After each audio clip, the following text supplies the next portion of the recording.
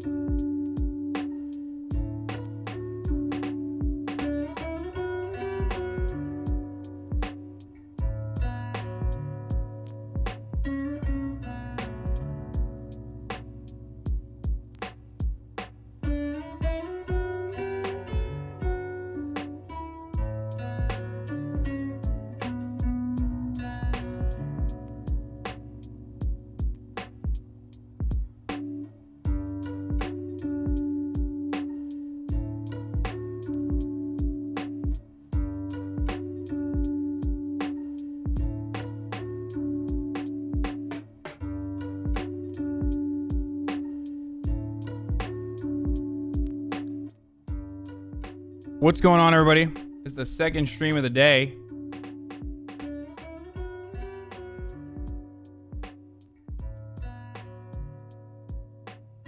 You already know. Wait, why did Fazabot time out Gorbachev again? That's so funny. What the hell is that? All right. I'm gonna go over. I'm just gonna not do any of the memes, but I'll just get right into it. Okay, I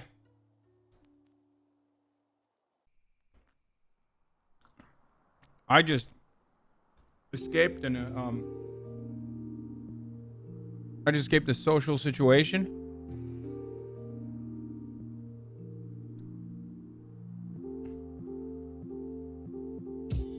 And now I'm back to streaming.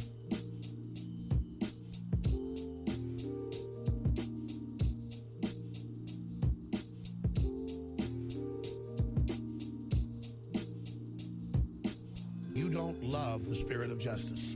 You love your father, the devil. For those of you who doubt my insult credentials, this is the level of dedication I bring to the table. Well, I also wanted to not eat bar food.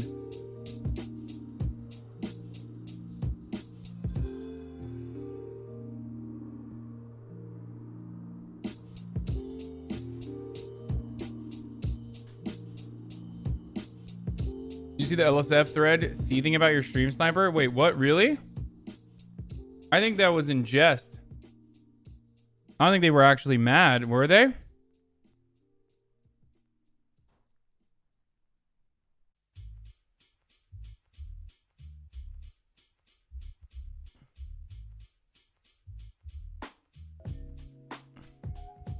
Anyway, I'm back. Better than ever. Bigger than ever. Let's go. Let's get it. I'm eating right now. Some of them were. I'm eating. You got half shishito peppers and half chicken. It's only 1.5 pound of chicken. We got the regular red cabbage. tomato, onion, balsamic vinegar salad.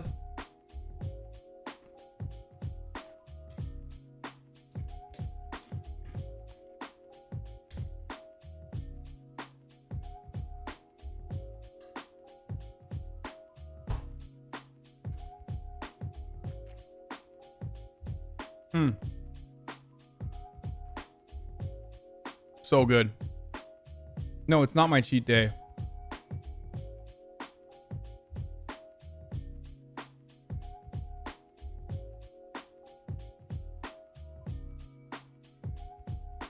Why would it be my cheat day? This is a very healthy meal. While I do that, I'm going to look for React content.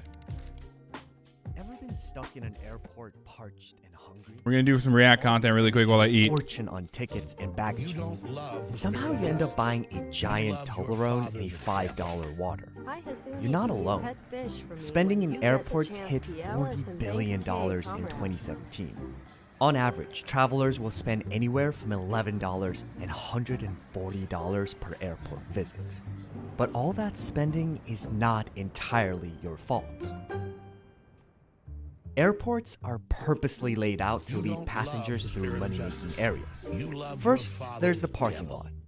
In 2018, the average cost of a week of airport parking was $96.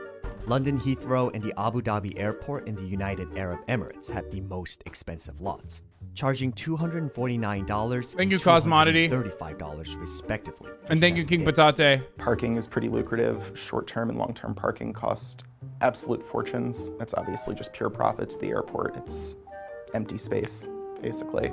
Now you're ready for check-in and security. Even though traveling is becoming easier worldwide, passengers still arrive early for flights, 2 hours and 17 minutes before takeoff on average. By speeding up check-in and security with digital kiosks, TSA pre-check, global entry, and 3D CT baggage scanners, airports can get travelers to spend more time in the profitable zones airside. Now you'll find yourself in what's called the recomposure zone. One of the more interesting tricks I've seen is the idea of having a composure kind of place at the end of the security line. So you go through security, you have some time to get yourself together, put your wallet back in your pocket, your cell phone, put your shoes back on, make sure you're all settled, and then you go shopping. It's just a way to make people a little keener on spending money. Often the first thing you see after security is duty-free. You have to walk through it to get to your gate.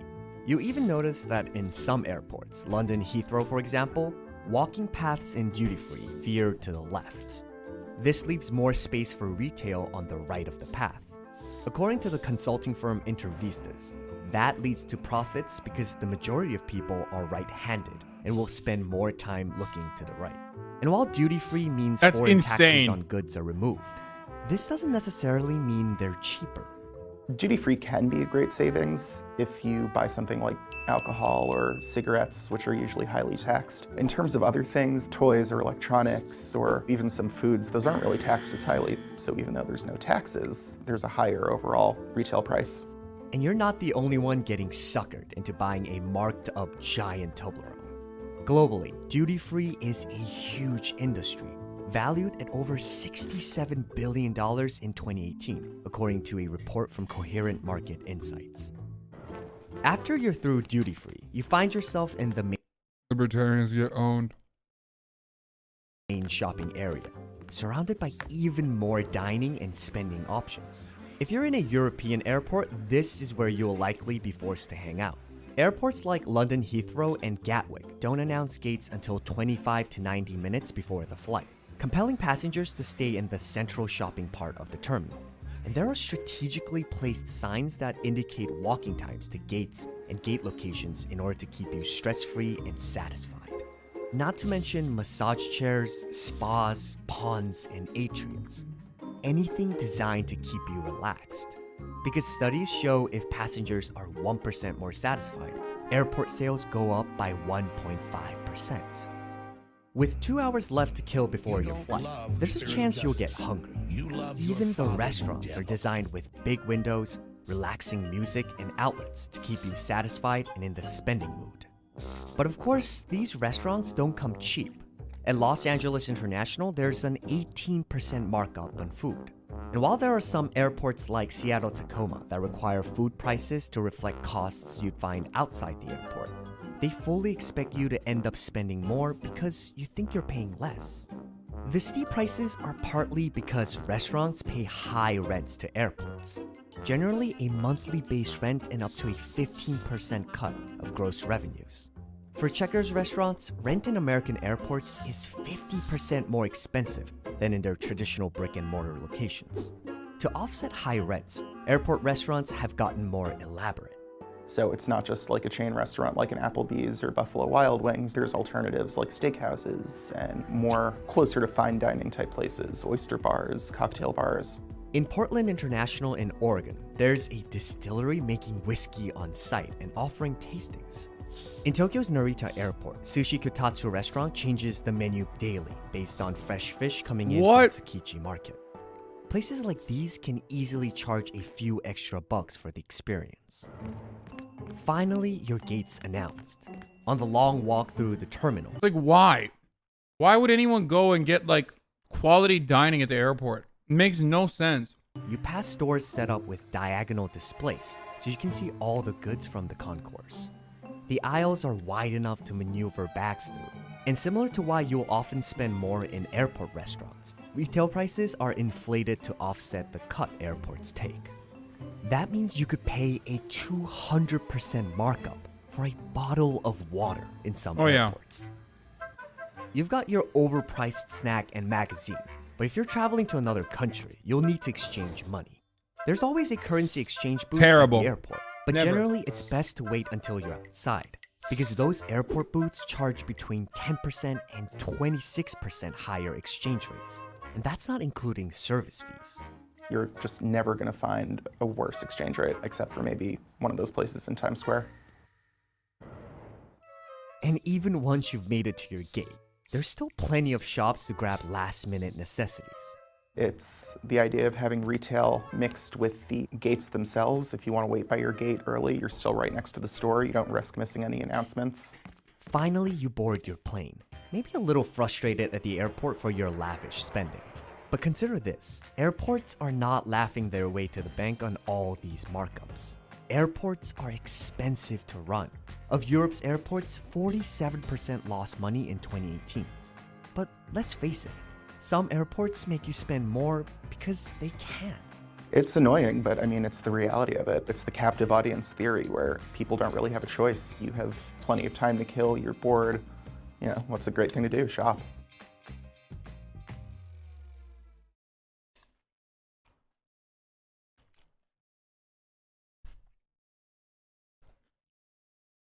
That was disgusting. You don't love the spirit of justice.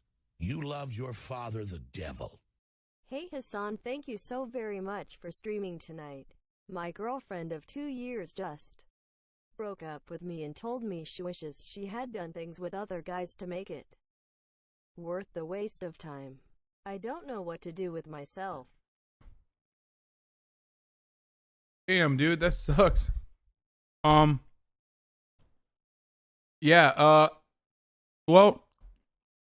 no reason to look back, right? Glad it's over. You should have just retaliated with, yeah, well, I wish I did things with other girls. First-class air travel has often been a playground for the rich and famous. On a first-class flight from New York to Dubai on Emirates Airlines, wealthy passengers can sleep in private suites that feature floor-to-ceiling sliding doors, relax in the Airbus A380 shower spa, and drink limited edition champagne while eating mounds of caviar. If you wanted to book that round-trip flight on Emirates at the last minute, it could cost you over $23,000. Flying to Mumbai from New York, Etihad Airways offers a 3-room luxury suite called The Residence, which features a private bathroom, a private living room, and a personal butler. Flying round trip on Etihad for that flight could be over $36,000. And for about $3,000 on an American Airlines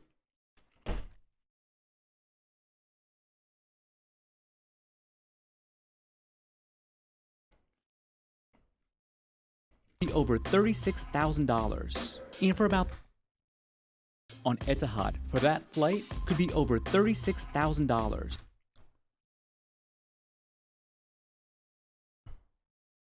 I'm sorry. What?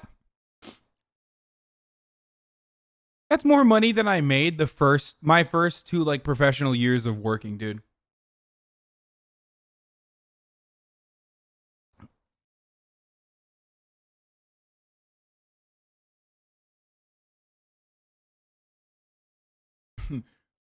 Why are you Hasan that, you dumbass?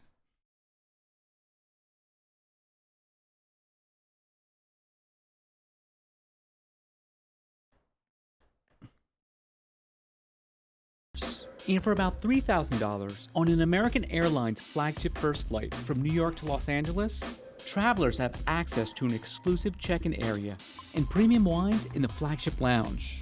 While airlines make a significant amount of money packing people into coach like cattle, premium cabins like business and first class are still a major source of income for U.S. carriers. The U.S. airlines are doing quite well, frankly. Their margins range from the mid-single digits to the mid-teens presently. Delta has been the leader for quite some time. So why are first class tickets so expensive?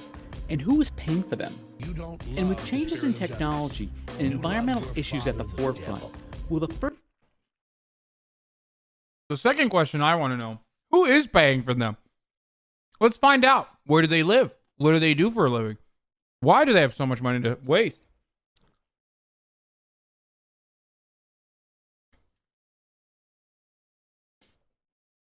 Thank you, by the way. All mellow. First class airplane ticket even be around in the next 20 years?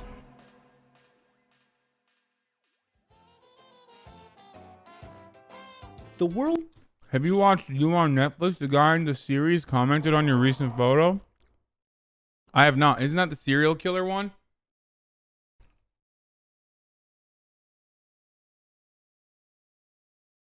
Which guy is it?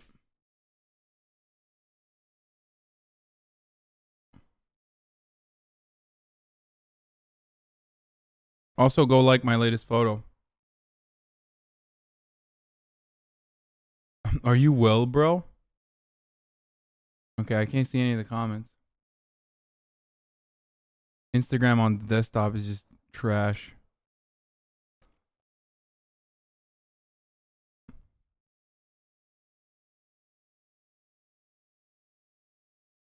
Where is it? You're shimmering? Oh, is this the guy? My dude looks 40. Okay, first of all, I'm going to shave the beard tomorrow. And you guys will all see.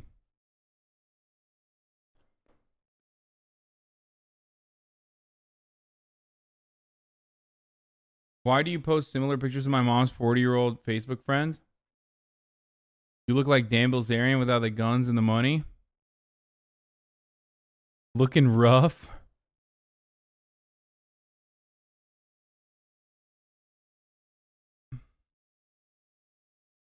That's concerning.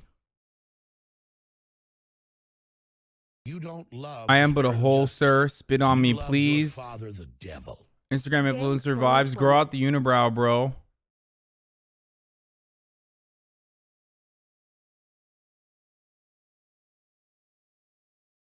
Looking a little anilly.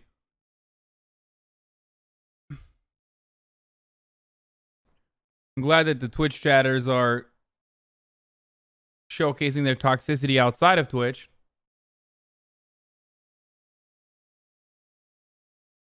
Oof, you just get dumped or something? Wait, what?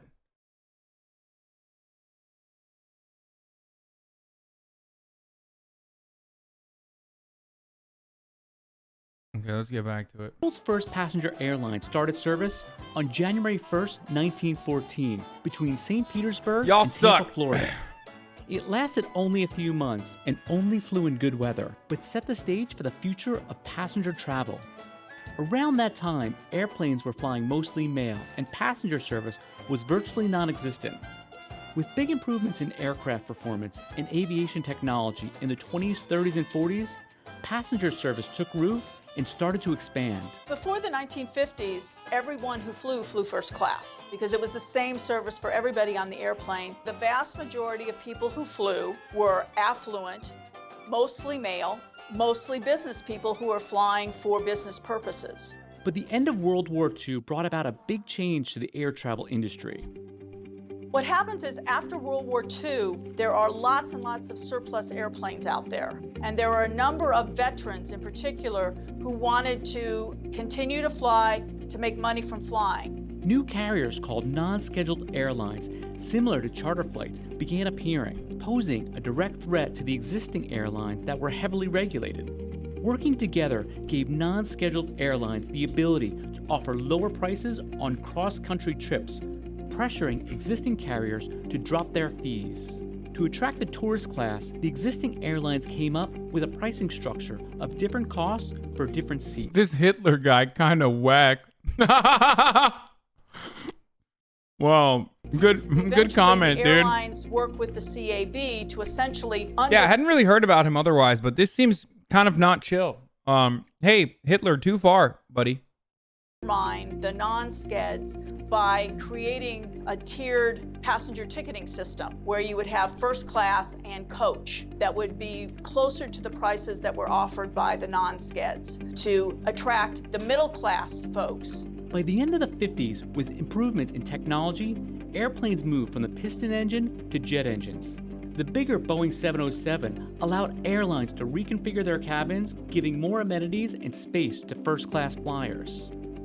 In January 1970, Pan Am flew the Boeing 747 for the first time on a flight from New York to London. The double-decker plane, known as the Queen of the Skies, featured a restaurant with luxury services for first-class passengers.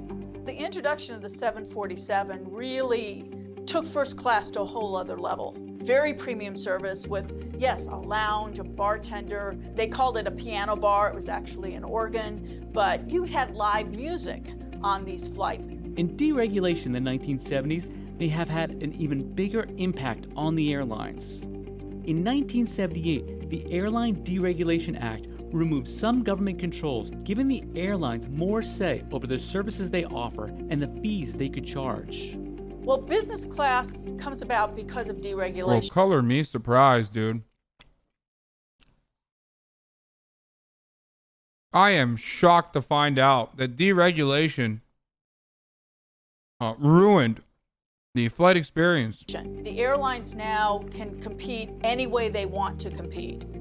And with the rise in the business class, airlines look to offer even better services to attract high-paying first-class customers. For example, in the mid-1990s, British Airways introduced fully reclining seats into their first-class cabins. American carriers later followed with their version of the flatbed seat. American Airlines generally follow the lead of others. They will pioneer technology like the computerized reservation systems, but in terms of service and amenities, the United States generally follows the lead of what happens elsewhere in the world. Then, in the 90s and 2000s, the airlines face additional competition for first-class customers from private jet companies. If you've got your own plane or your corporate plane, you don't have to go through the security hassle. The airlines and the airports then have to try and answer that with a better experience, not only in the airport but in the air for these folks to keep them flying commercial rather than shifting to private. Who the hell was like, oh man, thank God they're offering private jets. Otherwise, I was flying that frequently on the commercial airliners. I'm going to go fly private now. Like, what? Insanity. Legacy carriers, Delta Airlines, United Airlines, and American Airlines make a lot of their money at the front of the plane. Specifically, according to analysts, selling business class and first class tickets on long-haul, premium-heavy flights. In August 2019, more than 6.4 million people flew in premium seats on North American flights, about 9% of the total 67 million seats occupied. But why are some premium seats so expensive? The airlines are getting much more sophisticated, and they're getting to the point where they can charge just the amount of money it needs to fill those seats. That's how they make their money. It's butts in seats. The airlines use a strategy called airline revenue management to maximize profitability, essentially prioritizing passengers based on fares. So airline revenue management, this is how airlines make their money. This is how they know whether to charge a business traveler a lot for a seat for a last-minute flight. Airlines use algorithms to try to find out the most that they can get out of passengers. Business travelers, for example, tend to book their tickets at the last minute, giving airlines the ability to charge more. They can make more money selling a last-minute ticket to a business person than they can for people who are booking for leisure travel. For people who you can end up paying first class prices for one of the worst seats on the airplane. are booking for leisure travel, they shop for those tickets. For the business traveler, though, especially the one who is flying at the last minute. Oh my God. Papa John's founder vows her day of reckoning will come. Domino's Pizza CFO dies in tragic snorkeling accident in Mauritius.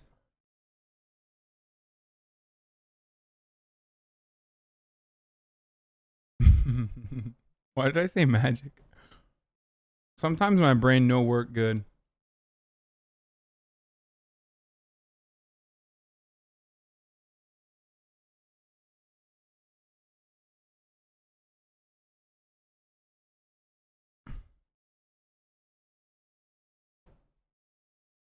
Why did I say, dude, Papa John's made me say magic instead of tragic.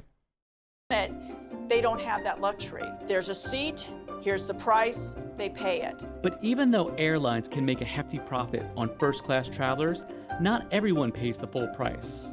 First class has changed a lot over the years, so airlines, including Delta, has actually said, we used to give away almost all of our first class seats. They were free upgrades to some of their most loyal customers. It's been one of the big changes we've made in our marketing strategy over the last number of years. First class, we used to give first class away to just about everybody in our loyalty arrangements. But today we sell about 50% of our first class seats. Still give away about 50% in terms of loyalty upgrades, but about 50% is sold.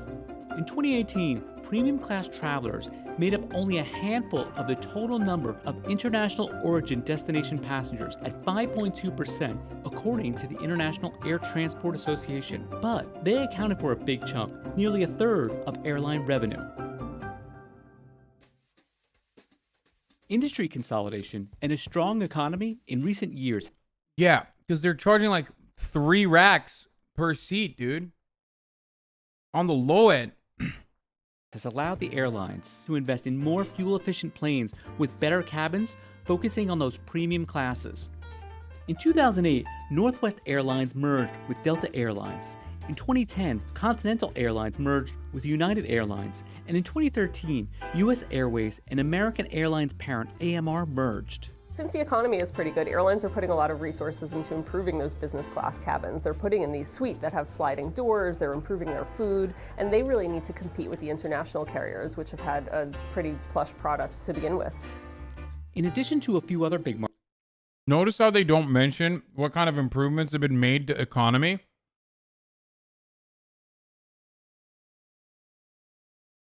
Because there are none. They've only taken away more from the economy section. Markets. American has its flagship First program for first class and business travelers from New York to Los Angeles that offers quick passage through security, a first class lounge, and lie flat seats. The Delta One service is available on long-haul international flights and in select long-haul domestic markets. It offers a 180-degree flatbed seat with a full-height door, and United offers their premium transcontinental service that has a fully flat bed with more than 6 feet of sleeping space and a 15-inch monitor. Those cabins are the face of the airline. Even though most passengers can't afford them, the expensive first-class suites entice travelers to rack up loyalty points for a chance to fly up front. And those premium services have been good for the bottom line of U.S. legacy carriers.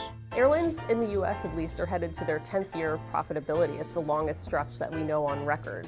For its quarter ended June 2019, Delta announced operating revenue of $12.5 billion, $1 billion higher than the previous year. According to the company, the revenue hike included a 10% increase in premium product ticket revenue. And in the quarter ended September 2019, Delta had revenue from their main cabin of $6 billion and an additional $4 billion from their business cabin and premium products. American and United did not report the amount they make from their various cabins. Dude, that is insane. It's like 1/6, dude. And yet they make almost the same amount of money. Oh my God. The worse they make economy, the more they're going to force bigwigs into business class. I mean, business class now on domestic flights resembles like economy from like maybe 10, 15 years ago. They've literally made economy worse so they can make business class into economy.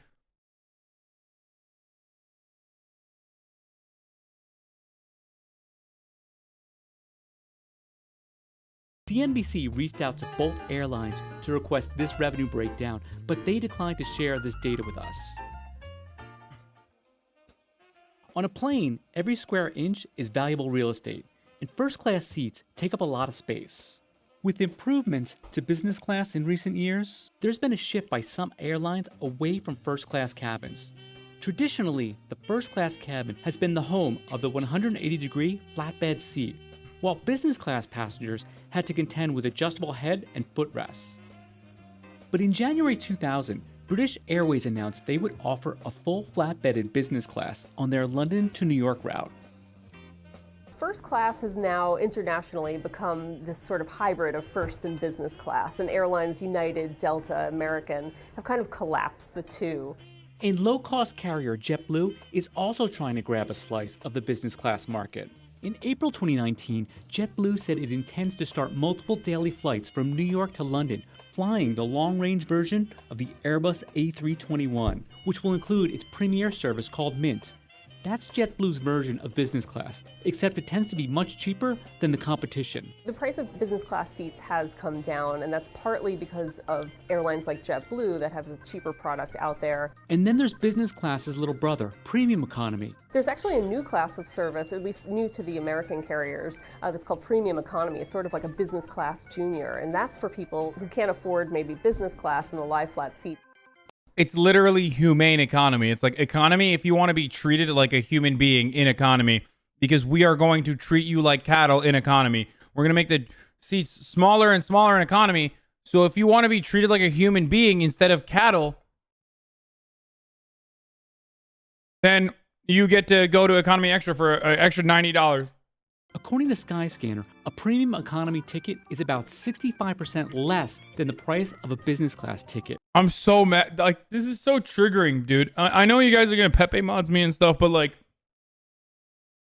this frustrates me to no end, because this is literally the one area where I genuinely have an issue, where some in the chat do not. This is like actually an area where tall people are discriminated against.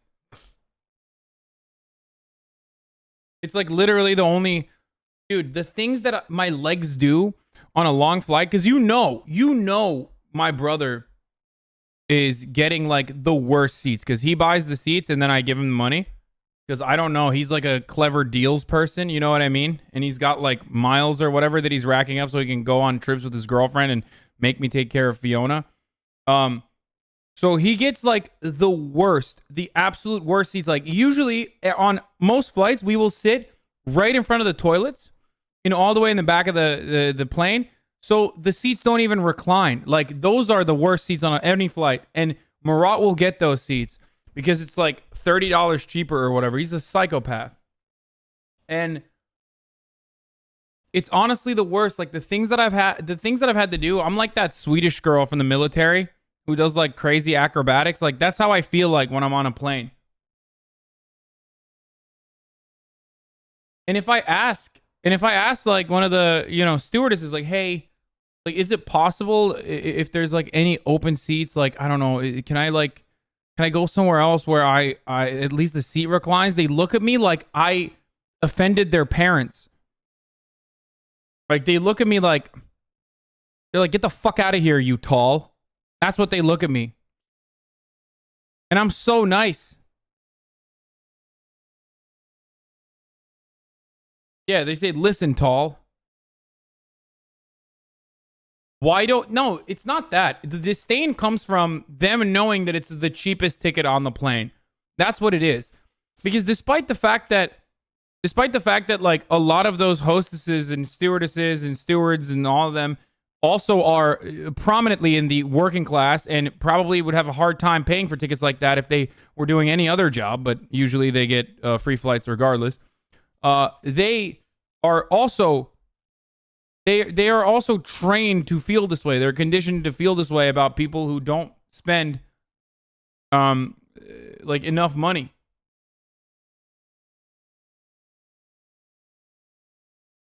And it's kind of messed up. You know what I mean?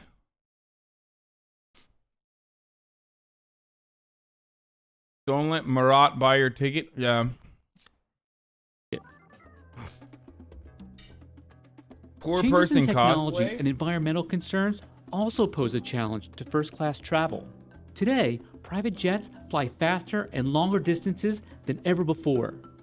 Instead of spending tens of thousands of dollars on first-class commercial tickets, companies now have the option to charter a private jet or use fractional ownership where several unrelated parties share in the purchase of an airplane.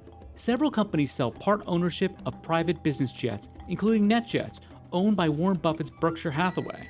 There is that 1%, that segment of the market for whom the private jet is just the ultimate convenience.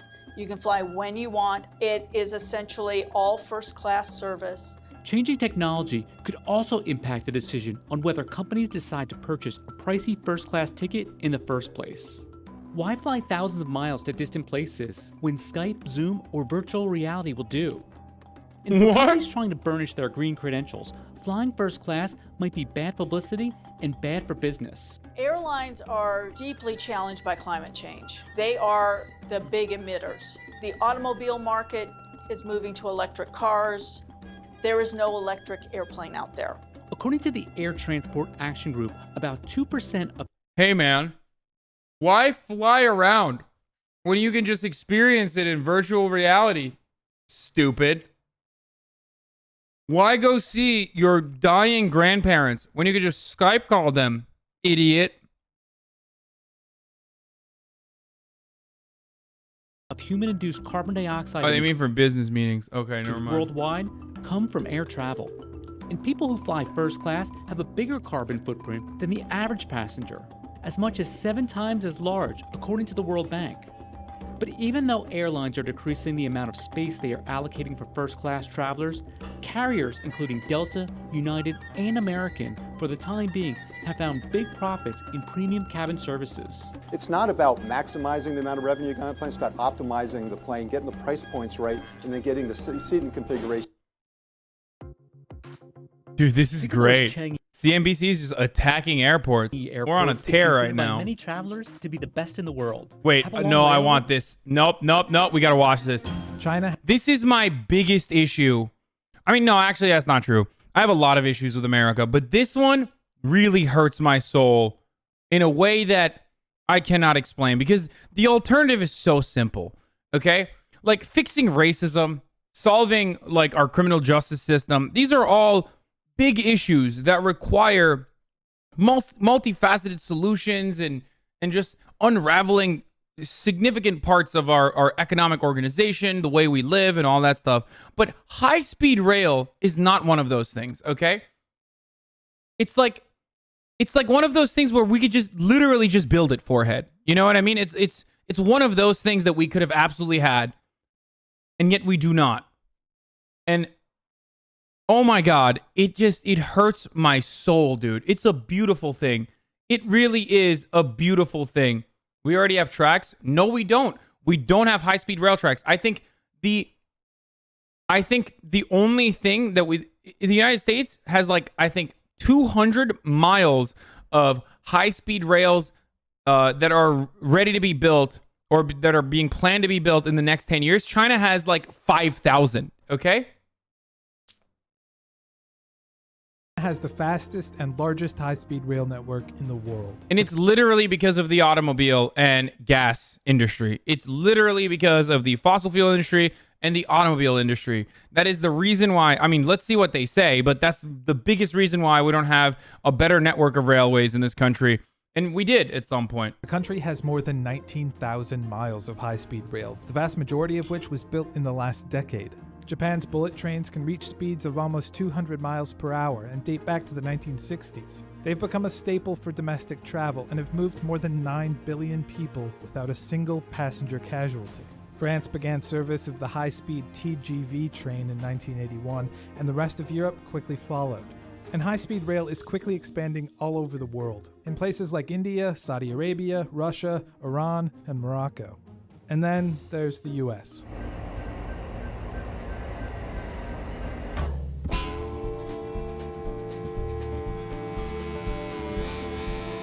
The US used to be one of the world's global leaders in rail, but after World War II, there was a massive shift. If you look at the United States prior to 1945, we had a very extensive rail system everywhere. Literally the reason why infrastructure is so even around the United States in comparison to other countries. Now, it's not.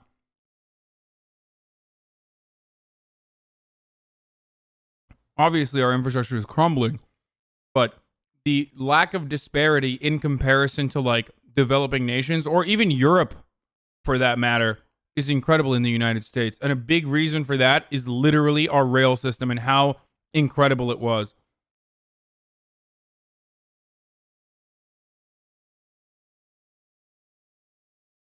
What do you mean by even? Because I originally compared it to developing nations and I compared it to European nations, and European nations usually have pretty decent public utilities in comparison to the United States. So that's the reason why I said even. Because I assume that Americans would be shocked to find out that like our infrastructure there is less disparity in infrastructure in the United States, in even in rural areas in comparison to like Europe.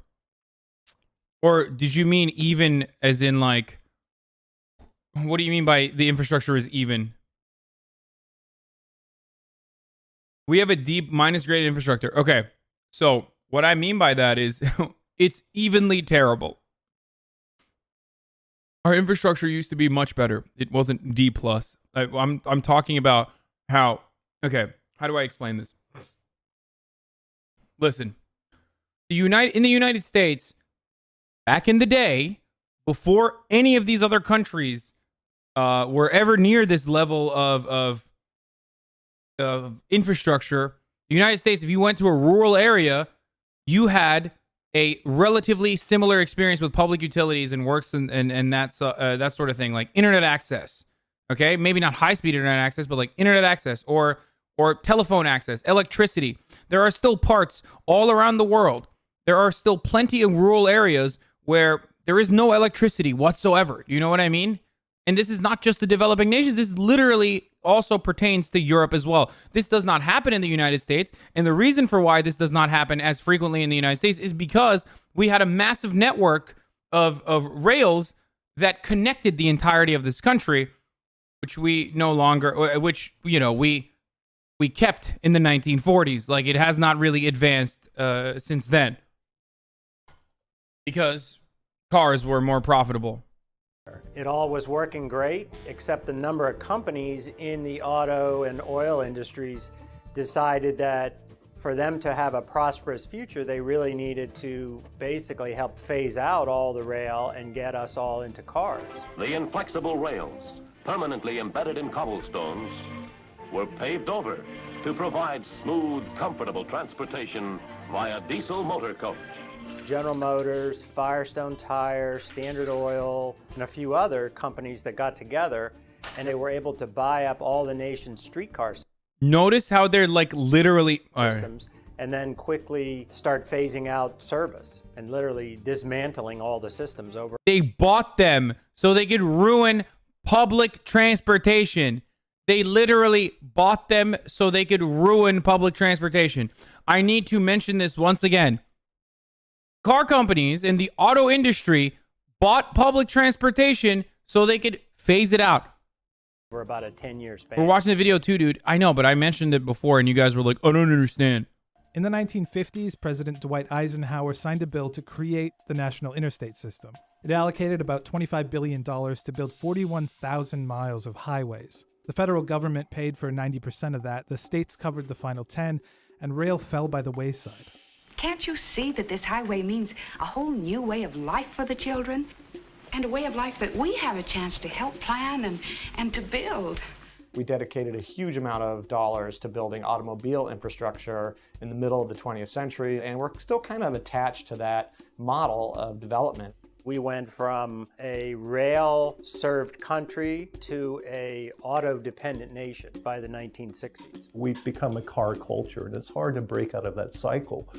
Not to mention the fact that in our political system, we have very powerful oil lobbies, car manufacturing lobbies, aviation lobbies, all the entities that the high-speed rail would have to compete with. This is the American dream of freedom on wheels. We average some 850 cars per 1,000 inhabitants in the U.S. In China, it's... This is why leftists are obsessed with trains and low trains. Well, this and another reason, but this mostly. Only 250. And we've never gone back. But according to some, this country's transportation ecosystem is reaching a tipping point. When you look at what's happening with the corridor development, again, states across the U.S. who are recognizing they are running out of space to expand their highways or I love interstates. trains. There are limits at airports. There's aviation congestion. So what are the options? A better rail system is one and could come with significant benefits. It's largely an environmental good to switch from air traffic and car traffic. Wait, I literally talked about this video yesterday on my IRL stream. I was like, when did I talk about this recently? I feel like I've talked about this recently. I literally talked about exactly this, about the lack of public, on my IRL stream, where I was talking about how like there is no public transportation in the United States, or it's like terrible because of the oil industry and the car industry, the automobile industry. To electrified high-speed rail, that's a much lower emission way of traveling. When the high-speed rail between Madrid and Barcelona in Spain came into operation, I mean, air travel just plummeted between those cities, and everyone switched over to high-speed rail, which was very convenient. People were happier to do it. They weren't forced to switch. They did it because it was a nicer option to take high-speed rail. There's a sort of a rule of thumb for trips that are under 3 or 4 hours in trip length from city to city. Those usually end up with about 80 or 90% of the travel market from aviation. Where rail exists and it's convenient and high speed, it's very popular. America, I think, is waking up to this idea that rail is a good investment for transportation infrastructure. One survey showed 63% of Americans would use high-speed rail if it was available to them. Younger people want it even more. Right now, the main passenger rail option in the US is Amtrak. It's operated as a for-profit company, but the federal government is its majority stakeholder. Train systems reaching top speeds of over 110 to 150 miles per hour are generally considered high speed, and only one of Amtrak's lines could be considered as such. That's its Acela line in the Northeast Corridor running between DC, New York, and Boston. One of the challenges we face is that the Northeast Corridor has a lot of curvature, a lot of geometry. We really operate Acela Express on an alignment that in some places was designed back in the 1900s. And so it really was never designed for high-speed rail. And while the Acela line can reach up to 150 miles per hour, it only does so for 34 miles of its 457-mile span. Its average speed between New York and Boston is... I hope they show Japanese and Chinese comparisons right now for everyone here who have no understanding of how terrible this is to see. Because it's like, it's the most embarrassing, pathetic, backwards, grug, troglodyte, doo-doo garbage to just compare this to like any other high-speed rail or to any other public transportation in like any other country, including countries like Morocco that are not as developed as the United States. And it's just, oof. Oof. Number one country in the world, by the way. It's about 65 miles per hour, which is in stark contrast to China's dedicated high-speed rail system, which regularly travels at over 200 miles per hour. But some people are trying to fix that. In 2008, California voted yes on high-speed rail. Now, a decade later, construction is underway in the Central Valley of the state. And right now, it is the only truly high-speed rail system under construction in the U.S. Ultimately, high-speed rail is a 520 Oh yeah, mile remember I said 250? It was 520, sorry. project that links San Francisco to Los Angeles and Anaheim. That's phase one. And it's a project that's being built in building blocks. So the one behind me is the largest building block that we're starting with, this 119-mile segment. This segment will run from Bakersfield to Merced. Eventually, the plan is to build a line from San Francisco to Anaheim, just south of LA. But as it stands, the state is almost $50 billion short of what it needs to actually do that. The current project, as planned, would cost too much and respectfully take too long. There's been too little oversight and not enough transparency. We do. Dude, he's evil, dude. I mean, he just looks so evil. Like, yeah, people know. People are throwing up the 4-cent CD. Oh, that's so funny. Do have the capacity to complete a high. Oh, wait, you guys are throwing it up for, because he said transparency, not because you know that he had sex with his best friend's wife.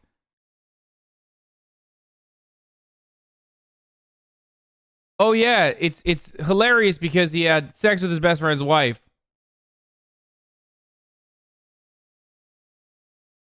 For a second I was like, "Oh, that's so funny." Like you guys know that he did that.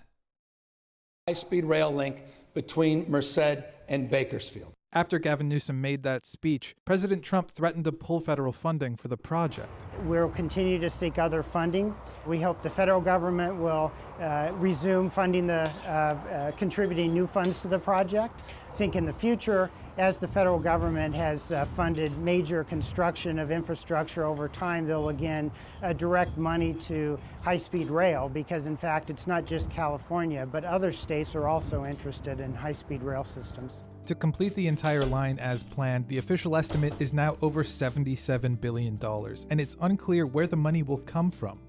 We're going to rebuild American infrastructure. We're going to use American steel. We're going to use American oil. We're going to use American gravel. Oh, the gravel, it's so good. It's so pretty, folks. The gravel in Russia is not as good, and the gravel in the United States has got American gravel. So good, folks. So pretty. So pretty. It's a pretty gravel. Believe me, folks. But nevertheless, we need to build the wall first. You know, so that's pretty tight. I'm glad that we're spending all of our efforts and energy in building a dumb wall that isn't going to prevent anything, instead of building high-speed rails all around the country. Someone should tell like all the Republicans that China is owning us, dude. Like China is owning our asses, and maybe out of spite, these hogs, these absolute donkey humans would maybe turn around and advocate for high-speed rails. Right? What? Them Chinese? Them Chinese, they're stir-fry. How dare they? How dare they defeat us in the marketplace? We got American gravel. My president told me so. We got the prettiest gravel. It's shiny. We need to make high-speed rails. Don't need to tell me. Dude, phrasing. Make clear you're calling the Republicans the hogs. I think it's pretty clear. I'm a hog. I'm a big, oily pig. And my president tells me so every day when he takes a fat dooka down my throat when he visits my town. It's great. I love to be called a piggy, sir. Thank you, sir.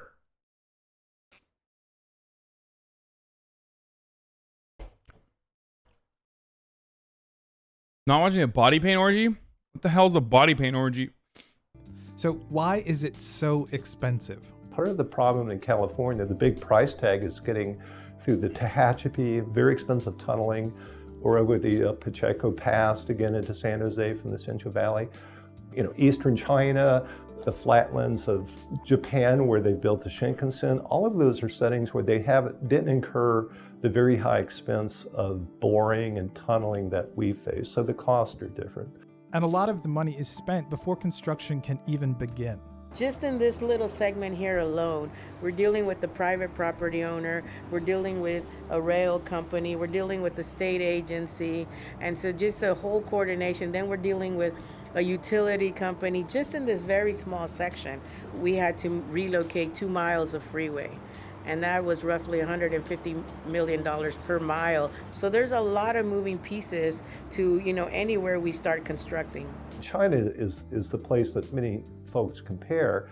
They have like 29,000 kilometers of high-speed rail, and 20 years ago they had none. So how have they been able to do it so quickly? And part of it is that this is what I'm talking about. Like, they could so easily rile up these disgusting Republican hogs with like nationalistic fervor. You know what I mean?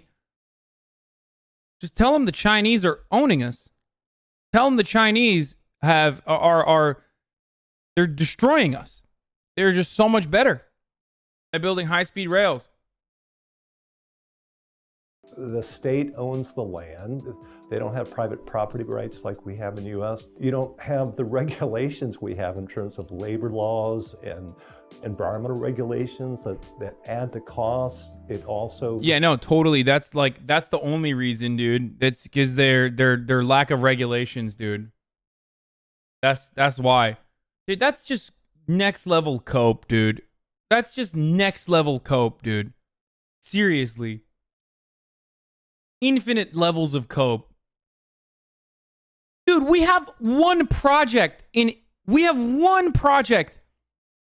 one investment in high-speed rails, and it's 520 miles. And this guy's over here like, the reason why China has 20,000 kilometers of high-speed rail that they built in the last 10 years is because of regulations. It's because American regulations are so good. The best, folks. Like, come on, dude. Are you kidding me? Are you joking? That disparity? Chalk it up to regulation? Come on. Delays the projects. For some reason... He said the land was flatter? Yeah, dude. There's no mountains in Japan. And I've never... Folks, you don't know this. Believe me. Folks, Japan, the flattest, folks. Nobody knows this. They got mountains in the photos. It's a lie. They're lying. Total flatland. No mountains in China. No mountains. It's all flat. They lied to you. It's like propaganda. Really quite seen an adequate explanation as to why costs to build transit or many big infrastructure projects are just dramatically higher than in other parts of the world, including in other advanced countries. But the bottom line is we're really bad at just building things cheaply and quickly in the US in general. So it's not just rail infrastructure that is expensive. All transportation infrastructure is. Just the physical investment in a freeway usually will be China is corrupt and cheats and is horrible. Don't use him as a comparison. Yeah, dude. Yeah, I know. America is not corrupt at all, despite the fact that we just, in the beginning of the video, found out that GM literally bought out, like, carts so that they could completely discontinue public transportation, so that humans had to rely heavily on cars. But, you know, China is the corrupt. Yeah, China uses he, him pronouns. Exactly. Yeah, China is the corrupt nation. Like, let's never look at ourselves. Let's never try to... Like, there's plenty of things you can criticize China for, okay? But, like, we're not having a conversation with... We're talking about all of the issues in America. The only reason why we're comparing us to China is because they have obviously been able to successfully implement this in a country that was nowhere near as technologically advanced as America 25 to 30 years ago, dude. And in that short period of time, they've been able to build thousands of miles of high-speed rail, and we haven't. To say that it's just because of their cheating, let's cheat, dude. Let's cheat a little bit, okay? Let's be a little corrupt ourselves. 8 to 10 million per mile, but if you add seismic issues and land acquisition and utilities and environmental mitigation and remediation of soils and factors like that, it can become as high as... So do you believe the Uyghur Muslim thing? Yes, 100%. Okay, not 100%, like 75%. 25% propaganda, 75% true. Like, and the 75% that's true is like incredibly bad, just for the record. Like, really, really bad. Okay? It's definitely true. What I mean by like 75% to 25% is like the 25% where they're like Chinese people are like you'll every now and then you'll hear stuff where it's like Chinese people are stealing Uyghur Muslims and conducting magic experiments on their organs, like that sort of stuff. You hear a lot of that because it's just like, you know what I mean? Like, that's insane. But it's definitely true that they have concentration camps, re-education camps, or concentration camps, whatever you want to call them, of Uyghur Muslims that are also under widespread surveillance. And the Chinese government's statement on it is that they are separatists and that's why they need to be re-educated. It's absolute it's terrible. It's awful. Just because like some of it is Falun Gong propaganda or what is it, like free radio China or like CIA backed entities that are heavily propagandizing the situation does not take away from the devastation that the Chinese government is perpetrating on the Uyghur Muslims in that region. It's disgusting. We'll get back to the trains in a second. That has absolutely nothing to do with how China is like throwing laps on us in regards to their railway, though.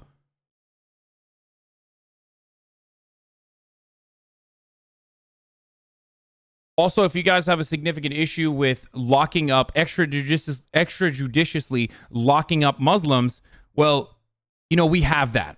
We've been doing that. So we should maybe at least criticize the American government a little bit too. Or at the very least, try to do everything we can to stop the American government from doing that and shutting down Guantanamo Bay, for example, instead of just like talking about China, which is really terrible and devastating, but we have virtually no control over that. At least we theoretically have some control over what the American government says and does, and have like some moral responsibility to try to stop it. 100 or 200 million a mile. The numbers for high-speed rail can vary, you know, anywhere from 20 to 80 million per mile. The big reason why America is behind on high-speed rail is primarily money. We don't commit the dollars needed to build these systems. It's really as simple as that. And it's largely a political issue. We don't have political leaders who really want to dedicate the dollars needed. There's a lot of forces in America that really don't want to see rail become our major mode of transportation, especially because it will affect passenger numbers on airplanes. It'll affect the use of autos. So you have the... Wait, I missed the plot. I missed all of it. Sorry. It's largely a political issue. We don't have political leaders who really want to dedicate the dollars needed. There's a lot of forces in America that really don't want to see rail become our major mode of transportation, especially because it will affect passenger numbers on airplanes. It'll affect the use of autos. So you have the politics, the message shaping, and then the straight advertising. And all three of those coordinate and work together to keep America kind of focused on cars and not focused on rail. Some of the earliest support for rail came from the Nixon administration. Some of the original capital subsidies and operating subsidies for urban transit came from the Republican Party. So I think it's only more recently that maybe this has shifted, that more liberal-leaning folks who care about climate and a whole host of urban issues have really argued for investing very heavily in rail. If you had Democratic leadership on the Senate and a different president, or potentially some leverage for a president to sign a new budget bill with some dollars for high-speed rail, that could override those objections from Republicans in Congress. But I think it's mostly ideological. They're big on highways. They're big on things like toll roads. They don't want the government. It's extra levels of cringy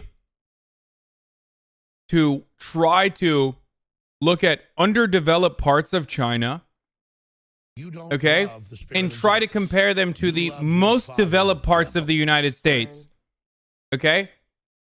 That's next level cope, dude.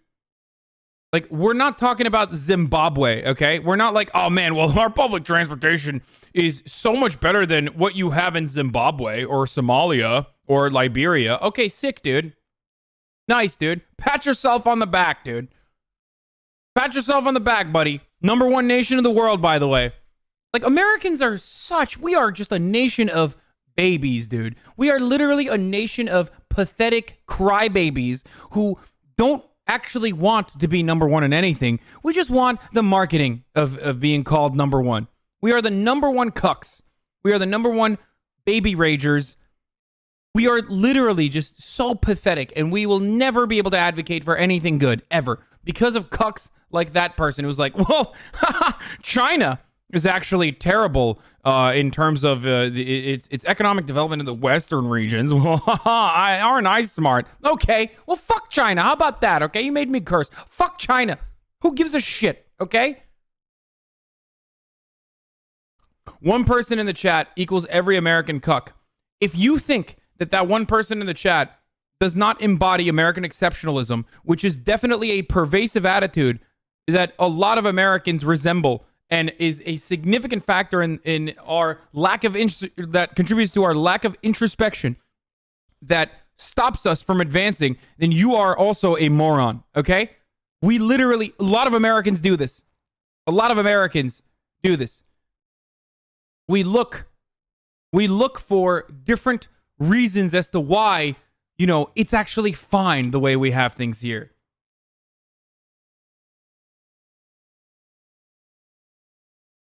It's so dumb. Spending dollars on this kind of project, and they see it as something those socialist European countries do, but not something that should be done in car-loving America. In my judgment, it would take a very strong federal commitment, almost sort of a post-Second World War interstate highway kind of large-scale national commitment. This is why some high-speed rail projects are trying to avoid public funding altogether. One company, Texas Central, plans to build a bullet train from Houston to Dallas without using a dime of taxpayer money. We're taking what is laborious, unreliable. That's going to be insanely expensive. Like 4-hour drive, if you're lucky, and turning that into a reliable, safe 90 minutes.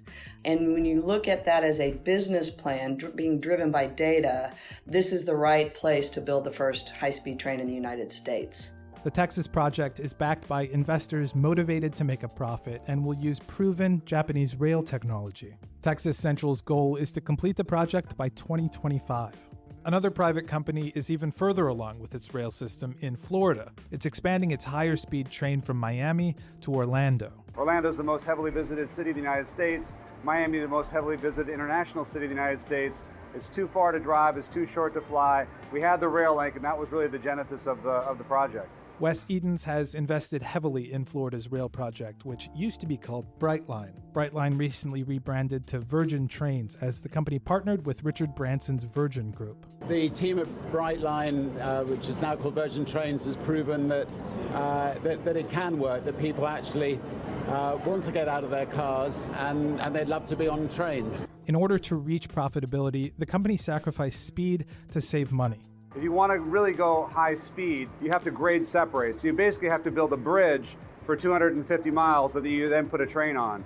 That sounds hard and it sounds expensive, and it's both of those things. So a huge difference in cost, a huge difference in time to build, and not that much of a reduction in service. And now tech companies are getting involved with infrastructure projects. In the Pacific Northwest, a high-speed rail plan is underway to connect Portland, Seattle, and Vancouver. Microsoft contributed $300,000 towards research for the project. A number one priority for Microsoft as well is to really see and pursue this high-speed rail effort happen.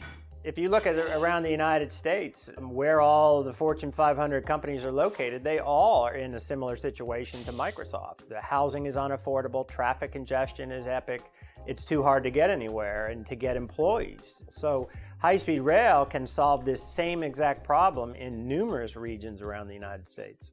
So is the private sector the answer to bringing high-speed rail to the US? Okay, at first I said, when I heard tech companies are getting involved. And then I heard how much money Microsoft spent, and I was like, oh, never mind, they don't care. $300,000, dude? Oh, how magnanimous. Oh, wow. How kind of you, Microsoft, to give away $300,000. Microsoft giving away $300,000 is like me not picking up a 25-cent quarter from the ground when it falls out of my pocket. Okay? Actually, not even. It's not even a penny. It's a penny. It's literally like a penny. I don't bend down to pick up a penny.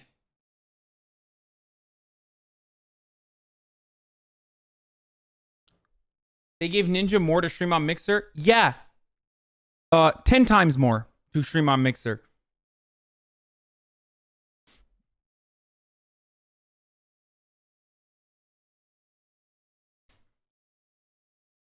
If the private sector wants to invest in Why don't they give everyone $300K? No, homie, we're not saying that like Microsoft is responsible for universal basic $300,000 for every American. We're just simply stating that it's kind of a stretch to claim that Microsoft is genuinely invested when they've only spent $300,000 on this. Transportation, and as long as it's not, impinging on the public taxpayers, I don't see a problem with the private sector moving forward. And I think there is some truth that the private sector is going to have much more of an incentive to hurry up on the construction and get things done more quickly, more cheaply. This sucks so bad. That said, it's going to suck. It's going to be like airlines, dude. If the public sector gets involved if the private sector gets involved in public transportation, if they get involved in this, it's going to be trash. It's going to be garbage. It's going to be awful. It's going to be expensive. And it's going to be slow. It's just going to, I hate it. I hate it so much. The private sector still has to operate with the oversight and the regulatory responsibilities of the public sector. So, for example, environmental review doesn't go away just because it's a private sector project. Literally every part of the United Kingdom, like everything that everyone hates in the UK and in EU in general about public transportation is because the private sector has taken over in certain areas, or because of privatization, or because some parts of their public transportation has been sold off to the private sector. It's literally like it's just like everything that people hate in the EU. We have like an example. We could just look at the European Union. We could look at the quality of service in the UK, and it's all a consequence of privatization. Sean has a really good video on this, Sean Jen, if you guys want to watch that. Labor standards don't go away. Thank you, The difference is that they don't have to keep trying to sell a project to the public for a vote to raise taxes or sell bonds. Some people remain optimistic that the U.S. can catch up to the rest of the world and have a robust, high-speed rail system. We're building that right now behind us. This 119-mile segment that we want to expand with the money we already have to 170 miles. It's going to serve a population of 3 million people in the Central Valley. So it's not only do I believe, but it's under construction. A lot of activity is now taking shape. State rail authorities have been shaped in 4 or 5 states. So they're actually taking these on now as a legitimate project and moving forward. I think the future is very bright for train travel in the United States. There's broad consensus with our policy leaders in industry that it's time to move an infrastructure bill, and that will certainly help kickstart U.S. rail. Others are much less confident. I wish I were a little more optimistic. It's just very difficult to make the economics work here. No one has embraced it as a strong part of their political platform. Yeah, no one. Not a single person. Not a single person in America, in the United States of America. This was in May 7th, 2019. Not a single person in the United States of America had embraced trains as a really, really important part of their rebuilding of American infrastructure. No one. I can't think of a single person. If only there was a person who thought like maybe some form of comprehensive change to mitigate the ecological disaster that scientists are talking about all the time. Maybe if there was a guy who thought, not just a guy, some ladies as well, of course, and some people in America, in American politics, maybe if they foresaw this ecological disaster, in order to prevent that from getting to catastrophic levels, they thought, wow, maybe we could beef up our public transportation. If only there was political people in America that weren't laughed out of like every mainstream media outlet for those ideas. Oh, wait. Oh, yes, there is a guy and some girls. There is Bernie Sanders. There is the Green New Deal. And it's significant plans to convert air travel to high-speed rail travel. Oh, damn it. What happened then? Everyone made fun of them on Fox News. Literally every single person, every single outlet was like, they want to stop flying and they want to take away our cows. They want to take our hamburgers. Now, listen up. I'll die before I give away my hamburgers and my goddamn air travel. Okay? Yeah.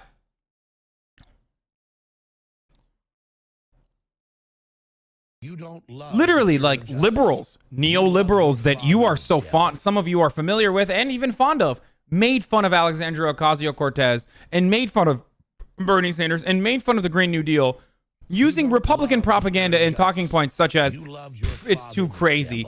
It's too crazy. It'll never get passed. LOL. It'll never get passed. LOL. God, AOC is not even smart. She's such a stupid person. She's so dumb. She doesn't even know what she's talking about. Whatever. Fake degree from Boston University. Econ major? Pff, I know more. I've read 7 Wikipedia articles.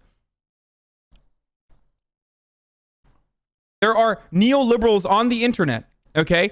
Specifically on r/neoliberal who pretend to be Democrats, who literally say this sort of stuff on a daily basis. Like, she was a bartender. So dumb. She doesn't even know anything.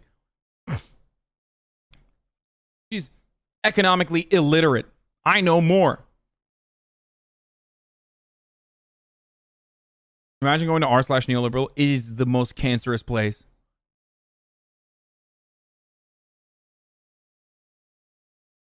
I'm Muslim, but struggling to explain to some people why there is so much violence done in the name of Islam compared to other religions. Can you help explain it? You have a very good way of words. I don't know. This seems like bait to me, homie. Why there's so much violence done in the name of Islam? That's a weird thing for a Muslim person to say. I'm Muslim, but like, why do we have sex with goats and stuff, dude? Can you explain to people like why we have sex with goats and we're just doing so much pedophilia? Like, you have a good way with words. You have a good way with words. Can you explain to everyone else, like, as a fellow Muslim just like me, like why we do so much pedophilia and incest, dude? Why are we just like grooming people all the time? Kind of weird. Maybe English is a second language and his framing was off.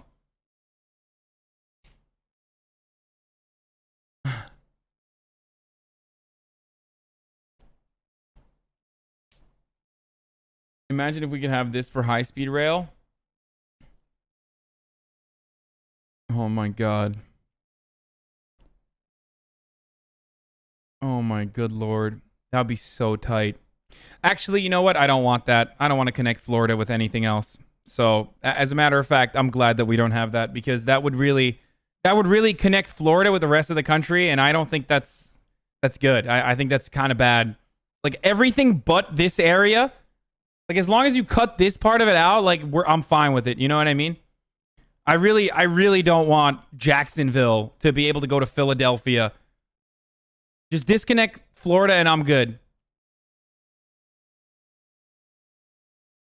Don't worry, they're going to be underwater soon anyway.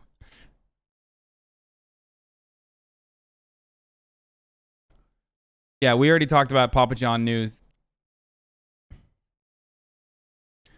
It's kind of messed up that like everyone is dunking on the Domino's CEO dying in a snorkeling accident, but I guess it's like a wealthy CFO dying in like one of the most bougie ways that you can die. Also, what is this photo? This photo looks like he literally is having the bends in the photo. It literally looks like air pressure is trying to escape his body in this photo. They took the photo. His Bell's palsy? That's such a messed up photo to use of him, dude. It's so messed up.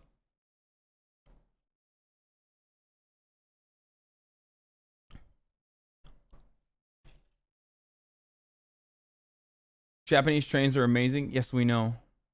What is this?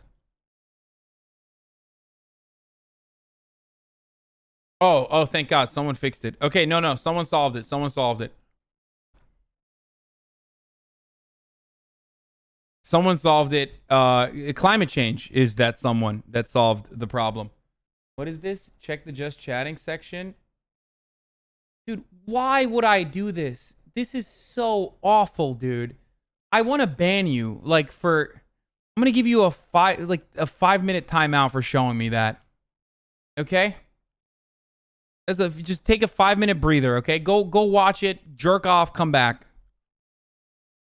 Jesus Christ, dude. It's like the worst thing I've ever seen. Literally the worst thing.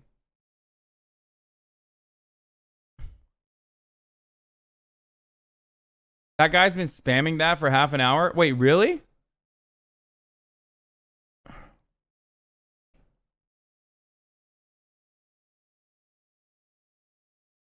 What up, Greek? We're talking about trains and why I wish we had trains in America, because trains are awesome. And how parts of your country, the trains don't run as good because it's been privatized. It's been sold off to private corporations.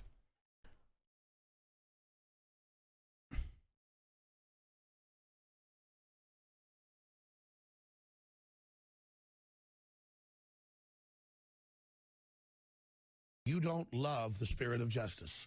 You love your father, the devil. Thank you, XVX Colin, for the 10 Tier 1 gift subs. Poggies. There's just too many other tough, pressing problems we're facing. I don't see it. Also, get better soon, Greek. Hearts in the chat for Greek. Greek is going through some stuff right now, some health complications. Why is this the worst thing you've ever seen? You don't love the spirit of justice. Wait, what did I... You love your father, the devil. What? That wasn't the link, dude. The link was like Area Nina painting the... That was at the top of just chatting. That was the joke. Oh. Okay. Just talks about the current rail system. You don't love the spirit of justice. You love your father, the devil. You want to chill in a call? Sure, dude. Hit me up. You don't love the spirit of justice. You love your father, the devil.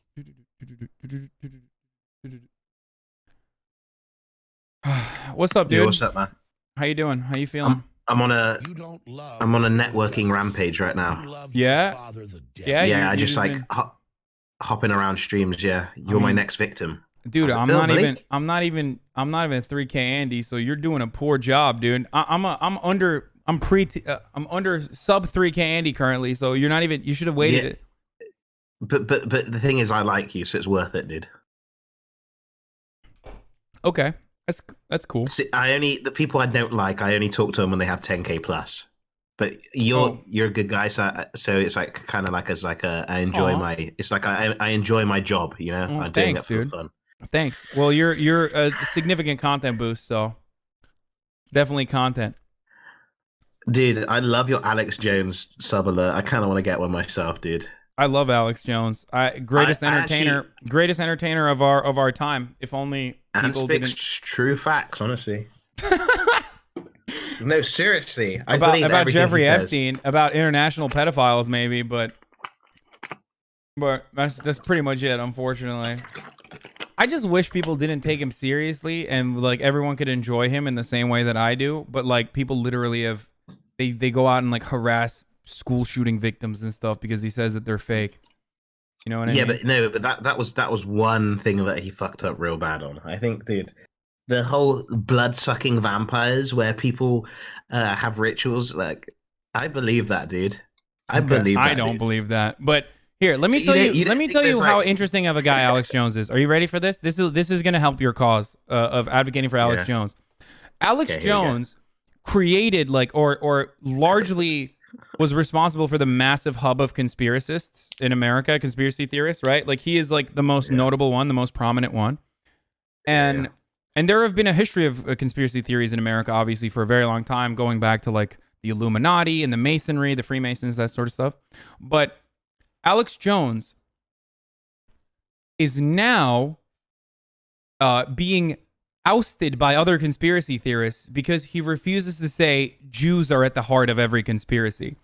Like, he basically built this environment where a lot of people just like took it to the next level and, you know, tied it to like Nazi conspiracies, which is that Jews control everything, Jews control the media, Jews control all of the important banks and stuff, which is not true, by the way. It's like literally untrue. If you were to look at a group that is predominant in, or a group that's dominant in all of these facets of control, it's WASPs. It's white Anglo-Saxon Protestants.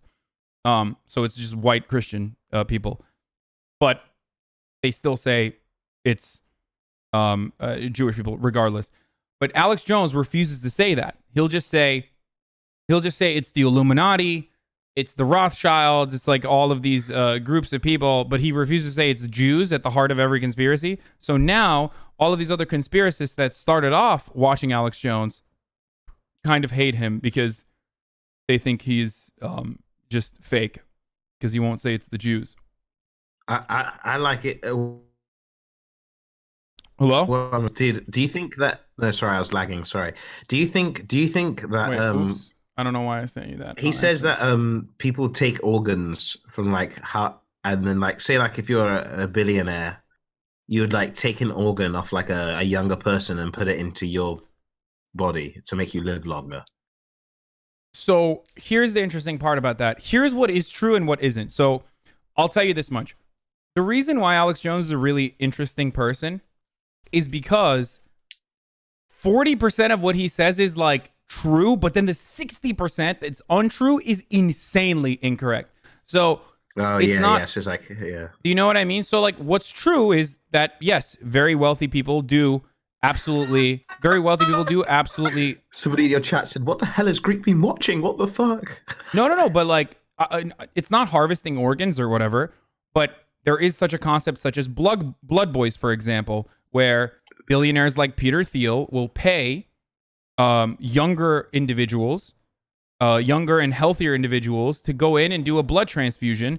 And they do this because they think that it will help them.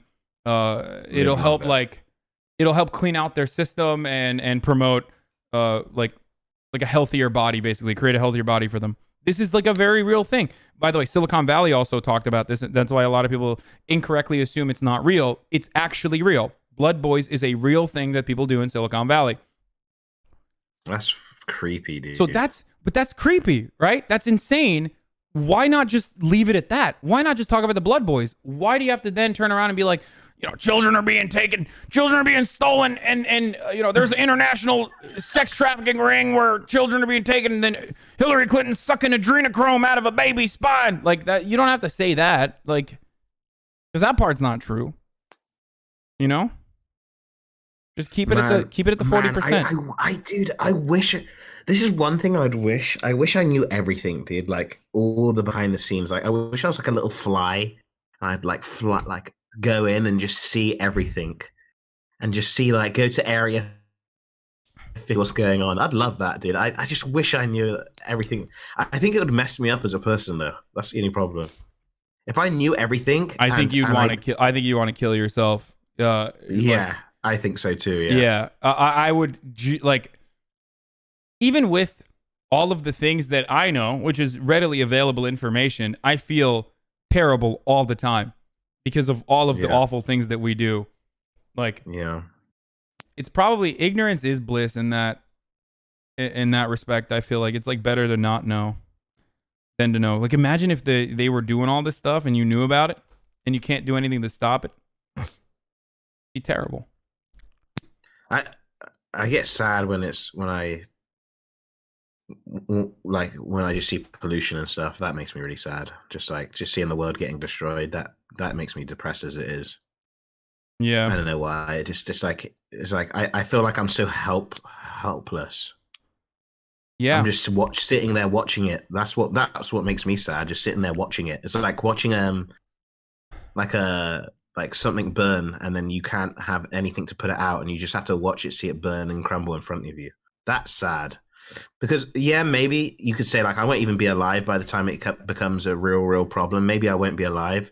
But it's just sad that, like, the future of people won't be able to experience, you know, like the world that I lived in. Yeah. Well, that's 100% happening, and that's by design. Like, the system is designed in a way where your vote shouldn't matter, or you're made to feel like your opinions are inconsequential, and that it's all basically automated. Like, everything is working regardless of what you have to say, and it creates and all of the avenues that we previously had to fight against this, like labor unions, for example, are my being dog's destroyed. barking. What? Somebody's outside. It's like my dog's barking. 1 second. Sorry. It's all good.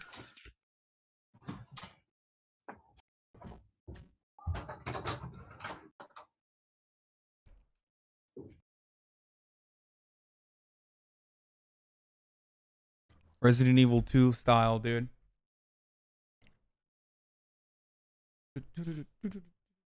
That new Lil Uzi Vert song is stuck in my head.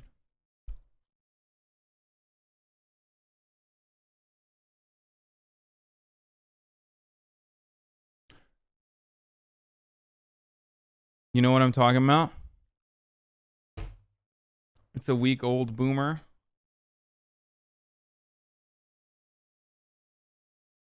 True.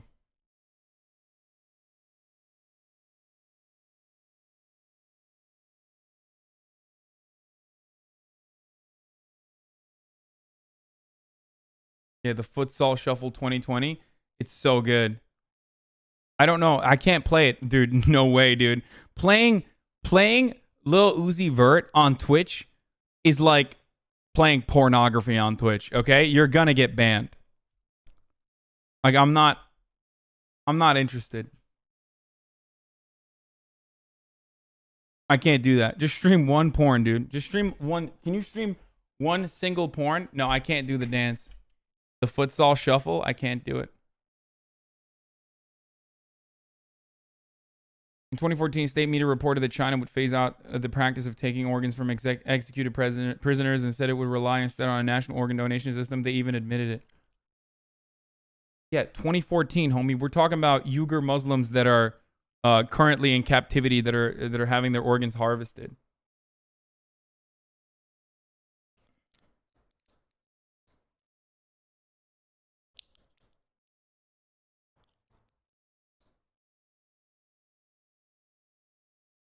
If you continue to shit on my home state of Florida, I will tell everyone on Twitch you have a small pee-pee and doo-doo in a diaper. Yeah, dude, as if people on Twitch already don't think that. Mind reading technology and wireless torture technology.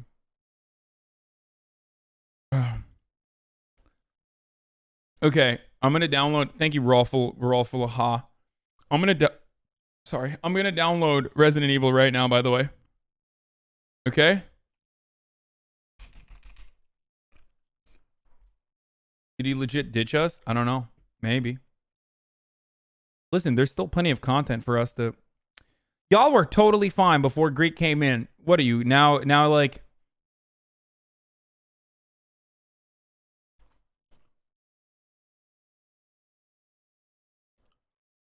Play Amnesia: The Dark Descent? No. Listen.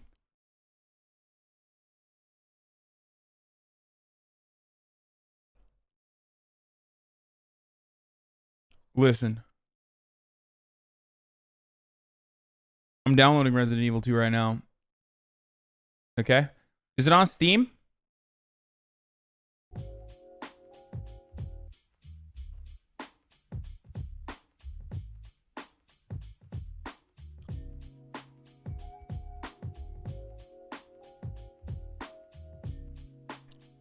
Where are we at? Where are we at? Oh, there it is. How is this train system? What is this?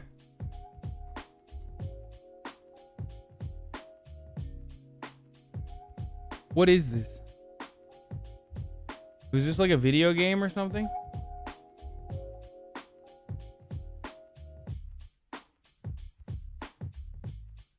You already finished RE7? Yes, I did. Resident Evil 2? Is it Resident Evil 2 Biohazard Remastered?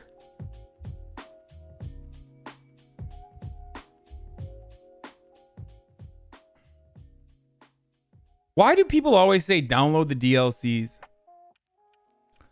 Can someone explain that interest in me, like, to me? Is there a particular reason why people always want to play DLCs? Like, they suck. It's never as good as the original game. Like,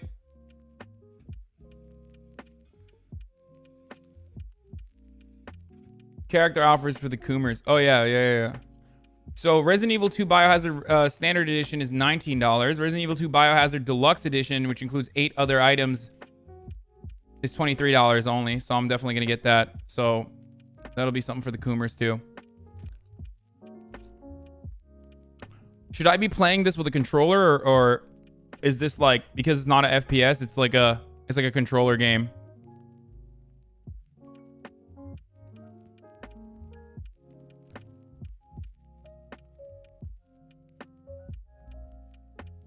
Wait, what's going on here? Hold on one second. What? What?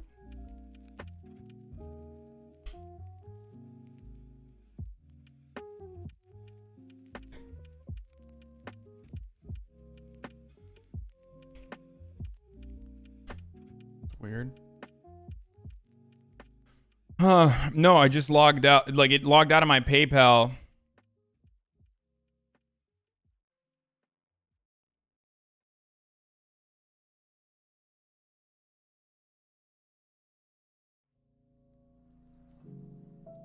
I don't know why. React to yesterday's Oxford Union debate while the game downloads. Poo-poo. Hold on one second. Let me just put my let me get my PayPal in order really quickly.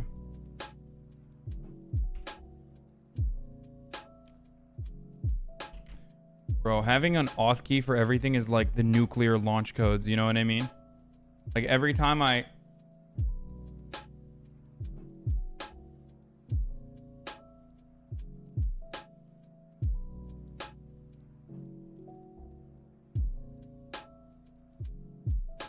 I'm downloading Resident Evil 2 right now. I'm not stalling. Why do you guys say stalling? I'm literally trying to... In one of the DLCs for Resident Evil 7, you play as a Bayou man who punches zombies to death. Yeah, that doesn't sound good. Okay, I'm literally downloading Resident Evil 2 right now.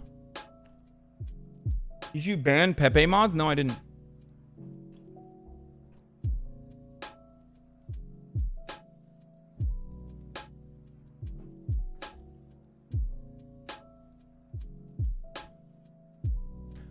You're not at full health. A Bernie supporter approaches you to ask about Ukraine. What do? Summon corn pop. Look fat. Refuse subpoena. Neutralize malarkey. I would neutralize malarkey. Lick his finger option. True, dude. That's the real OP move, dude. They had the nerf Biden's finger licking. It was too powerful. Press all button to lick finger. Let's finish this video. There's like 1 minute left. Up to where the rest of the world is. It would take such a massive infusion of dollars for that to happen in California, and probably waiving a number of environmental requirements and some other government regulations that hinder the quick deployment of these projects in favor of other values. My own instincts are that it's going to be decades and decades and decades before you'll be able to go a one-seat trip from San Diego to Sacramento or San Francisco. It'd be nice if there was just one simple answer. It's this litany of factors that collectively add up that make this so hard to pull off in the United States. So.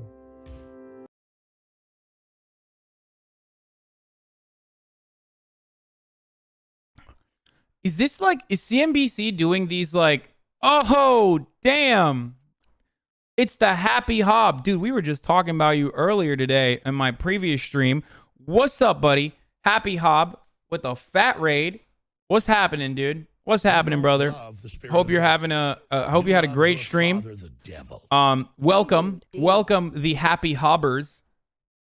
This is a stream where Happy Hob uplifts gameplay on the platform every day that he plays video games, and I take all of that hard-earned labor and I just throw it in the trash. I level it. I level it back for normies to understand. Okay?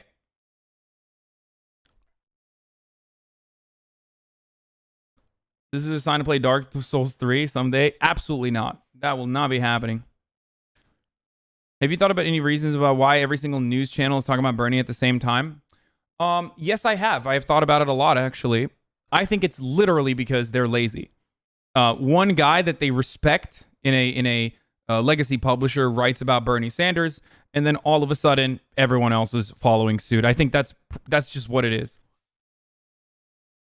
I don't think it's like an international conspiracy to destroy the Jewish candidate by our fascist press. If Dav can play Sekiro, why can't you? Because she's a Zoomer and she's a better gamer than me? That's a silly question. Like, Dav is an infinitely better video game player than me. Hi, baby. Hi, baby. Hi. But she cries at pixels. Oh my god, everyone is still caught up with that. I was just memeing, dude. Jesus Christ. I'm not allowed to like meme about toxic masculinity? Is that what we're doing? Is that where we're at now? Stop by the butter. Where's Greek? Greek came in to the call. He's still on the call. He's not even like muted or anything. He came in, stopped by, talked a little bit about how the world is destroying itself. And then his dog barked and he ran away.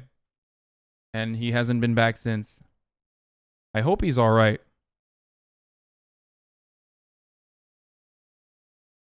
To be honest, I don't know.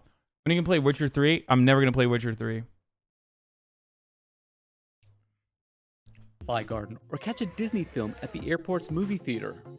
In Qatar's Hamad Airport for a few hours, for about $50, travelers can swim laps in a 25-meter indoor swimming pool or work out in a fully equipped gym.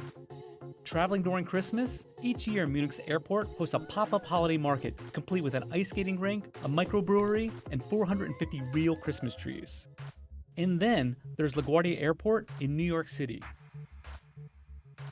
The 1950s and 60s have often been described as the golden age of flying. Traveling by air meant three-piece suits for men, high heels for women, lavish meals, and lots of legroom. Today, at U.S. airports, passengers are forced to wait in long security lanes and then line up for fast food before boarding overcrowded airplanes with no free meals. So why are U.S. airports so cash-strapped compared to their international counterparts?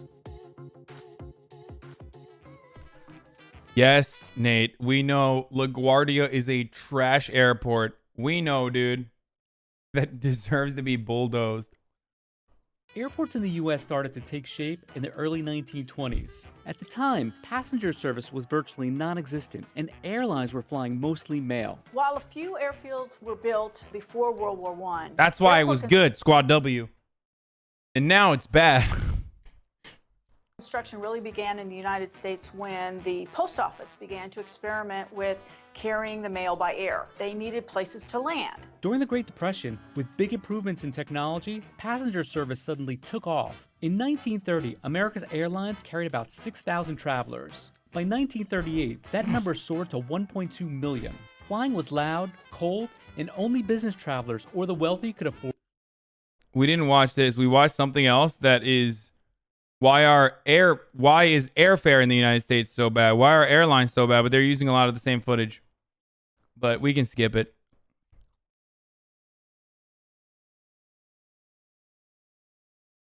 It's pretty similar. It's like nearly identical. Why Ford and other cars don't sell in Japan? I kind of want to know about When this. it comes to cars, Americans seem to love the Japanese, but the Japanese don't seem to love Americans back. Japanese brands sell remarkably well in the United States. Several of the best-selling automakers in America are from Japan, and their products seem to dominate entire segments in sales and critical acclaim. Japanese automakers sell so many cars in the US that they actually employ vast numbers of American workers in factories around the country. Japanese automakers actually build a third of all the vehicles made in the US. But the Japanese don't seem to be interested in America's SUVs, pickup trucks, muscle cars, or just about any vehicle made by Detroit. I wonder why, dude.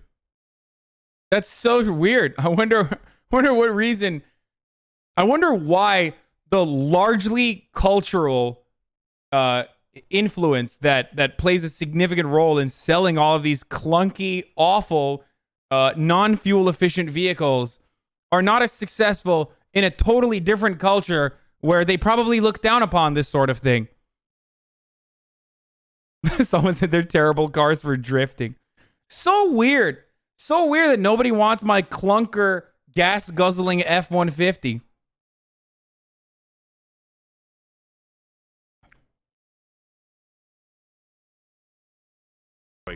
Why'd you want to watch if you already knew?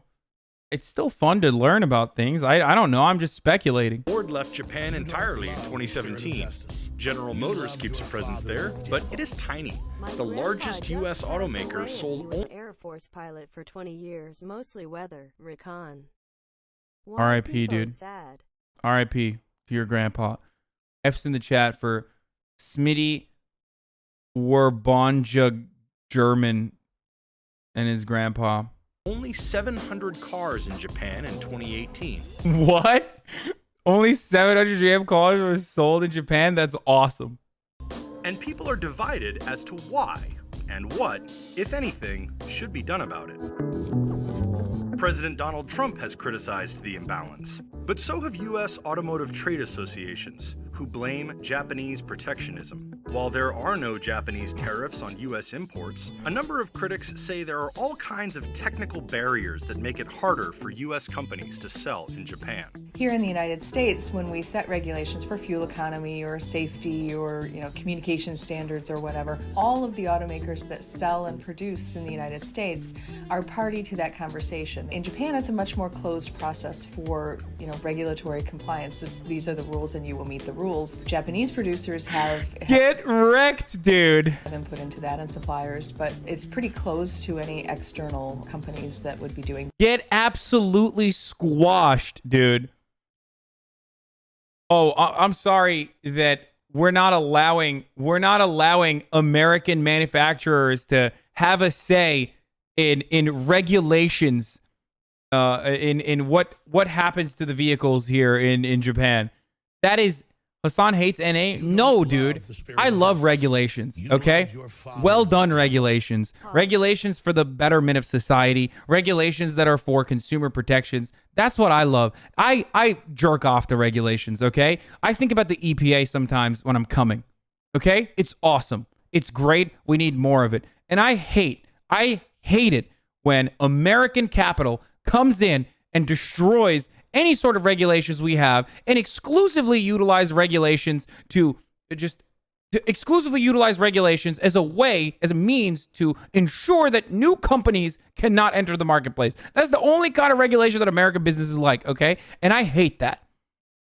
It's literally the opposite of even capitalism. It's not supposed to work that way, or at least economists, the capitalism that economists believe in, like unicorn capitalism. So yeah, that's why I love it when governments are like, no, okay, no, we're not. No, you can't just you can't try to change our processes, okay? Business there. But some industry experts say that really isn't the problem. Instead, the reasons U.S. cars are so rare in Japan, which is the world's third largest car market, have more to do with Japanese consumer tastes, the abiding, if outdated, stereotypes the Japanese have about the quality of American cars, and the very different way customers shop for vehicles in Japan. It is first important to note that Japanese brands all but completely dominate local roads. More than 95% of all cars sold in the country are Japanese. Imports make up the balance, and most of those are higher-end European luxury vehicles and sports cars. This is partly because the Japanese have pretty specific... Why are they not buying my trash F-150? Why are they trying to buy a Porsche? I don't understand. Why no Japanese man buy my car? What the hell?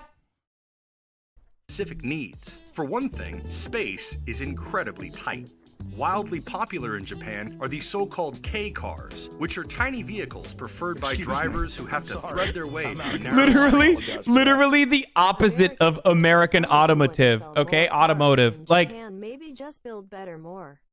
it's just like it's like since the beginning of the 19th century, every car in America is the exact opposite of this. Okay, clunky, large, steel cages, like diesel engines, just massive. The bigger, the better. 3 seats in the front. Who cares? Like, no wonder Japanese people don't want to buy them. You wouldn't fit in those cars, bro? I know. I'm not Japanese. Which are tiny vehicles preferred by drivers who have to thread their way through narrow streets in crowded cities. That minicar is a very, very unique category in Japan. This is why Japan the road and the parking lot is very, very narrow and then small. Consumer, they would like to utilize those kinds of minicars. K cars alone make up 40% of the Japanese market, and US automakers don't make them. Americans, on the other hand, tend to imagine like the Fiat 500. Like, imagine Ford make it. Does Ford have like anything that's similar to a Fiat 500?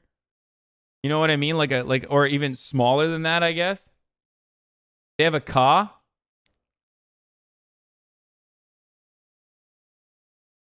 Yeah, maybe the Japanese need to buy less K cars and more K Kona cars. Hell yeah, brothers, we shall rise one day. One day, soon, brothers. Soon, brothers, there will be a oversized sedan. For every 3 K cars in that country, we will have 10 oversized sedans. And making big vehicles, particularly pickup trucks and large sport utilities. In recent years, American automakers have scaled back or even entirely killed off their own lines of compact vehicles, which are often still bigger than their Japanese counterparts. In fact, many of the Japanese vehicles sold in America, from sedans such as the Toyota Camry all the way up to the pickups, are not even particularly popular in Japan. All 3 Detroit automakers have less than 1% market share. One of the best sellers, Jeep, sells about 10,000 vehicles in Japan a year. The Japanese car buying experience would also likely shock many Americans, who often view a trip to the dealership as one of life's necessary evils. Much of Japanese business culture is built around service and hospitality, and auto dealerships are no exception. Japanese dealerships offer customers nearly white glove service, and the way buyers choose cars is entirely different from the traditional buying experience in the US. Whereas American shoppers will often choose a car from what is available on a dealer lot, Japanese buyers can often custom build a car out of a catalog and then have it made for them in a matter of weeks. Japan consumer is completely different. They would like to choose their own car, unique car. So this exterior color, this interior color, this navigation, so they can choose a lot of the specification. A strong local supply chain and local factories allow Japanese automakers to do this. Furthermore, quality of service is often quite high. Damn, dude. Dealerships just factories full of cuties. Automakers to do this. Furthermore, quality it's like of service is often quite high. I'm Dealerships sorry. frequently have amenities such as cafes and complimentary car washes. They will also follow up with customers, sometimes even years after a purchase. Foreign automakers overall have had difficulty adapting to this way of selling. Moreover, the Japanese have long-standing perceptions of American cars as inefficient and unreliable. This somewhat outdated view originates in the decades from the 1960s through the 1980s, when Japanese brands were ascending and American automakers were plagued with criticism and scandal over vehicles such as the Chevrolet Vega, the AMC Gremlin, the Ford Pinto, and the Chevrolet Corvair. I wonder why they wouldn't want to purchase the Ford Pinto, most notorious for murdering its passengers. Like, literally so famous for it that it became like a famous libertarian puzzle. Like, the Ford Pinto is like a famous Milton Friedman trolley problem, basically. So Japan had a lot of the US car. At that moment, US vehicle is very big. Yeah, studied in engineering ethics. Like literally, it's such a trash car that people in colleges from political science all the way to engineering study how trash it was. Okay? And then they're like, I don't understand why no Japan man buy my Ford Pinta. Why won't Japan man buy my Ford Pinta? And then not so good quality, not so good to fuel economy. Every Japan consumer remember those kind of the US vehicles bad point. And though American manufacturers have made far more fuel-efficient engines in recent years, the US has historically made some gas guzzlers when compared with cars made elsewhere. Yeah, I think there is a hangover for American vehicles. What does an American car say about you in Japan? That baggage is carried with that. Meanwhile, the Japanese rose to power in the auto industry in large part on their reputation for building solid, efficient cars. Dude, Japan sees one Ford Pinto business ethics class or engineering ethics class, and they're like, no, we're out. We're done. We're never doing business. 700 cars a year. That's it. Okay? Americans are like, nah, man, what the hell are you talking about? I want that Ford Pinto. I want to die. Life is too terrible. I want to die. Give me the Ford Pinto. Like, oh, that's a bonus. Americans are literally like it's insane to me that one country looks at this and goes, oh, this is famously unreliable. I am not interested in American automobile manufacturing anymore. This seems like a risky thing. I'm not going to do it. Another country looks at that same thing and goes and debates it. Like debates whether or not the government should even regulate that part of the industry. It's just insane, dude. It's insane. Our F-35s are now the Ford Pinto of flight. But luckily, we can force other countries to buy our weapons. Unlike we can force other countries to buy our cars too. You just can't do it to Japan. I love that this guy's saying, no, it's because they're xenophobic, dude. Oh, and the 737 MAX too. No, I was talking about the F-35.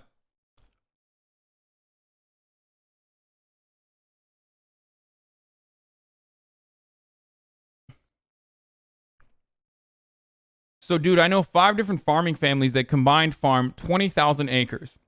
You think tractors and trucks made to haul 25 to 60,000 pounds can be fuel efficient? Yes. The reason why the American pickup truck is the most famous, the most sold car in the United States is literally because this guy knows 5 farmers. That's why. Because everyone in Texas is farming 60,000. And they're farming 20,000 acres and need to haul 60,000 pounds every day. That's why. That's why, dude.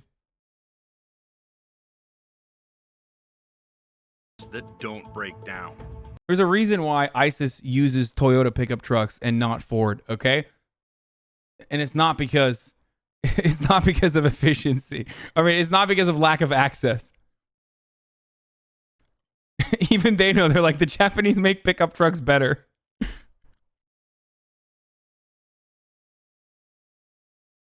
Arabs love Japan cars too? No, Arabs also love American cars. Middle Easterners love American muscle and stuff. Of course, many observers note that American autos have done a lot to close the reliability gap over the years, and cars overall are able to log far more miles on the road than they did even a decade ago. And US automakers are adamant that they would be better able to compete in Japan if the country removes barriers that make doing business difficult. The trouble for Detroit is that Japan is just one of the international markets where US automakers have struggled. All 3 Detroit automakers have You're had so wrong. One of the best. challenges No. I said Arabs love American muscle, but I'm not saying it's the most popular car there. No, it's still definitely Japanese cars. South America. Dude, but what are you talking about? I'm Middle Eastern, and my entire family drives Toyotas. I know. In Europe, including myself. while China, which is the world's largest car market, could become a tougher place to do business with slowing economic growth, increased competition, and trade disputes. Currently, USOM would like to think about just only US market. They need to see global market. In global market, they need to develop small car as well. Then they can utilize that vehicle for the Japan market as well.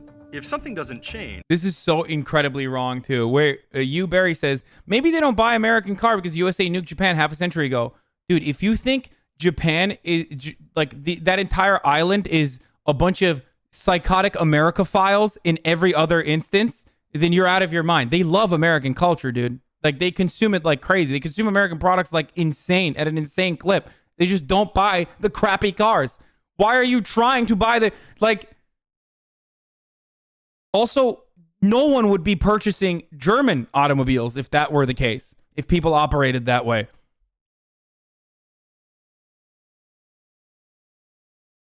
Yeah, the weebs in Japan are Ameriweebs, okay?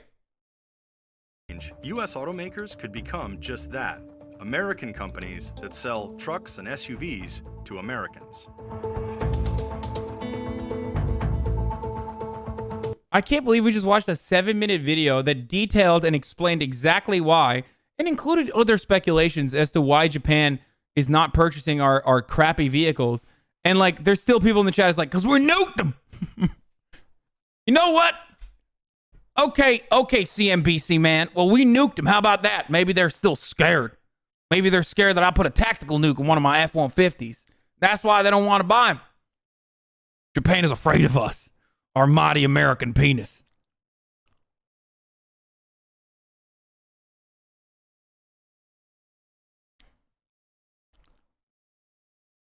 Japan, the infrastructure of the U.S. will never have. What is this, dude?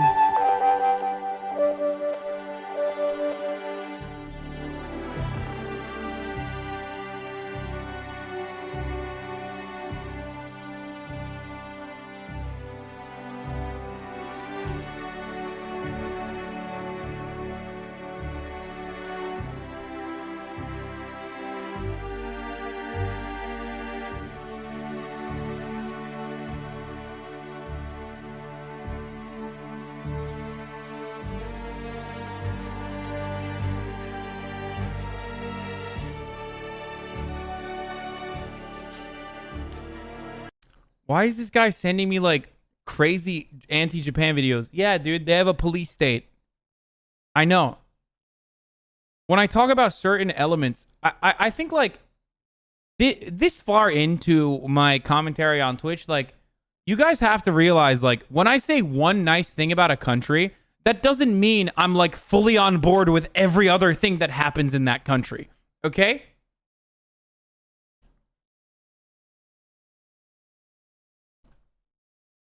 Don't be like those psychos who like every time I say like, well, China has a high-speed rail system that's pretty good. Don't be like the guys that are like, well, they're harvesting the organs of Uyghur Muslims, dude. Well, I can't believe you said they have a good railway system. Like, it's from a YouTube guy that you know. Hey, what's that? What's that? What are you doing?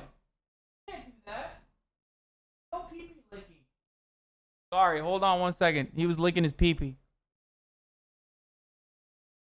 Here, watch the Moscow thing for a second. I'll be... Внимание! Говорит и показывает Москва. Работают все центральные каналы телевидения. Смотрите и слушайте Москву.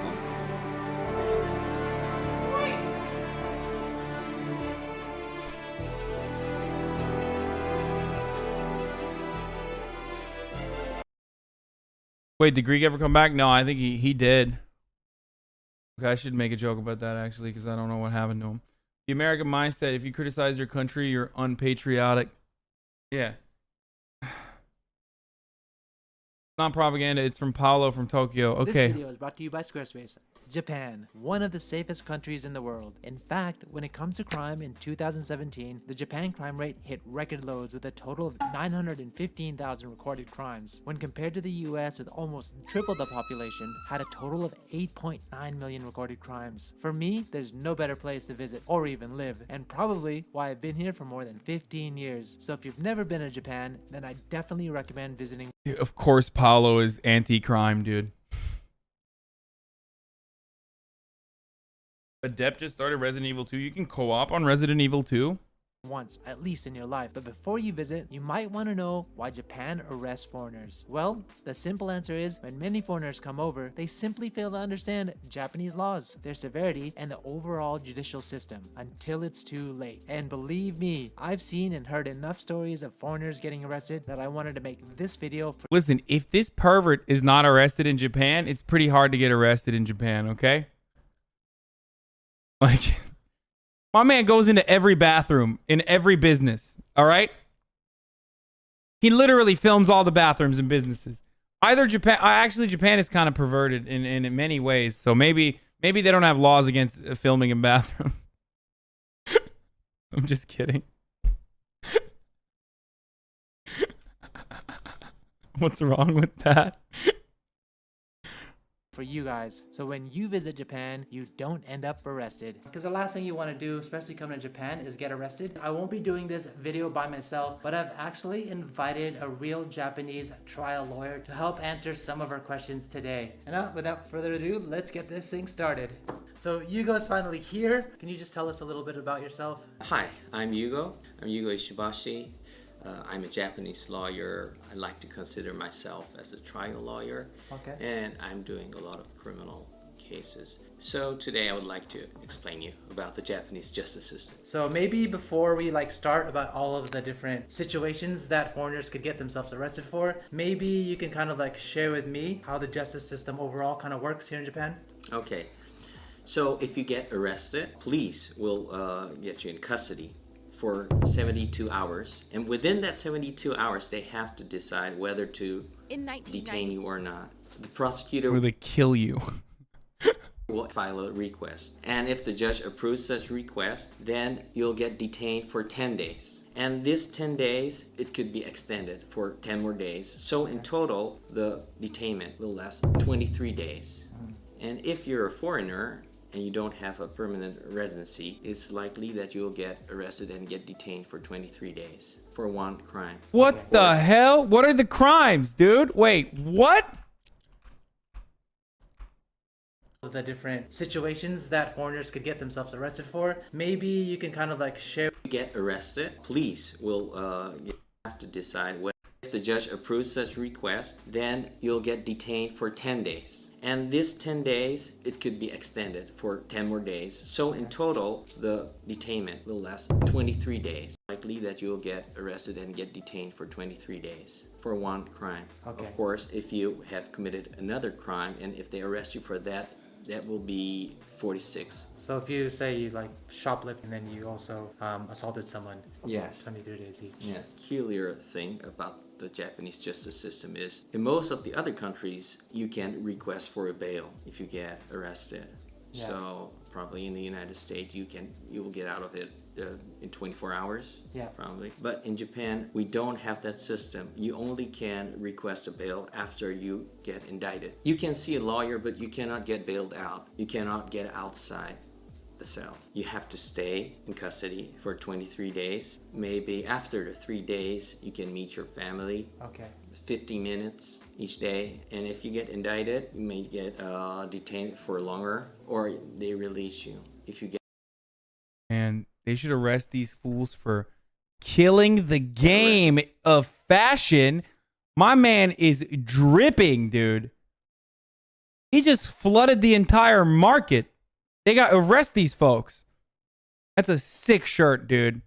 For doing shoplifting, for example, or a bar fight, it's a minor crime. But if you're a foreigner, you don't have a permanent residency, there is a risk that you will get detained for 23 days. So Fedmeister literally could have gone to jail for 23 days when he was being drunken and disorderly and Twitch banned him.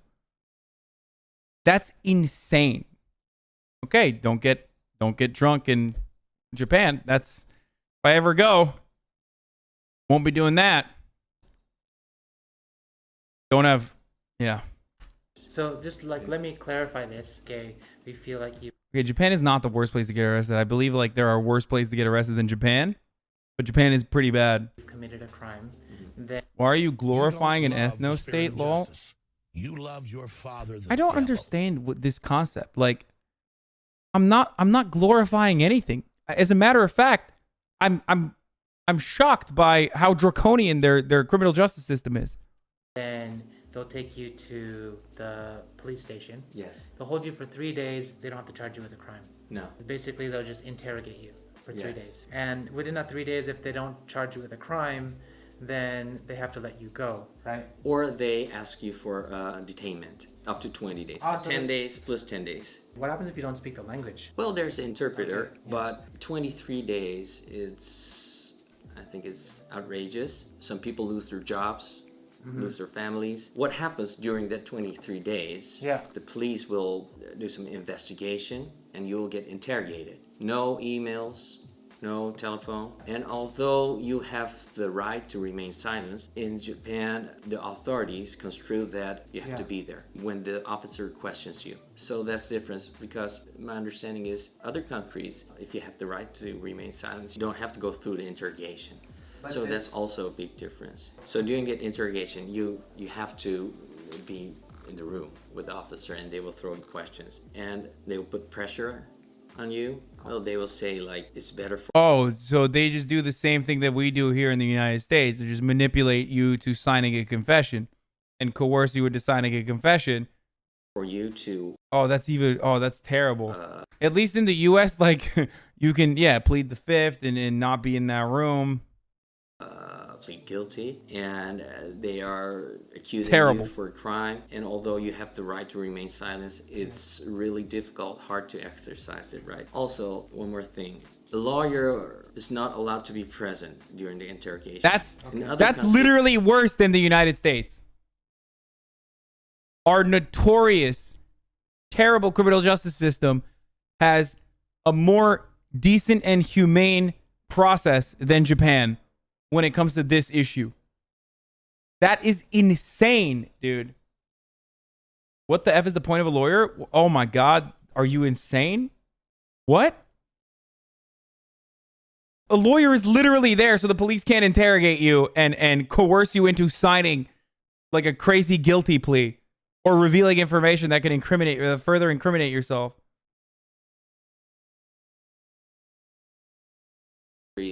Usually the lawyers are with you, but not in Japan. They don't allow that here in Japan. Okay. So a lot of pressure. Oh, he was saying, what's the point of a lawyer if they can't even come in? I mean, I guess like, yeah, I guess like to defend you once. I guess maybe to like, to go to your court hearing. Sure. And that's why a lot of people confess, even confess what's not true, and thus the conviction rate of 99.9%.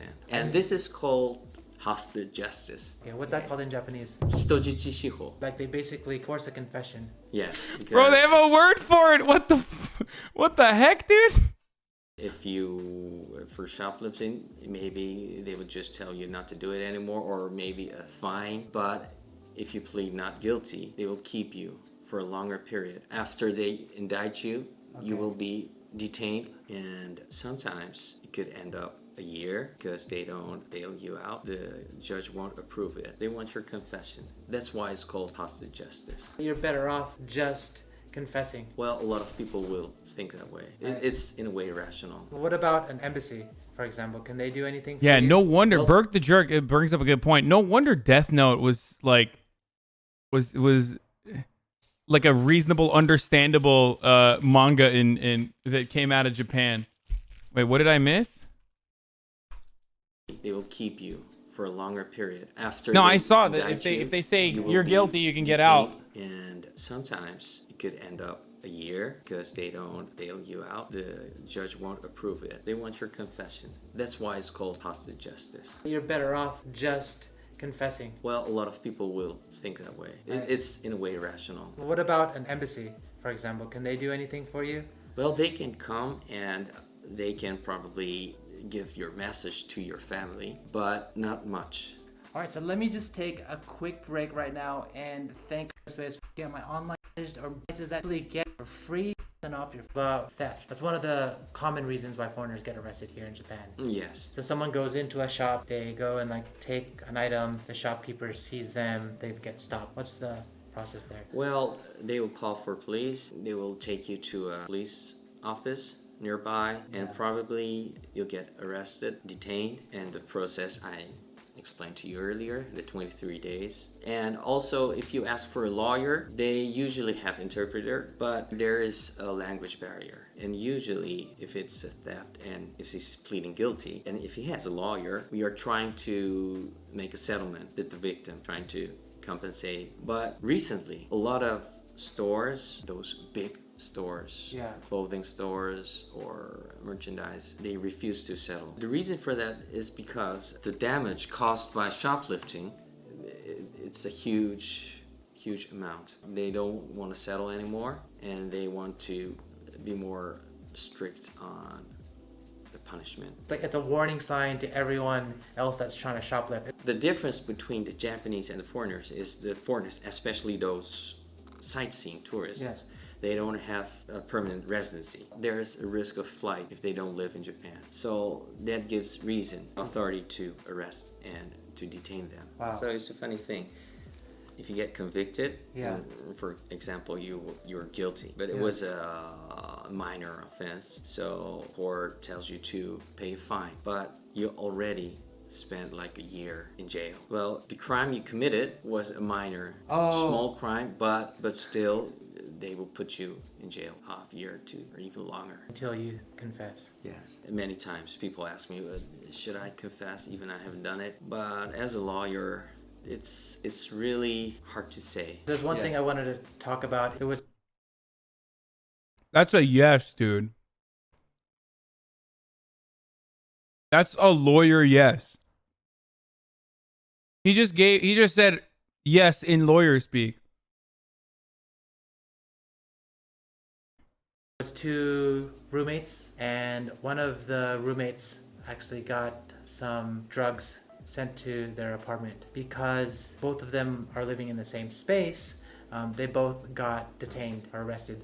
I think it's a matter of how strong that evidence is. If there's no evidence, they cannot arrest you, and there's no reason to arrest you. So there must be some kind of evidence. The question is, how strong is that evidence? For example, of what you have told me now, they found drugs where those two people were living, right? Yeah. So there is suspicion. But it was only sent to one person. The other guy says, right? Of course, if the situation shows... What? The way he's responding to this is insane. Oh, that's what the guy says, right? Okay, dude.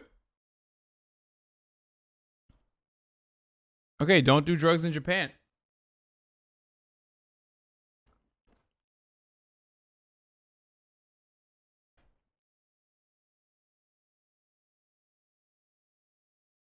How does the Yakuza operate? For example, if they Under the most insane justice system I've ever heard. go through your computer, they will check your email, and if they find like email exchanges with the other person and the person who sent those drugs, then probably you can say, I didn't do it, and there's no evidence. They will release you, or they will decide not to indict you. But what happens if you don't give them your password? Oh, that's interesting. For example, iPhone. Yeah. If you don't give them your password, pass number, they cannot open it. Not even the FBI can open it, I heard. So there are people who refuse to give their password. So you can do that on a computer as well. You don't have to give them your password. No. What about your thumbprint? You can refuse. What happens if... Yeah, but you're in jail for a year. I believe he covered that part. Oh, you don't cooperate? Okay, jail for you.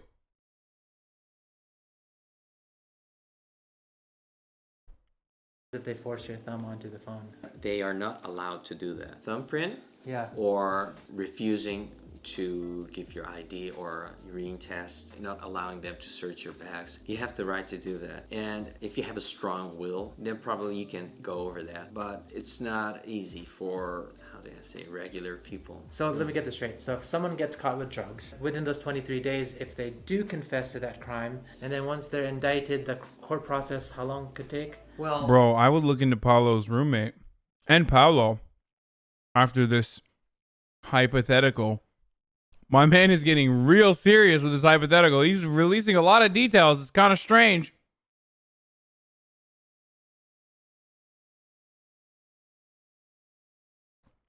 Interesting, Paulo.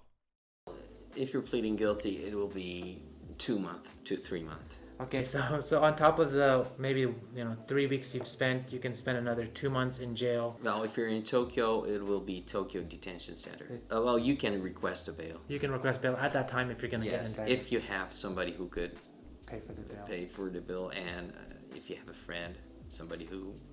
Okay, we'll vouch for you. Yeah. What's up, Greek? Chat, Greek is alive. He said there was a mouse and my dog wanted to kill it.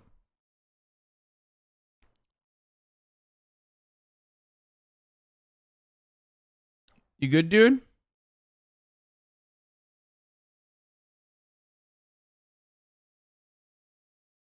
I did. Yeah.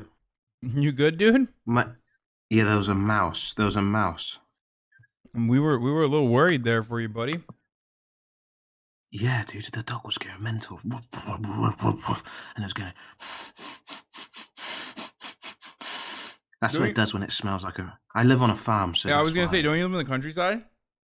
Yeah. So I hope I don't get a disease from the mouse, dude, because like it was around in the kitchen.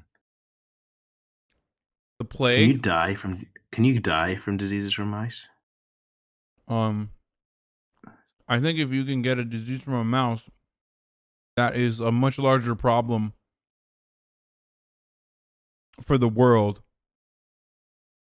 You know what I mean? What do you mean by that? Well, the last time people in Europe got diseases from mouses, it was the plague. Oh.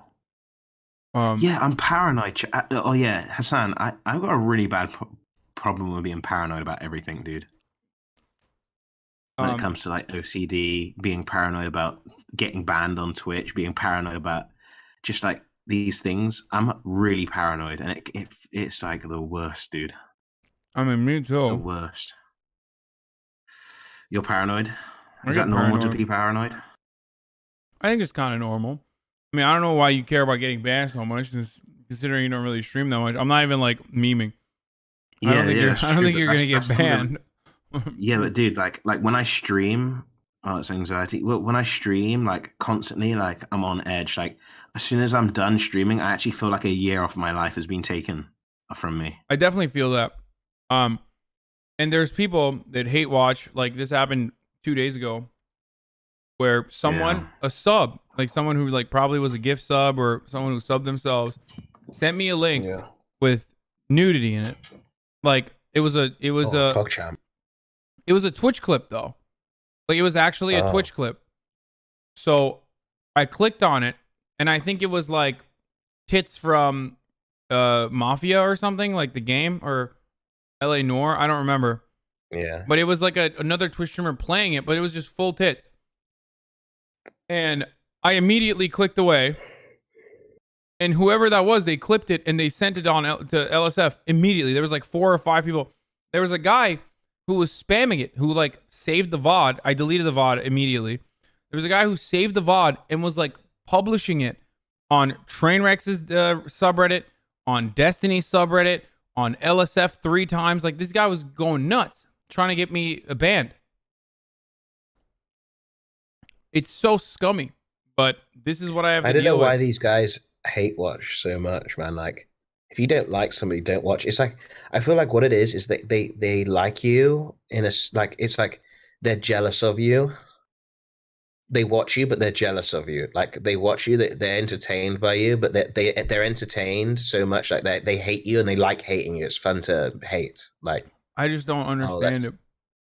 I can't really understand it either because we're not fucking stupid like them. But I actually don't get hated that much, to be honest. I used to get hated a lot, but I think the longer I stay on Twitch, they're like, oh, he's an OG, you know? And then the new people come in, they don't really mess with it's normally with the new streamers that come along that get hated. Like I get more banter, more than hate, you know? Yeah. Like because you gotta remember, like if you've been on the site for this long, like I've been on the site since 2010, I think it was 10 years now. I've been on the site. So like, say if you've been watching, yeah. If let me see, hi. Let me put hi in the chat and click my profile. It says it should be like 2010, September the 5th, 2010. So you got to remember, right? So say if people are watching me, right? That's it's a great insane. community. They're watching me. Everybody's watching me. They're watching me and Tyler, blah, blah, blah, blah, blah. Then like say Jimmy comes along and he suddenly starts streaming. He blows up. And people are like, dude, this Jimmy guy's so annoying. Twitch was so good without this Jimmy guy that just suddenly comes into our community. I feel like you're literally Fuck you, describing me Jimmy. right now. Yeah, that's what happens. Yeah, to the I'm Jimmy. new guys.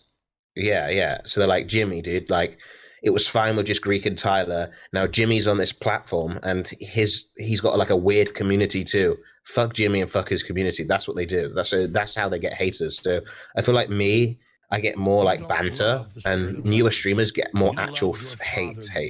You know? You make me Probably. Obviously, I do. I get hate. Don't get me wrong. I do get hate, but nowhere near compared to some other people on this site. That's ridiculous. Some people really get hated on. Yeah, I get a lot of hate. I mean, I have notorious hate watchers. I've been banned 4 times, dude, since I've been on the platform. Jesus. Yeah, I got banned. That's a I got banned PogChamp, 3. Yeah, I got banned 3 times in the past like 6 months. So I always laugh when people are like, the "Oh way man." you laugh, you're like, I've been banned 4 times in 6 months. You're such a kind of laugh, dude. Yeah, I was just. No, you're not gonna get banned anymore because you're gonna chill. You're gonna watch your videos. You're not gonna be controversial, right? I mean, I try not to be. I try. I mean, I'm still gonna cover politics. I still get controversial, but I don't know. I mean, what are you gonna do? Twitch wanted me to do politics, but I guess they didn't want me to do politics for 8 hours, or didn't realize like doing politics for 8 hours would cultivate a audience that would feature some hate watchers. You know what I mean? Yeah. And then on top of that, there's like another political element here where there are people who are literally paid to hate watch and clip stuff out so that they can go and plaster it and then vilify like other political people that are associated with me. I mean, you're really unlucky. You made enemies of Destiny, and his viewers are like weaponized autism, man. Like they're probably like the biggest. The OG guy, the OG 9/11 clip, the OG 9/11 clip was literally a DGG person. Like the 9/11 clip that got on. Like I love Destiny, and don't get me wrong, his community has been really like mostly nice to him, but there's some people in his community that are just weird, dude. Just absolutely weird. I'm scared of them becoming my viewers because I know I'm more entertaining than Destiny in every sense of the matter. So I know if I go on his stream, they'll like me and they'll watch me, and then I end up with those guys in my community. So I tend to stay away from that sort of end of There's Twitch. a lot of good people in this community too, but I mean, I still. It's true, boys. RTBA, like all of his main moderators are my moderators as well. They're all awesome. Like I really like all of them. Like Mr. Mutin's great. I like Mr. Mutin. I like RTBA. I like all of his moderators. But yeah, there are definitely a lot of people that don't appreciate me, and I don't know, and kind of just really follow whatever Destiny says about me. Like there's a significant chunk of people, especially on Twitch, that think that I'm like, I don't know, think that I'm just like a kill all liberals communist guy who like wants to kill everyone in the Democratic Party or whatever. I don't know. Wait, you said I'm a sock dem. You're a sock dem, yeah. You're like wait, so you hate me? No, dude. What are you, crazy? Oh, PogChamp. No. I don't even hate liberals. Like, hey guys, I'm a sock dem. If you got a problem with that, fuck you. Is that good? Did I do politics right? yeah, you did a good job. It's kind of controversial, but you know. That's how you do politics, right? That's how you do it. You just say, I'm a sock dem, and if you opinion, then you're wrong. Fuck you guys. Yeah. Wait. I want to be I want to be what you are, dude. What, like a leftist? I don't even know what I am. So no, you're like a Russian guy, right? No. I'm a. No. People say I'm a democratic socialist. I guess I agree with that because it's a catch-all term. I am. I believe in reforming the system slowly but surely, to yield better results for all citizens all around the world, and to end the endless global conflict, make more ethical decisions when it comes to trade. That sort of stuff. I honestly like a dictatorship, dude. Yeah, but a dictatorship of the working class, right? A dictatorship of the proletariat. Yes. I just said that so you could farm comrades in the chat.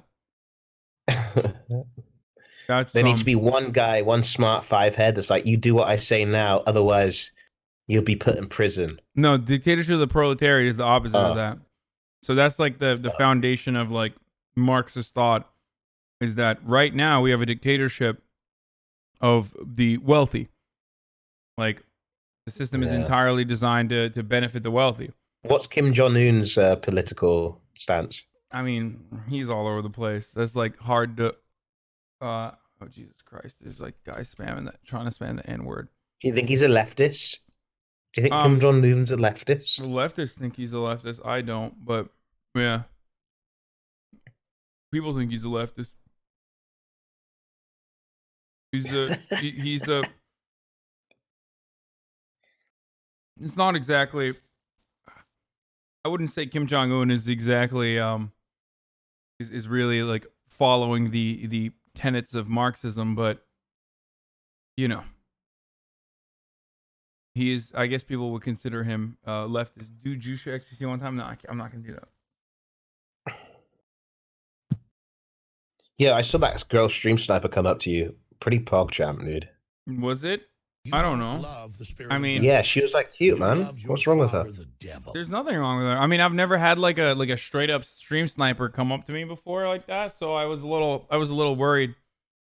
I also felt like, I don't know. I also felt like I shouldn't encourage stream snipers because I feel like that makes it harder for all IRL streamers, right?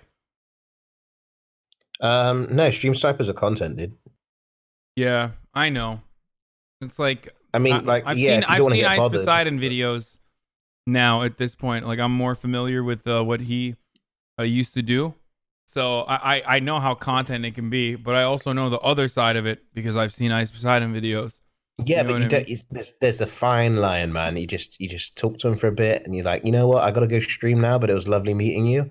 Thank you so much for watching my content. I'll see you around, and then you just move on. You don't invite him into your house and. Like, true, jerk them off, dude. He like, definitely crossed that line a bunch of times, I think. Yeah, well, you can invite him to the house if it's that girl, I guess, because that's just like a PogChamp move. But no, dude, no way. Why? You're such a pussy, dude. I would never, ever in a million years. I would never, ever in a million years do that. Like a random girl that I just met that said that they were a fan of mine that. Took the effort to like come and stream snipe me. Listen, girls, if you're in the chat right now and you want to ever one day have sex with me, that is not the way to go. I will be honest with you. It'll be great content. I guess that's a lie. I mean, who knows? Maybe. Dude. Never so say never. You're telling me if Rihanna, right? Okay, that's why I said never say never. That's why I said never say. You're right. If it was Rihanna, then yes. That's what I'm fucking talking about. You're selectively choosing your stream style. So there is a possibility. So girls, okay, that's why I said never say never. Get that Hasan dick. What? Yeah, girls, Rihanna, if you're here, and if you're here and you're watching, Okay, and you want to stream snipe me? It's okay. Yes, we can have sex still. I won't rule it out. And honestly, if Hasan had a child, so I will say yes also. You wait, what? What did you say? It cut out a I little say bit. I look like you if you had a child. No, dude, you're with an uglier Chad woman. God X now. You're Yeah. better looking than I am now, dude. I don't think I'm better looking than you. But you got more views if you were to stream, so that's important. Okay, yeah, my PayPal's bigger than yours, maybe. Yeah, there you go, dude. I mean, I don't think Rihanna cares about that, but Chat, who do you think's better looking after? Who do you think's better looking, Turkish guy or Greek guy? Be honest though. I think Turkish guy. Honestly, I wouldn't be offended. They're gonna say Greek guy. There's no way my Oh, chat guys, come on. There's no way my chat would ever side with me. Are you crazy? I don't. How is your community? This is biased. Isn't your community just like this too, where they just like always side against you with whoever is on? No, because like I say, I like a dictatorship, and if they do, they get banned. Oh well, I would have to ban everybody in this chat if I were Well, banning that's them. what I did. I say, chat, you want to get banned, and you want me to find you in real life? And then they do Monka W, and I say, I'll ask you again. Would you like to do this? And then they say, yes, Monka W. ... Damn, they're doing it. They're like they also, if I say I'm gonna kill you, they say in game, right? In game, right? ... In game, Monka W, in game, and I don't answer them, so they're always on edge. Isn't that you're not even using the ultimate defense, dude? Oh well, actually, never mind. I said in a video game, and it didn't help me get away from Fox News, so I still got banned. So I guess in a video game doesn't even work. Dude, wait, what did you say? I don't want to repeat it. I just said that American foreign policy led to 9/11. The actions that we caused worldwide came back to bite us, and we still do not understand. We still have not learned from our mistakes of the past. And that got you banned. Yeah, I said some other stuff too. Okay, that made it worse.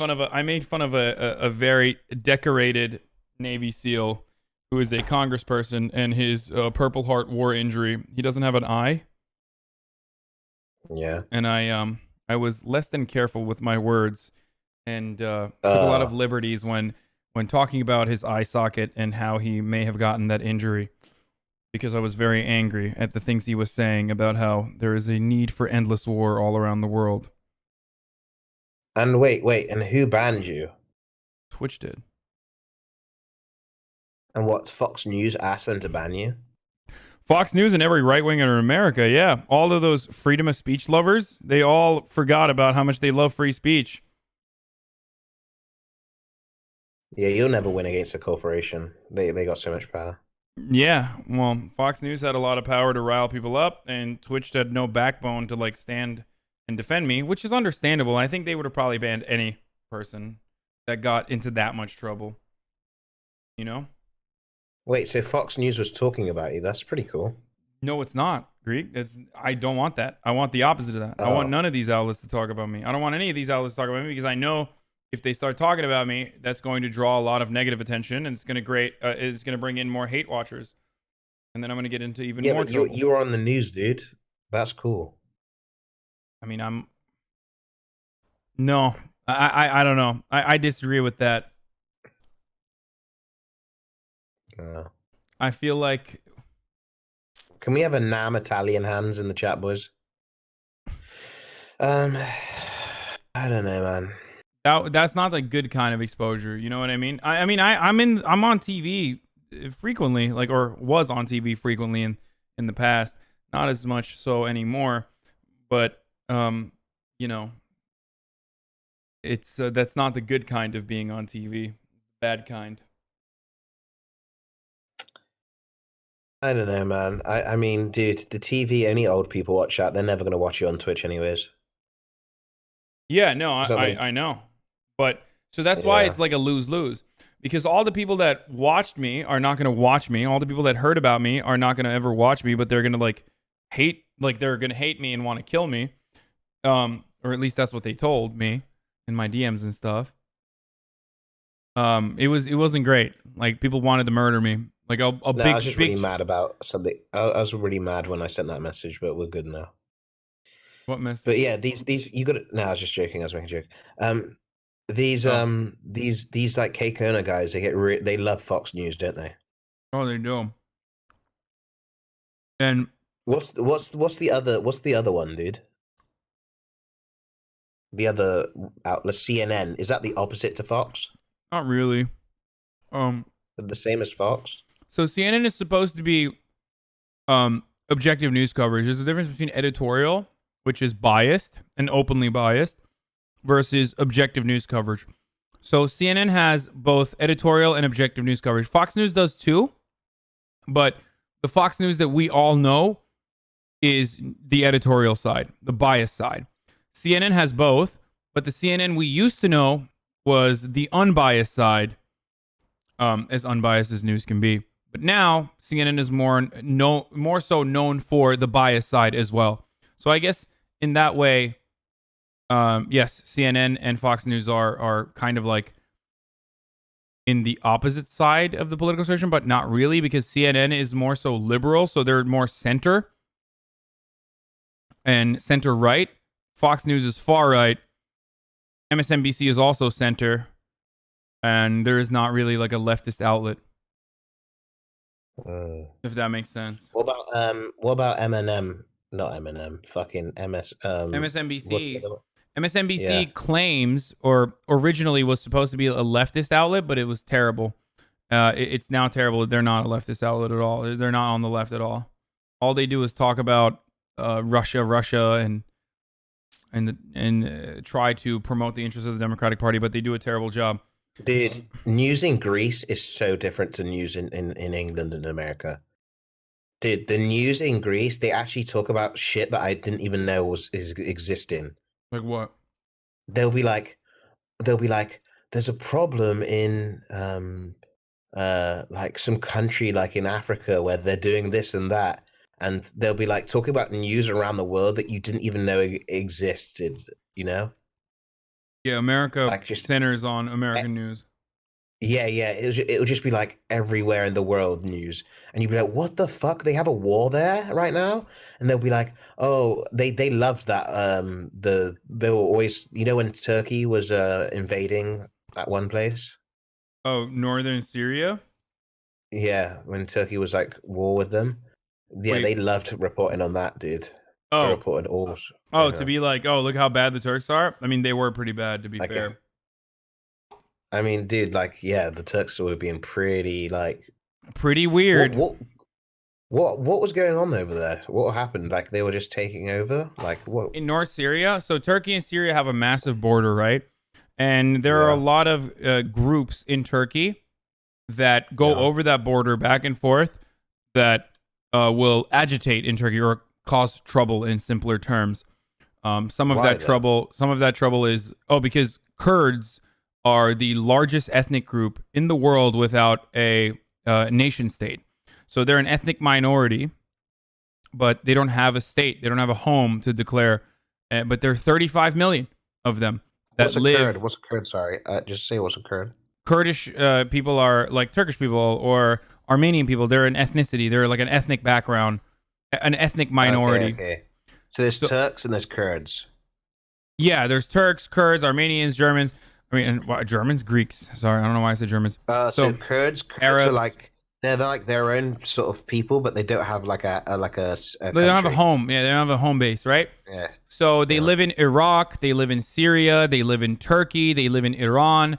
So they live in that entire region, and they don't have like one solid nation state. And they want to have one, which is understandable. I think that's a totally reasonable and understandable thing to ask for. But it's a very complicated situation because they're oftentimes oppressed and marginalized in violent terms by the other nations that tell them, fuck off. You know, whenever they're like, hey, can we have a homeland? Imagine like every other nation going, no, fuck you. Of course you're not going to get a homeland. What are we going to give you a piece of our land? No, of course not. Yeah. So that they're like, they want to be their own people, but they can't because nobody's giving them any space. So they're just like they're like in another culture, but just don't have a home. Oh, okay. Yeah. And then some of the Kurds are militant. Like some of the Kurds are like, well, okay. Oh, fuck me. Well, then fuck you extra hard. And some of those people that I'm talking about formed terror cells. Terror here is like a political designation, but whatever. I'll just use the common designation for terror. They form cells that attack civilians, not just police and not just military or military police, but they attack civilians as well. Until they get their own way, sort of thing. Yeah, and that's no. That's a no by like even anarchy standards to attack civilians in this way. It's definitely bad when the Turkish government does it, and it's bad when all the other governments do it around the world, when America does it. But it's also certainly everybody attacks civilians. Yeah, but it's definitely bad when militant groups do it as well. So the guys in Syria were backed by the United States. Pause a second. What does militant mean, quickly? Militant, like with guns and arms. And PKK does not target civilians. You're so biased here. That's not true. PKK absolutely does target civilians. And there are plenty of Kurds that don't like the PKK either. I love when Western white liberals try to tell me about the PKK because they read a couple articles on Jacobin. Anyway, sorry, that was just to my audience. I got confused there, but yeah, carry on. Yeah, don't worry about that part. Anyway, so the PKK targets civilians, and the Turkish military targets civilians as well. So there's like constantly just people dying, innocent people dying left and right. How can you tell if you're a Kurd or you're a Turkish person? Dude, Not to sound like racist. It's literally impossible. The only thing is language and knowing what your heritage is. But like from afar, you would never be able to guess if someone's a Kurd or a Turk because of the Ottoman Empire. It's like trying to tell. It's like trying to tell between. It's literally like it's even less of a difference than Greeks and Turks because like Greeks and Turks look alike too.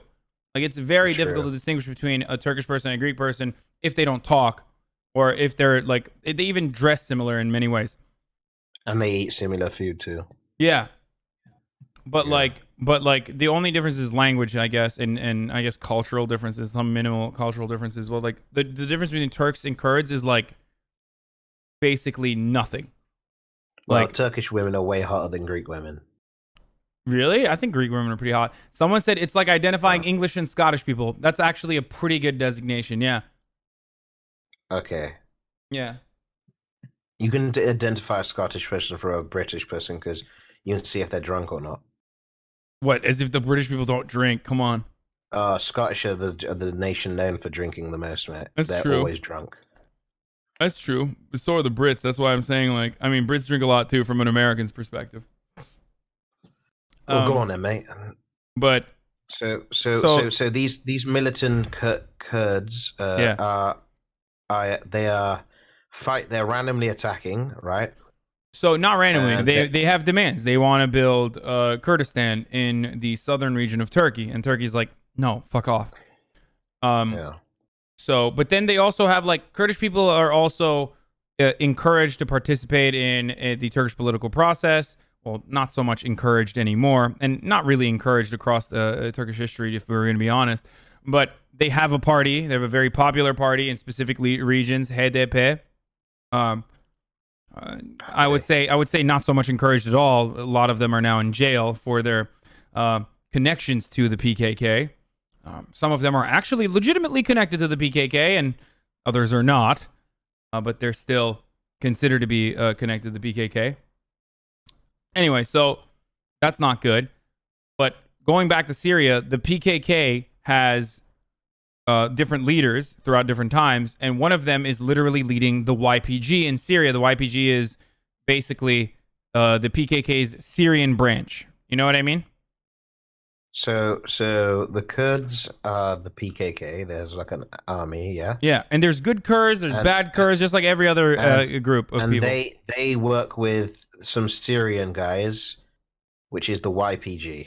Right. So the Syrian version of the PKK is YPG, but they're actually not all bad. There are pretty good elements of the YPG, and then there are really bad elements in the YPG. It's very segmented. It's really difficult to explain across the board, and we haven't even gotten to like American influence yet. So it depends on how biased you are or where your biases are. Like if you're Turkish, if you're fully on board with Turkey, you're like, oh, there's no difference between the YPG and PKK. They're all bad. They're all terrorists. And there's reasonable evidence for it to say that as well. I mean, the current leader of the YPG is literally used to be in the PKK. You don't love the spirit of justice. Okay. So maybe they just want their own land and they just been painted as terrorists to make it look like it's okay to kill them. I mean, they're definitely doing that. But they are also killing civilians. But the Turks are killing more civilians. So it's not good on either side. Does that make sense? Oh, PKK is also considered a terrorist organization by America as well, just for the record. And from NATO, even if you, I mean, if you care about that. These guys are fighting. These guys are fighting the Turks. Then is that what's happening? These guys are fighting with Turks. They're fighting with ISIS. They're fighting against ISIS. They're fighting against Russian combatants in the region. They're fighting against everyone basically, and they're fighting against the Syrian forces as well. The Kurds are. They're fighting against everyone, and the reason for why they're fighting against everyone is because they are, much like Turkey in many circumstances, America's dogs. We, as Turkey, are also America's dogs, and so are the Kurds. Everyone is America's servant in the region. That is just factually correct. Anyone who thinks... How, though? Well, because America offers the Kurds and Turks arms, i.e. weapons, structural support, tactical support. America sends in military members who train the Kurdish militants. America gives them weapons that they can use.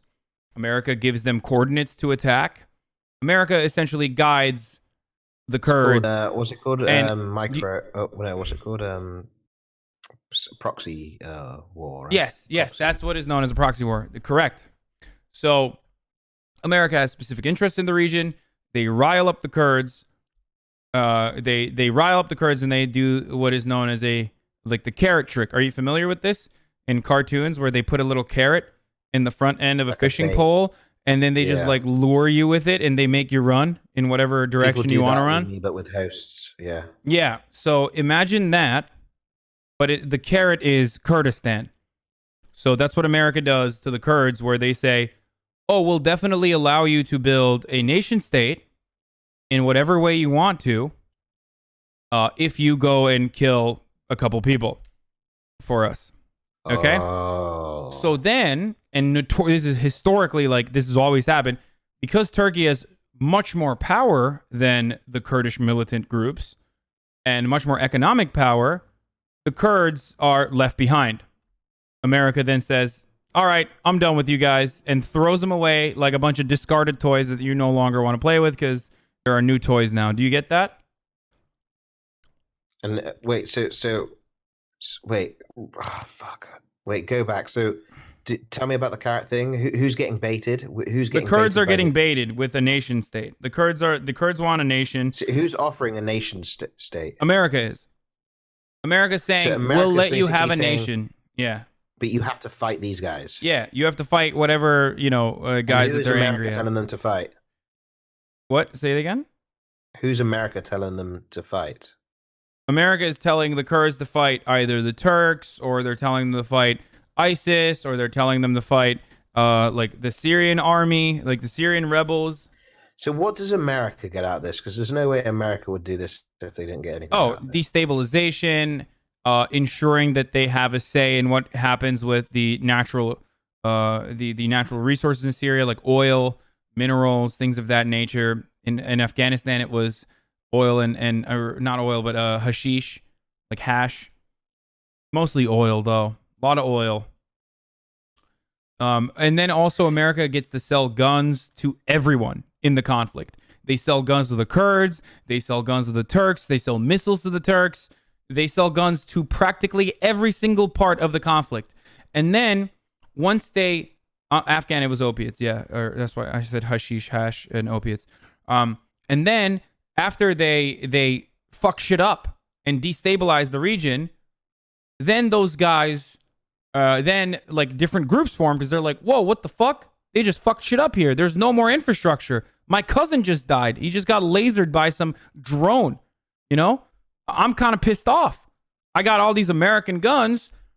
Now America's killing my cousin, and I have no future. I have no education. I have no way to, I have no upwards mobility. I have no future, no tomorrow. Well, fuck America. And then they take those American guns and start killing Americans. Or they take those American guns and that American training, and then they start making problems in Europe, or they start making problems in American allies, in American allied countries. So then America's like, wait a minute, what? You guys, you were our homies. What's going on? Now you're killing my allies. So then America's like, oh, well, I guess we got to go back and kill a bunch of more people and make more money and make more guns and sell more guns and start that cycle over again. Oh, that's a bloodshed. It's like a literal cycle of endless bloodshed, violence, and the only side that wins in this is America, that's thousands of miles away, and it fucks everyone up. And freedom, of course. Democracy, baby. That's how America spreads democracy in the Middle East. Our most important export is war. That's it. Hollywood and war.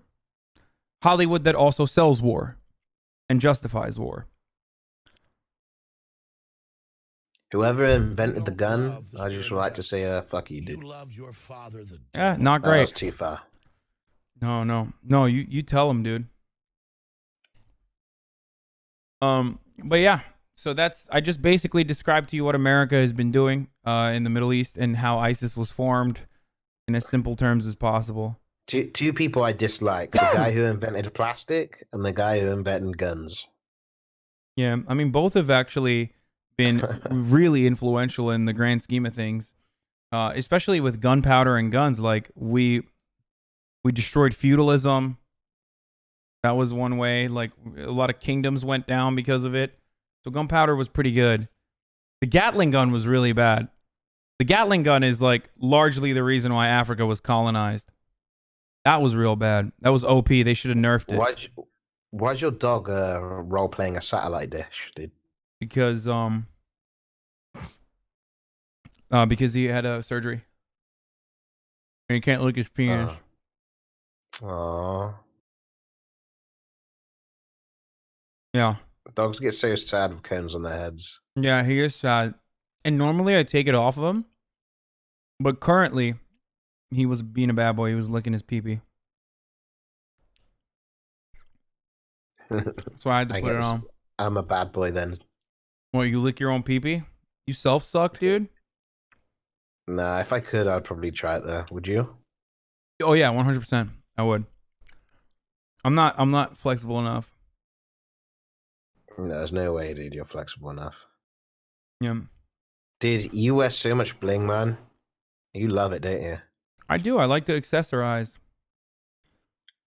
Wait, people in the chat are saying you lost all the weight because you wanted to learn how to self-suck. Is this true? I mean, you got me, boys. You got me. Yeah, makes sense. I respect it. I just wanted to lose weight because I hadn't seen my PP in about 10 years, dude. I want to say hi to the little fella. I respect that. Is that chain worth anything, or is it just like more of just like the looks? No, none of my jewelry is worth anything. My jewelry is completely worthless. It's just very like, I don't know. It's just nothing really. It's all like Fake $10, $20. Yeah, it's all fake. I don't understand. Like I don't need to. It's not like I'm hiding money. It's not like I'm hiding assets. I don't need to like purchase expensive jewelry. Is that what people do to hide assets? Some people do it. Other people do it to flex their assets. Some people do it to hide their assets. What's the best way to avoid taxes? If they become a millionaire, start a corporation. Is that what happens?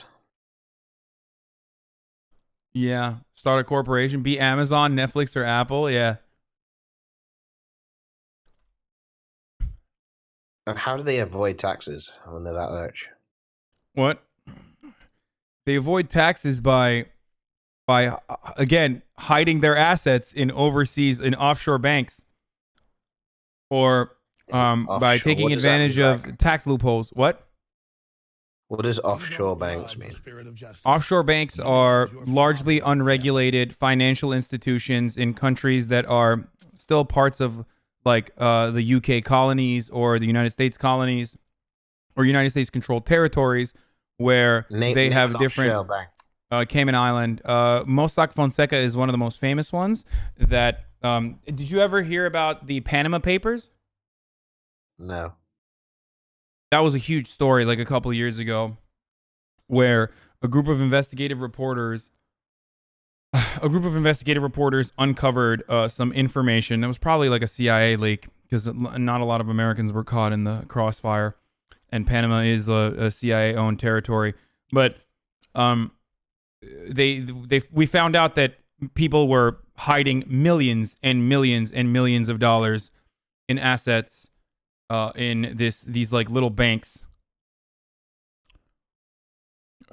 In this And these little banks don't tell. They just like having the money, I guess. And the main reporter that broke the story actually was a Maltesian woman, and she got murdered. But aside from that, not a lot of punishments were doled out. God. Actually, except for the Finnish, I think, was it the Iceland or Finland? Finland's prime minister, I think, resigned. Or was it Iceland's prime minister? I think it was the Iceland premier prime minister who resigned. Yeah, they car bombed her. Jesus. That's like off a movie. Yeah. So I think everyone had assets. So say if I was like Amazon, right? Or like, let's just say not even Amazon. Just say if I was like GGX Enterprise, right? I'm a billionaire, right? And I don't want to get taxed. So I would just, how would I hide? How do you hide money and get away with it? Like you put some of your assets in. Well, first of all, you would operate your company outside of like Ireland, for example, that is largely known as like a tax haven. So you would operate most of your gains from a country like Ireland that's really favorable to you. Okay. And then you would whatever kind of like funds that you would want to funnel back into the United States, you'd funnel them through the Cayman Islands or these offshore banks. Cyprus is another one, actually. You have Cyprus that you can utilize. So the money would go from consumer to company to offshore bank instantly? No, it's a little bit more complicated than that. I think like the company would be operated basically outside from a country that doesn't tax you as high, or it doesn't tax you at all. And then so all of that money you would then take, or some of that money you would then take and reinvest into the company, which then you're not going to get taxed on. And then some of that money you could take to these offshore banks, and then you could funnel it slowly but surely back into the United States from those offshore banks. Oh my God. Or what you could do instead is pay your taxes if you're a billion-dollar company, which you should, and you should pay more taxes. So these guys, these billion-dollar companies, they probably got some smart guys. They do. It's a multi-million-dollar industry just to hide. I mean, $1 billion just to hide these assets. Switzerland is another country that does this. A lot of like international banks operate in like Swiss territory in a similar fashion. What happens if they get caught? They don't. It's like, how do I describe this? It's legal. It's impossible. No. It's legal. It's legalized corruption. Does that make sense? So like when Mossack Fonseca, when the Panama Papers happened, people were embarrassed and people demanded that some people resign, and some people did, like I mentioned, the Prime Minister of Iceland, but others were embarrassed and nothing happened to them, like David Cameron, for example, who railed against, wait, was it David Cameron or was it Blair? Hold on, let me just look up this really quickly. Panama Papers. Yeah. Okay, so David Cameron, for example, had his father had an offshore trust in Panama, and David Cameron has routinely railed against. You know who David Cameron is, right? Yeah. Okay, so Prime Minister David Cameron, ex-Prime Minister. So he had he had a family trust in the Mossack Fonseca, even though he was personally. Wait, why are you saying Hasan stop talking? Okay, anyway, whatever. So when this came out about him, he was basically caught red-handed, and it was very hypocritical of him because he had railed against these banks, right? These these ways, these loopholes of like hiding money, because the UK suffers from this significantly, right? And nothing happened to him. He just dodged it. He just evaded the questions, and nothing happened to him. Feel me? Yeah, so it's legal. So why doesn't everybody do it then? A lot of people do this. Like, a lot of people do it. Almost every single wealthy person does this. Almost every single wealthy person over a significant amount of wealth definitely does this. They do it. Yeah. Jesus. And not a lot of people got in trouble for it. The ones that did get in trouble for it was the journalist that got bombed in a car and died.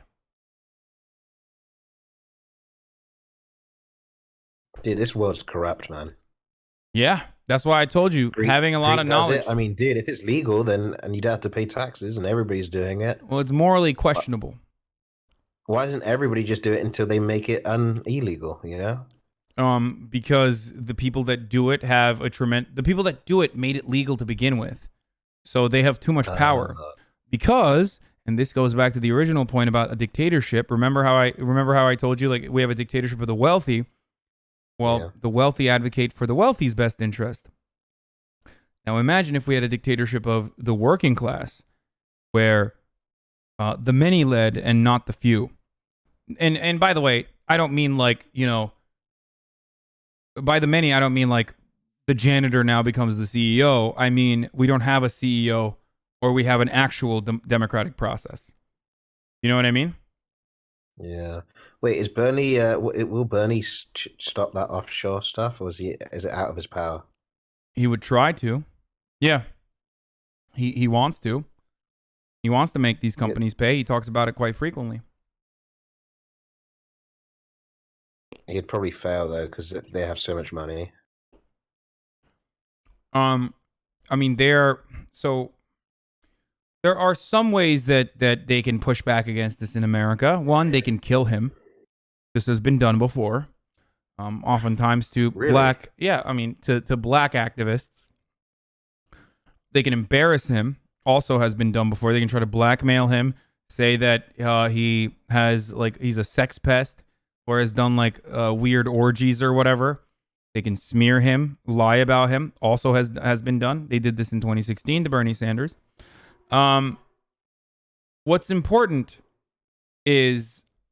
What's actually important here is that, I mean, look, our leaders are always going to die. We're all human. We're all mortal. But what won't die, or what shouldn't die, is the movement. So Bernie is significant as a leader, but only significant because he has been able to create a movement.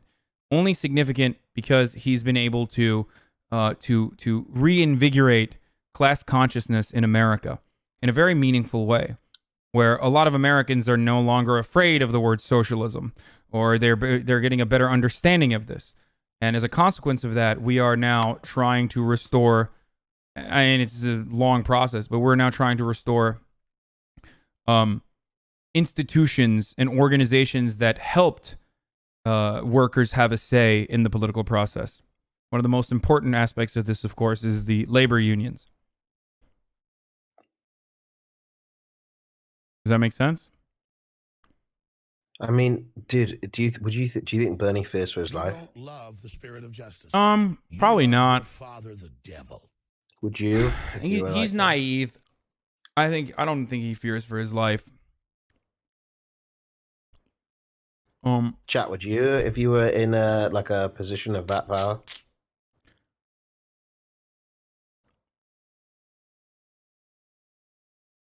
They're saying hell yes. I mean, if he became president, that would be a big problem. If once he actually got institutional power and legitimacy, and there was a growing leftist momentum in this country, which is very unlikely, that it became like a significant threat to those corporations and the wealthy that we were talking about before, then his life would probably be in jeopardy. I would assume that the CIA or the FBI would probably murk him before anyone else. Well, are they corrupt as well, those guys? I mean, these are all... So corruption is like you're saying something is good or bad, right? I'm not even talking about good or bad. I'm talking about what these institutions were designed to do. So I'm trying to give you a descriptive value here. Like I'm trying to tell you that the CIA and the FBI were designed by the American government to do this stuff. This is not a conspiracy theory. It's their purpose. It's literally what they do. The FBI internally and CIA around the world. Does that make sense?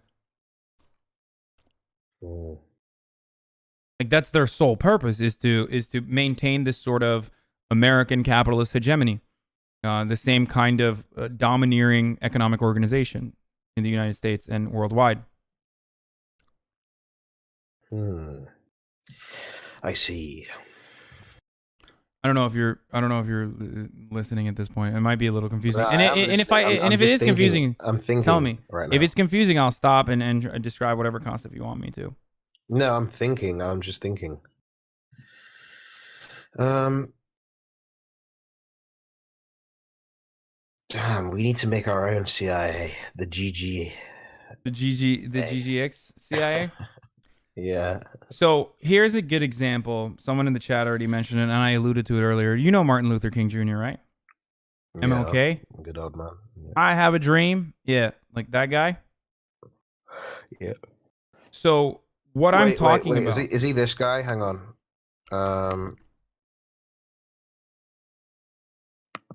Is he this guy? Check Discord. Yes, Greek. It's that guy. Share that to your chat. They're gonna get mad at you, so I'm not gonna share it. Wait, I posted it on Twitter. I know, but they didn't see it. Okay. It's a gradient of Greek turning into Martin Luther King. Okay, there it is. Yeah, I posted it on Twitter ages ago. Okay, so that guy. Yeah. So that guy, he was a civil rights hero, right? And he was advocating for the best interest of African Americans in the country. He wanted them to vote and have the equal rights, right? Yeah. And what the FBI did while he was advocating for that, all around good guy, was they tried to blackmail him by saying he was having sex with multiple women and they had tapes for it, and try to get him to commit suicide or give up on his goals. And then he was assassinated. We don't know by who. They sent him death threats too. That's so scary. Yeah. Yeah. Dude, they need a president that actually tells us what's going on. Yes, that's me. The third picture on this is AOC. The third picture on this is always just chaotic. It's just cursed. It's so cursed. The third picture in these gradients is always so scary. That was 50 years ago. Things have changed. I like that girl, by the way. AOC is great. She's awesome. She's badass. I'm very much attracted to her. Oh, that's why you like her. Never mind. I mean, she's hot too, which is definitely a bonus, but she's also good. She has really good ideas. Yeah, she's got great ideas, I guess. Okay, but she's very, very beautiful. Yes, but what's more important is what she advocates for, not her physical attributes. Now, her physical attributes are definitely still significant. Okay, but again, it's more. Do you think she would like me? She seems like a very nice person, so probably. You can play League of Legends with her. Does she play League? She does play League, yeah, but I think she's silver. I mean, but she is like literally like a sitting congresswoman, so. I might ask her out on a date, dude. She has a boyfriend. A really schlubby boyfriend, but she has one. What's a schlubby mean? Just like unkempt, not very attractive. What's her boyfriend need to get a picture of that guy? What is this, dude? Okay, you guys got to stop with this. All right, does anyone have a boyfriend, AOC boyfriend pic? Sounds like jealousy. Okay, let me show you. I mean, he's probably a nice guy, but there you go.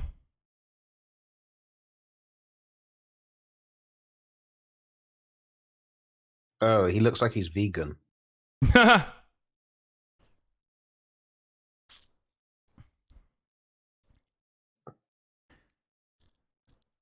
Yeah, he's all right. Well, he's the luckiest guy ever. He must he must have a really, really kind heart, dude. Yeah. Yeah, probably. What a lucky guy. He did. He did win big there. Definitely swung outside of his league. That's for sure. You don't love the Dude, I bet he treats her like a queen, dude. your father, the devil. I would. He's tall. I guess, yeah, he's tall. Yeah. We'll find love one day, Hasan. Don't worry. I doubt it, but we'll see. I mean, you might. I don't think I will. Oh, come on. Listen, women being physically attracted to me is not finding love. It's a little different. Okay, first of all, you sounded like that's a bad thing, okay? No, I'm not saying... No, women being physically attracted to me is not a bad thing. It's a good thing. I understand that. I'm just saying that it's not... like, it doesn't equal finding love. It probably makes my chances better, certainly. Yes, she's the one that rolled Mark Zuckerberg, yes.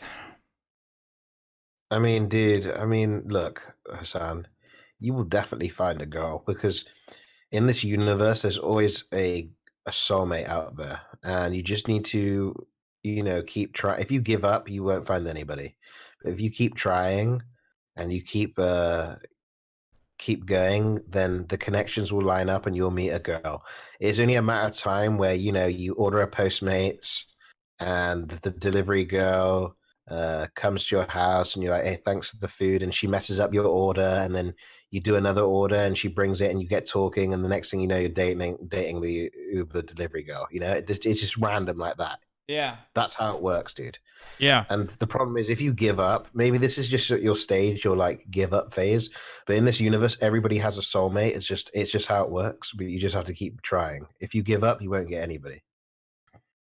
Sometimes sometimes you just need to self-improve before you find the soulmate. Sometimes you need to work out. Sometimes you need to get a good job and really improve on yourself before the universe lets you have that. It's like a puzzle. True. So what you're saying is I gotta be a 10K Andy and have a 6-pack. Well, that's before. It depends. Like if you're looking for that, yeah. But this is how I see. I'm pretty sure we're all connected to each other somehow in some sort of way. I'm not quite sure how exactly. But I know everybody is the center of the universe, and everybody gets what they want as long as they try their hardest and they go through the steps. Like, have you not had signs where you fuck up and you're like, oh shit, I've had a sign, I'm not going to do that anymore? Like, have you? I wish wish. You not had signs. I fuck up and then I'm like, I'm gonna do it. I'm probably gonna do it again because I'm an idiot. Yeah, sometimes you fuck up and you try again, you fuck up and you try it again, and you're like, that's not working. I'm getting a sign that I shouldn't be doing this anymore. And you do something different and it works out, and you're like, damn, that's what has been telling me. It's like, you got to listen to these signs. That's some astrology shit. Well, I mean, I honestly believe that everybody has like a path that's we already have a script that's written for us, I'm pretty sure. And if you go off the script and you try to go against it, you might end up dead. You might end up in a bad place. You might end up, everybody has a script, Hasan. Yeah, that's what I learned from the Raw show, to be honest. That's what I found out. True. True. That everything is scripted. All right, I'm telling you, dude. Like, dude. I'm telling you, dude. When we die, we don't. I'm 100% sure you. When you die, I'm like 100% sure that you don't just like that. and it's not just darkness. I'm 100% sure you live on, but in a different sort of journey. Like death is like life, but in a different way. 100% sure. How are you 100% sure about that? I'm 100% sure, dude. Because the life is way too complex just for us to die and nothing to happen. That's just not how it's going to work. I mean, death is just life. Hopefully you're right. Form. Hopefully you're right. Dude, I just feel it, man. Like people who just say death is just it. You could almost just say that they're 100% sure it's it. But maybe there's a small chance that we die and nothing else happens. But I'm pretty sure that you live again. It's life, but in just a different way that we don't understand. There's a lot of theories that would agree with you, where like you die and then you come back as a different being, or that you are simultaneously every being at the same time, and that we are all. Yes, this is my theory. This is just one of my many theories that I come up with. Yes, I'm not a credible guy, but I think this is a good theory. I think that we are an extension of all our ancestors. So when we die, we relive, but we're not in the same consciousness that we are currently. We're just in we are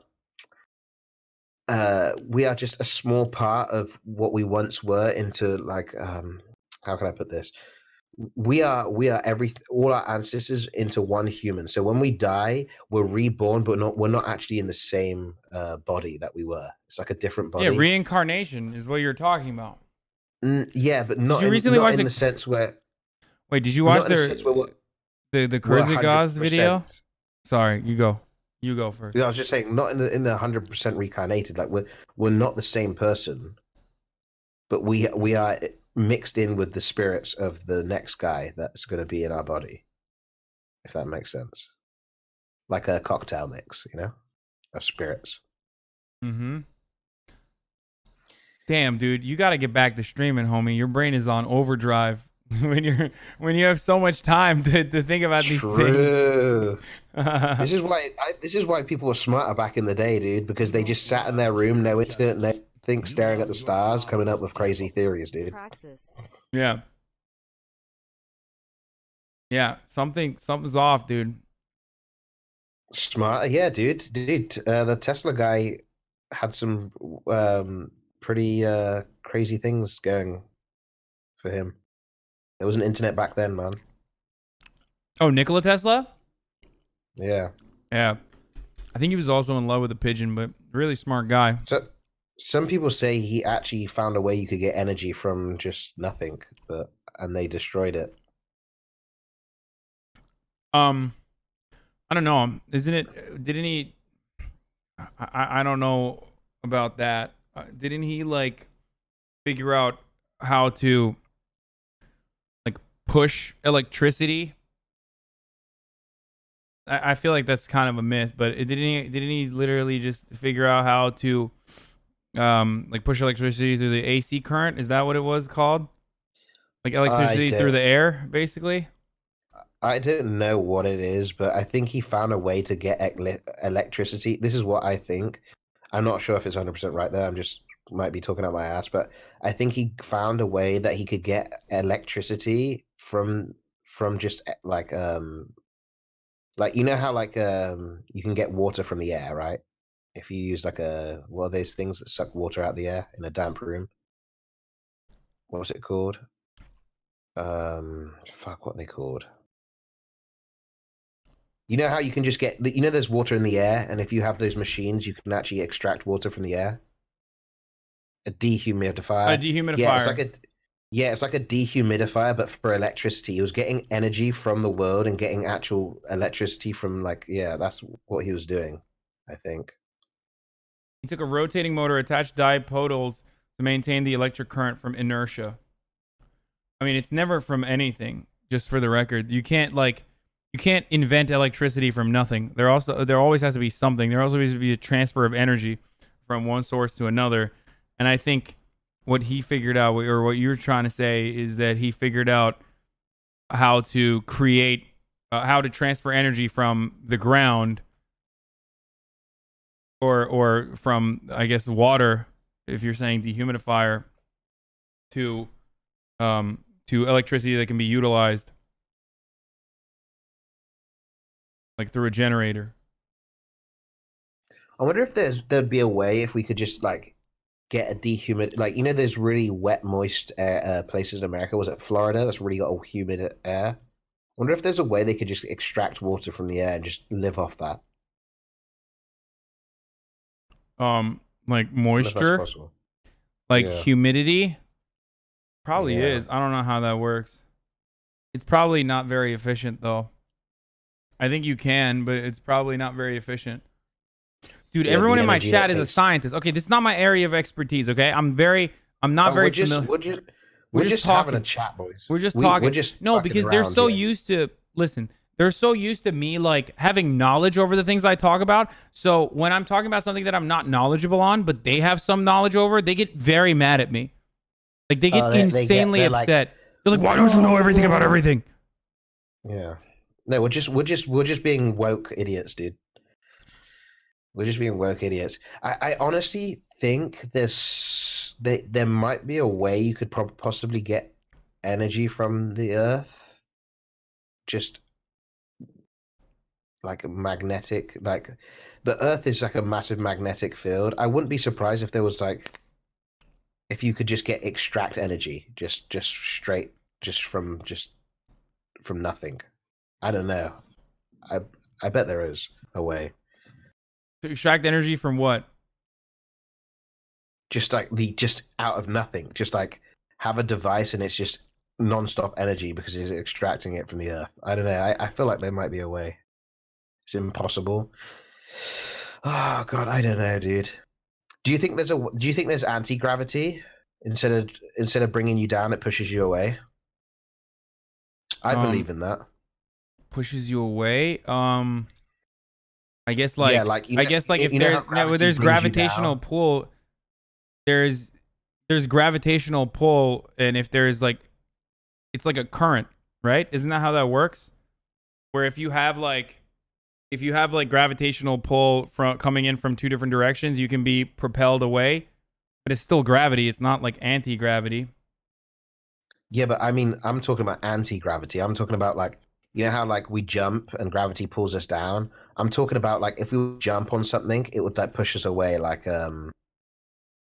push our hands away, like push us away.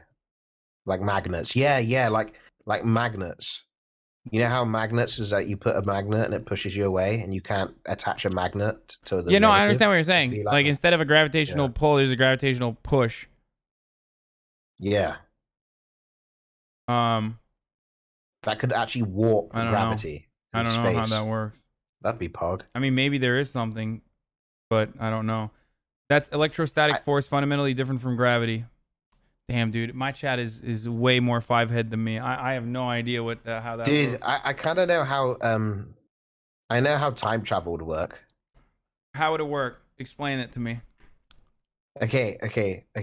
So if we found a way that you could warp gravity, like push time and space away from you, right? This is my theory. Here we go, boys. Get your five heads out. Okay, say if you had like a device, right, and it would push time and space away from you. So you're in your own sort of bubble of let's just say like your own bubble. So it's pushing away time and space, and you're in your own bubble of time yourself. Say if you were to like go to Mars and come back, and it would take you like 2 seconds, right, to pop off, right, go to Mars and come back, because you're literally pushing away time and space. You're in your own like bubble of time, and the time it takes you to go to Mars to Earth. So say it takes you 2 seconds to go to Mars, and then it takes you 2 seconds to come back. Time would be running normally on Earth. So you'd go there, and you'd come back. It would be 2 seconds, but 50 years would have passed on Earth. But you can't go back in time then. You can only go forward in time. Forward in time. Exactly. So your time machine only works one way. Exactly. How would you go back in time, though? How would that even work? You don't love the spirit of justice. You love your father. How would you go back in time from the theory of relativity? I guess like the only way to do it, I don't know. I don't know how you would go back. I don't think you can. Dude, I honestly wish You would there have was to a go to way. you would have to jump to like an alternate universe where like an alternate universe where like time was going backwards maybe, and then jump back to your universe. Oh. But I mean, this is all. Dude, I honestly think anything's possible. I honestly believe anything's possible. I honestly think that if there's a yin, there's a yang. I think there's anything is possible, dude. Anything. Because you see some of these creatures that live on our Earth, they look alien-like, and they live on our Earth. Like, have you seen some bugs zoomed in?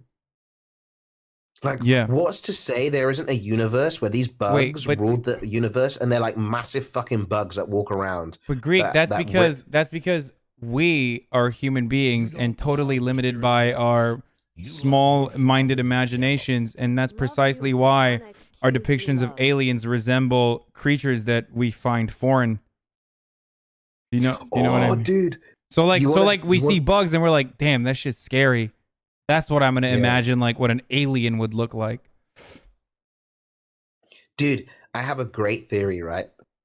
Okay, say aliens, right? So like, okay, listen to this, dude. Listen to this. Okay. Right. So to get a picture of an alien, right? A common alien. Say if that's actually true, right? Say if there's aliens, okay? And Excuse me. the government knows I what apologize for that. they look like that. If you look at the aliens' eyes, you see they have no pupils, right? And it's just completely black eyes. Right. Here we go. Right. Okay. Look at the aliens' eyes. Okay. Say they're maybe 2,000 years advanced from us, right? They're 2,000 years advanced from us. They are just smart as fuck. They're woke as can be. All right. Think how woke you are, Hasan. Okay. They got 2,000 more years. Yeah, they've transcended. They've transcended beyond our mere mortal flesh. They don't have sex. They don't do things for pleasure. They're just enlightened. No. Yep, they're enlightened. They pretty much know everything, right? And yeah. Now, when you do, if you haven't noticed, when people do DMT or I've never done it, so I don't know. I only know mushrooms, DMT through. They do mushrooms, DMT, these sort of hallucinogenic drugs. Their eyes become very dilated. Like the middle part becomes like what's it called? Your pupil? What's the middle black part? Yeah, it becomes dilated and it like enlarges and it's just all black. Yes. What if aliens are like that because they do some crazy drug that enlightens them to a whole new level? Their eyes completely become dilated like that. This is again the limited imagination of humans is precisely what I was mentioning. Why would you think that aliens have a similar anatomy to us if they are 2,000 years advanced? Why would they even have like humanoid? Like the thing is, I think what's realistic is like aliens, if they exist, we might not even be able to comprehend them. They might literally be around us all the time. They might come through. Aliens might be what we perceive as spirits, for example, because they're in like a different dimension or because they can like cross through different dimensions and with ease and not even show themselves to us, not even reveal themselves to us. We might not even be able to see aliens ever or experience them. They could be anything and everything. They could be geometric shapes. They could be totally not humanoid at all.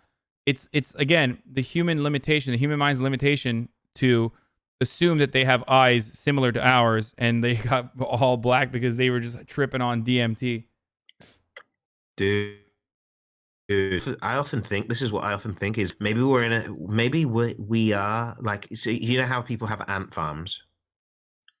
Maybe just a simulation of a I've thought that simulation too. in a sense of like they want to find, let's just say, quote unquote, the meaning of life, right? How did they get there? So what they do is they created us to watch us advance and us to find out, for them to get a sort of an idea of the meaning of how they got there. Does that make sense? Yeah, or they're developing weapons, or they're developing different technology, and like time in relation to their time is actually super fast. We experience time limited by human existence, so we think like lifespan is like 70 to 100 years, right? So our only understanding of time is that way. But for an alien's point of view, like from an alien's point of view, inside of this like simulation or inside of this ant farm, only a second has passed for the entirety of human existence, or the entirety of our universe. Oh, I see what you said. Yeah. You know? Yeah, like and they're just like building a weapon or something, or they're just trying to see like what went wrong. Maybe they're trying to preserve they're just trying to preserve a part of their ancient civilization. Maybe we are the descendants, or maybe aliens are descendants of us, and they're trying to figure out what went wrong.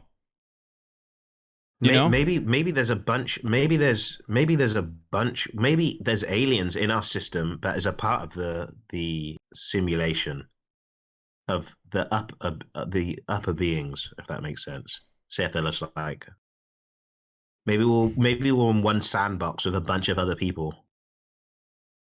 Yeah, and aliens are also in another sandbox, and then there's another group of aliens that control their sandbox. Is that what you're saying?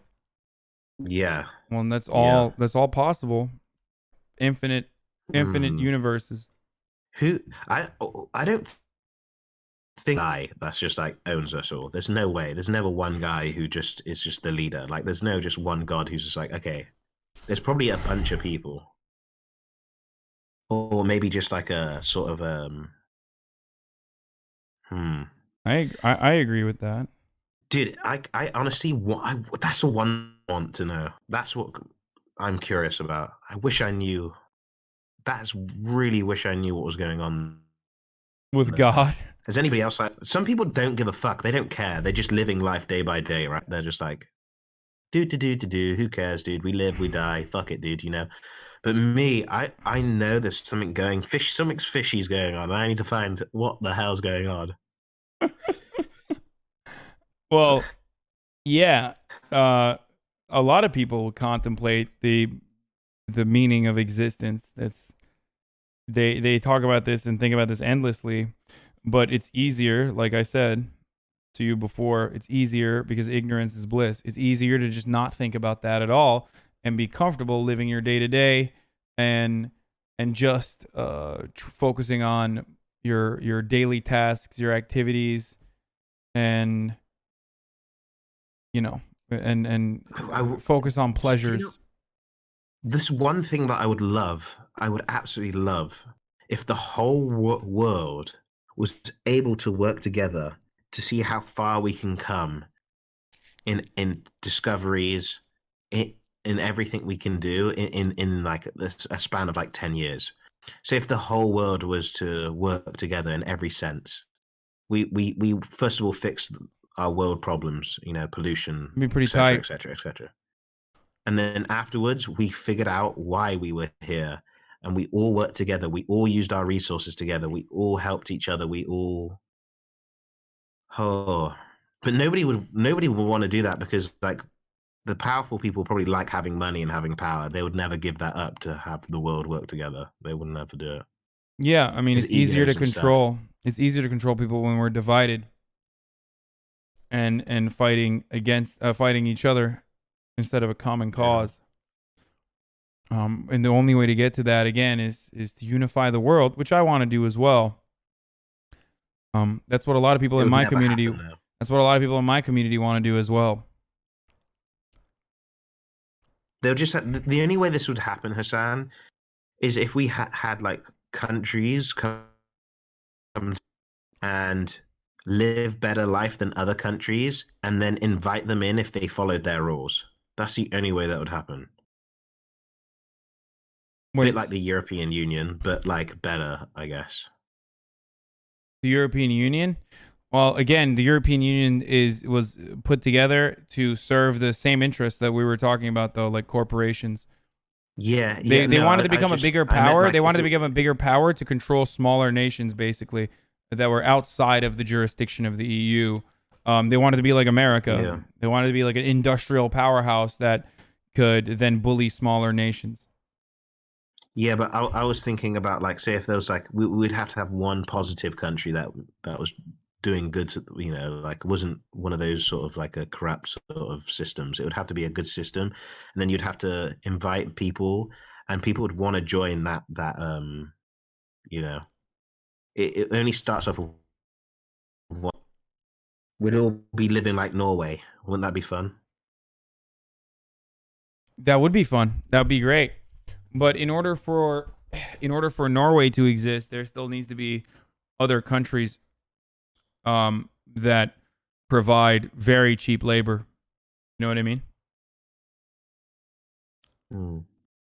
I like it, though. I mean, I wish the entire world, including third world and developing nations that are usually on the other end of the equation, for them to also have like comparable social democratic structures. That'd be great. Oh, that's a good point, actually. You know that one girl that does that Friday? She strikes every Friday in the countries.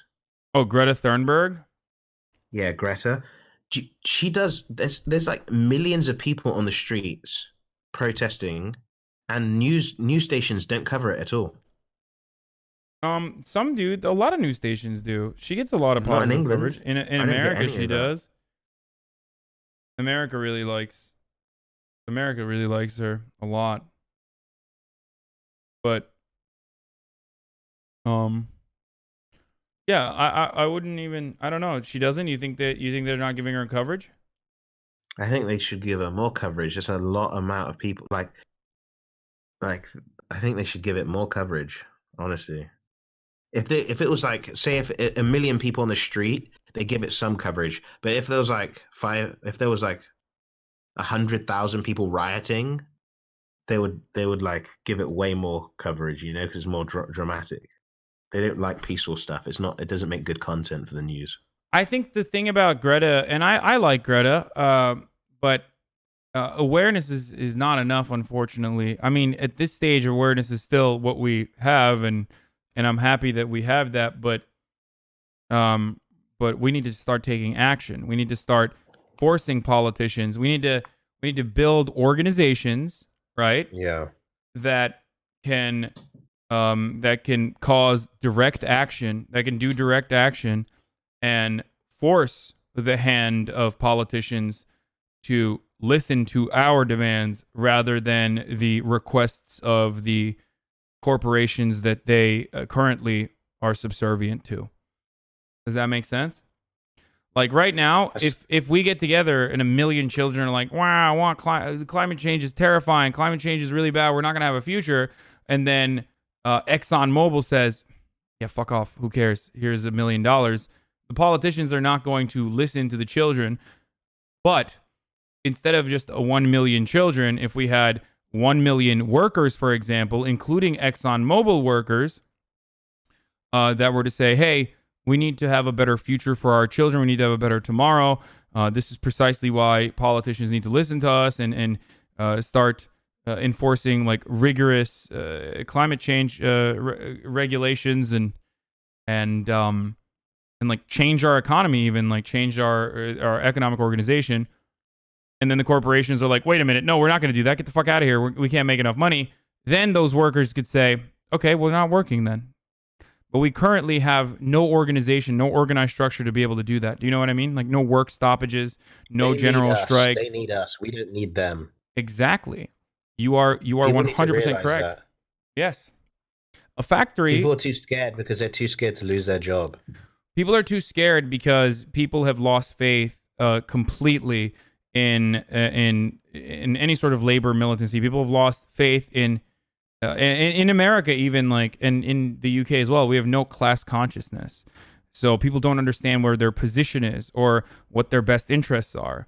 and they just kind of revert back to authorities because they don't want to think. It's too difficult. It's too hard to know what the truth is. So they would rather just go back to watching sports or playing video games and not thinking about it. That's why it makes people very uncomfortable when I talk about politics. They're like, "Oh wow, like dude, this doesn't impact my life at all. Why are you telling me these things?" But in reality, they're uncomfortable because it does impact their life, and it's much easier for them not to think about it. It's better off. They think that it's better off in the short term if they push this away, push the bad thoughts away instead of meeting them head on. And we talked about this already. It's better not to know the truth in many instances. It's better because ignorance is bliss. True, it is bliss. But ignorance is the reason why we're in the position that we're in, or ignorance Smart that was. people, they say really smart people are really, really depressed because they like see everything that's happening and they see the future and they're just like, wow, and there's nothing they can do. Maybe so they just get sad. I can see that. But yeah, but as far as like going back to the organizations that I was talking about, like we had that back in the day. The reason why we have Social Security, or the reason why we have the NHS in the UK, for example, is literally because of that. Because there was a time and place when the workers and the many could make demands, and the few had no other choice but to listen. Because we had a way when you to rally up the boys in the UK when they want something, they kick up a fuss, man. Yeah, but unfortunately, the powers that be are very good at changing the narrative. They're very good at changing, shifting your focus to things that actually aren't even that important. For example, immigrants. Immigrants are destroying this country. They're destroying cultural, they're destroying our culture homogeny here in the UK. They're coming in and they're doing groom gangs and they're doing murders, and then they focus on that. So then they always strike fear into people to get more control. Yeah. If you're scared, if you're scared, and you always go to somebody who you think that can help you. So you got to force fear into people to have control. Yeah. That's what happens when people with religion isn't like when they're scared, right? They're like, don't worry, if you believe in God. You're scared, you're lost, but if you believe in God, He will save you. And then they offer you guidance, and that's a big factor for why religion is popular. And I totally understand that too. Like I talk about this all the time, but religion is a good way to organize people's lives when they're in fear, and give them a sense of purpose or provide them with a sense of understanding, just like a template. It's like a manual for a video game, right? But the manual's all broken. And the manual ends up asking for a lot of money from you, and the manual also demands that you hate all the other people that are reading different manuals or in different factions and different guilds. That makes sense? Now, don't worry there, boy. You just need to praise God, and God will save you for your sins. You have sinned. But if you join our church and you pay a small fee of $50,000 a month, you will be saved from your sins and you'll go to heaven. And when you die, death is very scary, by the way. It's very, very scary. And you don't want to go to hell because hell is a terrible place. You die and you come to heaven, but you just need to pay $50,000 a month. Don't worry now, boy. Come on. Join us and pray. That's how it goes, right? Yep.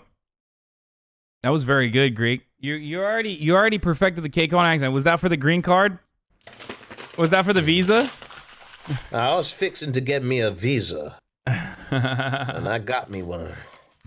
Yeah, I done got me one of these visas. One of these visas. Is that what they say nowadays? These kids. Yeah, that's what they're calling it. But yeah, that's what they do. That's what they do. They everybody's scared. See, this is instead of these scared people, they need to just be showed like the right way, not the wrong way. Yeah, and I think Republicans and right wingers all around the world do a really good job at this. Most of the liberals, most of the left, quote unquote left, and Republicans, they all serve the same interests, right? They still serve the interests of the corporations. They serve the interests of the wealthy. They run the government. They run the world. But Republicans will do a very good job at then turning around and saying, oh, don't look at the corporations. Don't look at the wealthy. They're not controlling your lives. It's that fucking immigrant with their child coming over the border, trying to, trying to have a better life for themselves in a similar fashion that you are. Those are the ones you should be afraid of because they look different than you. They get like this. They're like they're flooding in by the millions. We need to border up make the border stronger. They're coming in. They're killing. They're stealing. People are dying. Is that what they say? And we need to save and make America great again. And then you might be good to your neighbors. They're killing people. I trust this guy. This guy knows what he's talking about. Yeah. Hell yeah, dude. This guy speaks my language. You're like, this guy speaks my language. He's telling me things that I want to hear, and I like that. And I'm going to trust this guy because we're on the same page. We're seeing eye to eye. I trust this guy. I have a familiar relationship with him. And then, they turn around and they say, and they try to make it as simple as possible, just like you mentioned.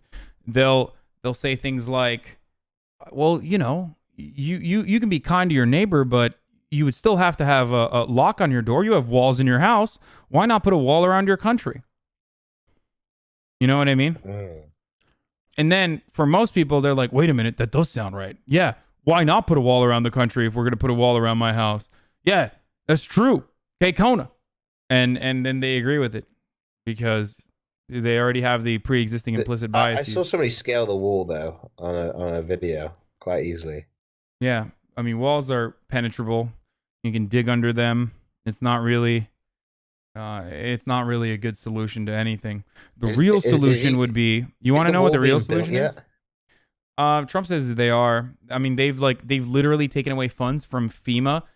To build the wall. They've taken away like veterans funds to build parts of the wall. But some people say he hasn't built any walls whatsoever, but they are definitely they're definitely shifting funds over to build the wall. They built a little bit, I think.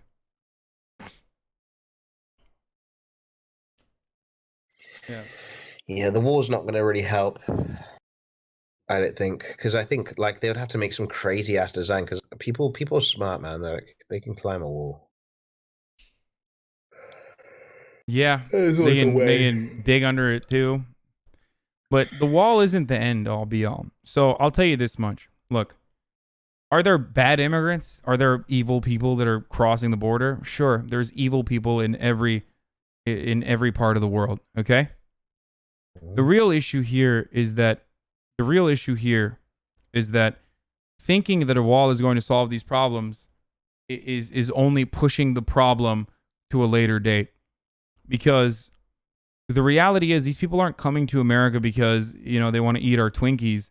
They're coming to America because their country is fucked. Their country is partially fucked because America fucked them, and their country is partially fucked because climate change is destroying their country. They can no longer farm. They don't have the same kind of agriculture that they used to have to rely on, and there's a lot of instability in those countries, right? So that's why they're coming. That's why they're traversing thousands of miles with their children to come to a country where they can barely speak the language in like such dire conditions. The way to deal with that isn't by closing the door on them or attacking them or vilifying them, because then you have to get more and more aggressive. You have to get, instead of solving the problem and figuring out why they're coming in the first place, if you try to close the door and vilify them, you're only extending the problem. You're only pushing it back. You're only kicking the can down the road back to a further date when it's going to become a much larger problem because they're going to come in much larger numbers, in which case you're going to need to have even bigger concentration camps, in which case you're going to have to be even more brutal to those who are coming in. Literal women and children coming in that have nothing, that have no future, that have no opportunities, that are just coming in because they think maybe, just maybe, if they can make it into the United States, they can have a better life for themselves. So what are we going to do? We're going to have to kill them. We're literally going to have to kill them if we keep, and we are killing them. We're killing them through neglect right now. We're killing them when we lock them into cages, 150 people in a cage that is only fit for 40, and doing things of that nature while people go about their daily lives. The real way to solve this is to fix the problem in the first place. to make. What about if there was no borders and everybody just walked around? I mean, that is an evolved world. I know what you said. I know what you said. You meant you could travel anywhere, but what about if there was like? I know you said there should be no visas and stuff. I think eventually. But I mean, what about if there was like the countries were one? That it was just Earth. There wasn't an America. There wasn't like a Brazil. There wasn't like a. Yeah, that would be great. You said that you Earth. want to put scientists together and work for the best interest of everyone on this planet. That's the only way to do that. I think that would be great. And eventually, hopefully, if we don't all die, that is where we will. Like, that is what we should be striving towards. But people don't want to go towards that goal at all. They think that's a crazy goal. Like you could be like, okay, this part of Earth is not very good. You guys come over here until we can fix this problem over here together. So they all migrate over there, and then they work together there. Okay, this part of Earth is really good for this reasons. It's not very great to live, so it's probably live over here. And then it's like we work together, but that wouldn't happen ever because technically every part of the world is great to people live. are racist too. They love their like land so much they wouldn't want to share it with like another race. Yeah, like they wouldn't want that. Yeah, definitely. I mean, that's one problem. Racism is one problem, but it's kind of like it's cultivated. Like racism is learned behavior. I don't think there's a such thing as overpopulation. No, That's there just isn't. stupid. Yeah, no, there isn't. That's a fucking. We could fit the entire planet into fucking Texas. Do you know how much land there is where you just go and there's nobody living there? Yeah, no, there's no overpopulation. No, that's not a real thing. Bill Gates talks about it, but it's not like a real thing. We could probably fit the entire planet in I think like the state of Texas, right? Depends on they said you can fit the entire world into the state of Texas. Yeah. Well, it's not just about overpopulation. It's not just about land. It's about natural resources as well. Overpopulation, in that sense, is still not a problem. Yeah, but, it will become more of a problem with climate change, though. This world is run on consuming. If we found a way that we can, like it's just constant consuming, like Christmas presents, all this shit that we buy that we don't even fucking use. There's so much shit people buy that just ends up getting chucked away, and they don't care because the companies don't give a fuck if you chuck it away because you're consuming. They're getting paid for it. Yeah. It's all about consuming. Like we consume way too much stuff. Everybody consumes way too much stuff. We could, if everybody lived as minimalists and they just had what they need to survive and what they need to live. Like, I get it, dude. It's nice to have clothes. It's nice to have some fashionable clothes and be individual and all that. Great. Okay. That's fantastic. But at the end of the day, we could honestly live our lives wearing a few outfits, like 2 or 3 outfits or 2 or 3 t-shirts that would last us our whole lifetime. And if everybody lived like that, it would probably be boring, yeah. But I mean, it would be really good for the earth. People buy a bunch of t-shirts, a bunch of shirts. How many t-shirts have you chucked away in your lifetime? Probably loads. And that's materials that have been wasted. That's materials that have been, yeah, you could recycle and give it to homeless people. That's one thing. But sometimes they don't get recycled. No, I always give it to Goodwill. I don't know. Who knows how much of that actually ends up in the hands of homeless people. Yeah, but I wear my shit until they break down. Yeah, but I mean, if everybody did that, I do that really, too, though. Really good. So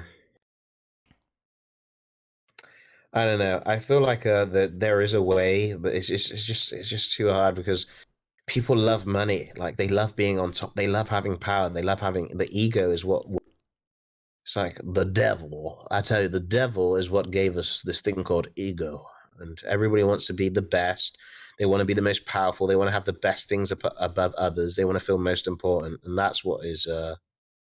That's the problem. Is ego. Like if nobody had ego, this is going to sound wild, but if everybody just did one good mushroom trip, maybe you would think differently. You sound like Joe Rogan, dude. Is what he says. Everybody should do a DMT. He probably says, right? Yeah, he says it all the time. Yeah, Joe Rogan. Well, he's right then. He's fucking right. I watch a lot of Joe Rogan, and I see him talk about DMT sometimes. He's right about some stuff, and I think his heart is in the right place on a lot of issues, but he's really wrong on some stuff too. But everyone's like that. I think he's right. If he said everybody should do a trip, I think that's right. If everybody just took a little bit of shrooms and they realized that life is more than just consuming and just being is about loving. If loving others is actually fun. It's fun to give people compliments and make them feel good for themselves. People don't do that enough, man. It's fun helping others. You get more satisfaction out of helping others. It's you feel that's like an endless gift that you can endlessly give yourself that never gets old. You could buy yourself an iPhone, it'll feel good for about a year that you have the newest iPhone, and then it will be dead, right? But if you help somebody improve their life and they're happier for the rest of their life, that gift is a gift that keeps giving. And if everybody helps each other, that is gifts that keep giving. Your father, the devil. Yeah, I agree with you. It's really nice. I mean, it is what it is. That's my thoughts. Also, like a few thick bitches is also quite nice. They keep giving. I wouldn't mind that either. Yeah. Is that what you're gonna go after when you come to the States, dude? Yeah, like if you can get a few thick bitches to back it up on the gang, that's also great. Okay, dude. Because they are also giving love, you know, my man. Yeah. I mean, do you think I got a chance with a girl one day? What do you mean? Why? I don't understand this notion that where you feel like you don't have a chance with girls. Dude, I still feel like I'm 400-pound Greek in my mind, maybe. I don't know. Dude, well, first of all, you got to go outside, bro. You got to leave your farm, okay? And you got to, like, be in public a little bit. I'm living an honest life over here now. So, here's the thing. I don't understand, like, I mean, I don't know why you don't, like, go and hang out with some other people in the UK or something, like, go to different parts of Europe, like, visit other people. You have all the opportunities. You go to Greece a lot. Dude, I'm scared. Okay, but I didn't like hanging out with people I've known for ages. Listen, it's a scary experience. Well, first of all, I don't even believe that you're scary because you were a social butterfly at TwitchCon. You were really great. Yeah, I mean, dude, inside I'm like, I'm like panicking, dude. Like I play it off well, like I'm a good actor. Well, everyone's that way, dude. What you think people don't get scared? Like everyone has a little bit of social anxiety, unless they're like a total sociopath or a psychopath. It's totally reasonable. I used to be that way too, dude. I used to be really fat, like, but even when I was really fat, it's like a muscle. Like I worked at it. I trained my muscle in social anxiety to like get better at talking to people. I'm good at keeping eye contact when I talk to somebody. There you go. That's one of the hardest parts, dude. You already got that down. Depends. If they're a really cute girl, then I blush and I look away. But I can't help that. Yeah. I mean, you can get better. But if it's a dude, I can look a dude in the eyes easy and talk to him. Yeah. I mean, you'll get better at talking to girls. It's just, again, it comes with time. And it comes through repetition. And it's literally like training. You can start... the advice I give to people that worked for me, at least, is like you can start by talking to cute girls if that's what you're interested in, that you see in your regular everyday life. You can even start by asking them like the time or directions. Like start really small, you know what I mean, and build your way up, because breaking that original barrier is a tremendous struggle. Like that so it's like that first barrier to like break the seal. So you just go, what's the time? Will you marry me? Like yeah, that? like that. Yeah. What's the time? Hey, can we get married soon? Yeah. No, I just mean like, just converse with them, forehead, just like until you're good at it. Because sometimes I talk to girls and they just like, they're like, oh my God. And I'm just like, oh, yeah, dude, because you tell them that you want to smell their panties and stuff, and I know you're memeing, but that's part of the reason. Okay. No, but that's really we went down this path. No. I trusted you. I fucking trusted you. No, dude. I wasn't trying to grill you. I fucking trusted you. No. I'm not trying to grill you. Like I wasn't trying to troll you.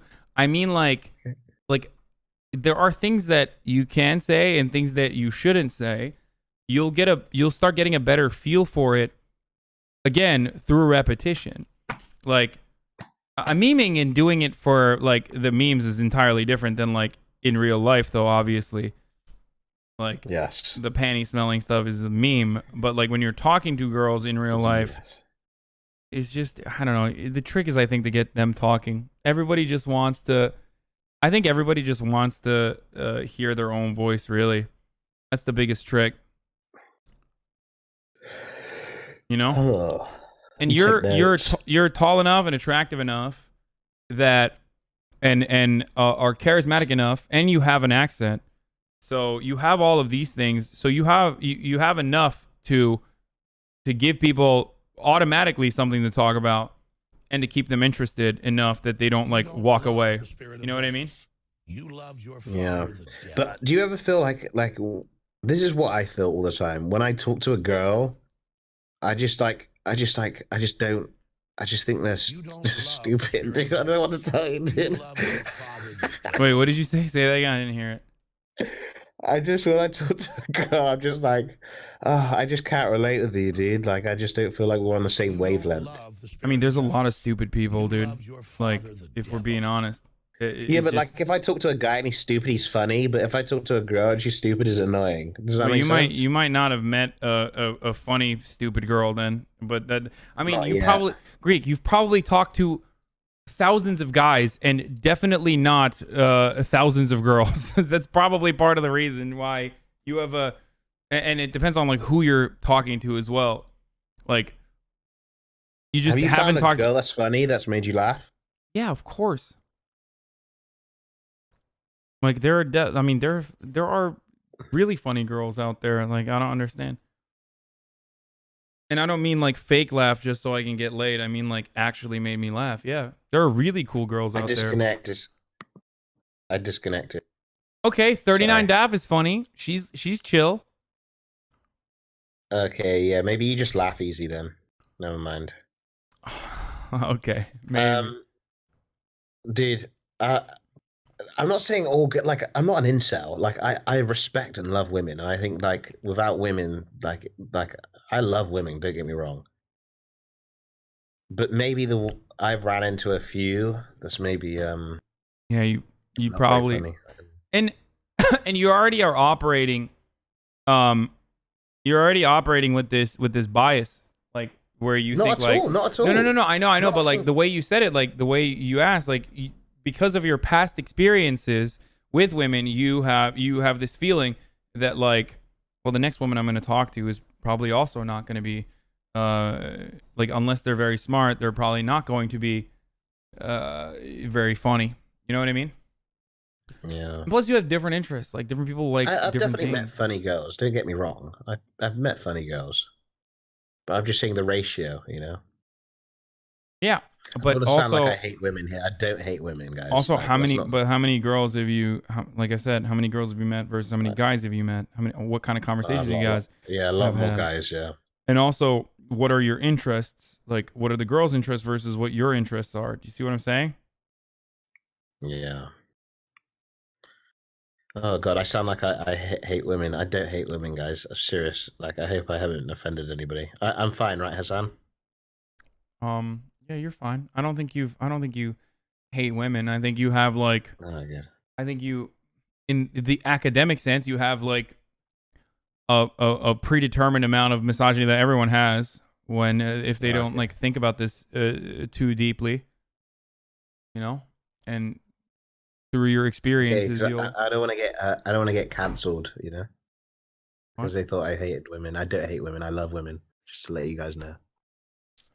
PogChamp saved. Yeah. Have you give me some experiences of women that you've talked to that weren't boring or they were entertaining that you didn't want to fuck immediately? Do you have any? You can be honest. Be honest with me. Okay, here, you have the pass right now. You have the non cancelable pass. I want to hear your personal experiences so we can work off of that. Girls that are funny? What, on Twitch? No, not on Twitch, just in general, like ever in your life. You don't love the spirit of justice. I do have some. I just need to find them. I don't know, actually. Maybe there's... Are the only girls you talk to on Twitch? Pretty much, yeah. Okay. Let me see. Who's funny girls on Twitch?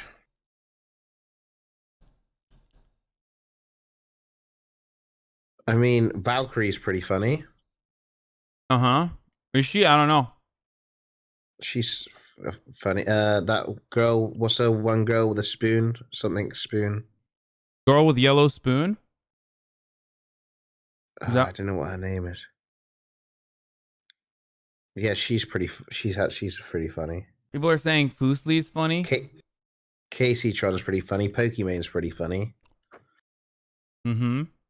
But like the thing is, like I laugh maybe because I relate more with guys, because girls laugh at girls so much. I've noticed. Yeah, but sometimes, maybe guys, but like sometimes guys they're just faking it. You know what I mean? They're like, ha ha ha ha ha, that's so funny. Oh, okay. I think they're being sometimes they're being polite. Do you think there's some truth to that though? That guys laugh at guys more because they relate more, so it's easier to laugh. And girls, guys laugh at guys more because it's easier to laugh at their jokes. I mean, probably. I guess, yeah. To be perfectly honest, is there any girl comedians that you find funny? Who do I like as a girl comedian that I find funny? See, like if I said, is there any guy comedians, I can instantly tell you. Like, bam, Kevin Hart. Kevin Hart, really? You find Kevin Hart funny? Laugh. Oh, dude, he's one of the like few that make me laugh, dude. Yeah. You don't like him? I don't think Kevin Hart's that funny. I think his comedy's terrible. I like Bill Burr. Also, Peter Kay. Have you heard of Peter Kay? No. My top comedians are Bill Burr, Dave Chappelle. That's pretty much it. I think Kevin Hart's not great though. Oh, are we talking about dead comics too? George Carlin for sure. Who's George Carlin? Someone said Nanette. Okay, that's not comedy. Okay. George Carlin? You don't know George Carlin? Oh my god. No. Oh my god, you would love George Carlin, dude. Go Google George Carlin. You have like 7 hours can we get of a picture content. of him up? You have, dude, George Carlin will make you woke, dude. He is like, I mean, this is like universally acknowledged as one of the greatest comedians of all time. Here. The old bald guy. See? Saving the Planet. Here's one on Saving the Planet. There you go. I'll send it to you so you can watch it later. Like, they like him so much. How have you not mentioned Richard Pryor? No, I like Richard Pryor too. Hold on, we're easing into it. You there still? Hello? Oh, I muted myself. Oops. Yeah, mute and watch this, okay? I'll mute and I'm going to watch this with you on stream. It's 8 minutes. It's 8 minutes, dude. Yeah, okay. Well, see you in 8 minutes, buddy. Okay. You're going to fall asleep. You got people like this around you. Country's full of them now. People walking around all day long, every minute of the day, worried about everything. Worried about the air, worried about the water, worried about the soil. Worried about insecticides, pesticides, food additives, carcinogens. Worried about radon gas, worried about asbestos. Worried about saving endangered species. Let me tell you about This is as loud as it goes, chat. Saving endangered species is just one more arrogant attempt by humans to control nature. It's arrogant meddling. It's what got us in trouble in the first place. Doesn't anybody understand that? Interfering with nature. Over 90%, way over 90% of all the species that have ever lived on this planet, are gone. They're extinct. We didn't kill them all. They just disappeared. That's what nature does. They disappear these days at the rate of 25 a day. And I mean regardless of our behavior. Irrespective of how we act on this planet, 25 species that were here today will be gone tomorrow. Let them go gracefully.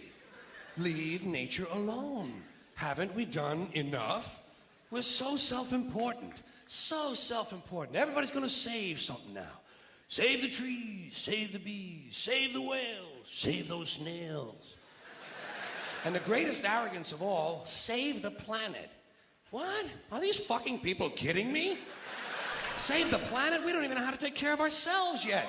We haven't learned how to care for one another. We're gonna save the fucking planet? I'm getting tired of that shit. Tired that shit. Tired. I'm tired of fucking Earth Day. I'm tired of these self-righteous environmentalists, these white bourgeois liberals who think the only thing wrong with this country is there aren't enough bicycle paths. People trying to make the world safe for their Volvos. Besides, environmentalists don't give a shit about the planet. They don't care about the planet. Not in the abstract, they don't. Not in the abstract, they don't. You know what they're interested in? A clean place to live. Their own habitat. They're worried that someday in the future they might be personally inconvenienced. Narrow, unenlightened self-interest doesn't impress me. Besides, there is nothing wrong with the planet. Nothing wrong with the planet. The planet is fine. The people are fucked. Difference. The planet is fine. Compared to the people, the planet is doing great. It's been here 4.5 billion years. Did you ever think about the arithmetic? Planet has been here 4.5 billion years. We've been here, what, 100,000? Maybe 200,000? And we've only been engaged in heavy industry for a little over 200 years. 200 years versus 4.5 billion. And we have the conceit to think that somehow we're a threat. Cool. That somehow we're going to put in jeopardy this beautiful little blue-green ball that's just a-floating around the sun. The planet has been through a lot worse than us. Been through all kinds of things worse than us.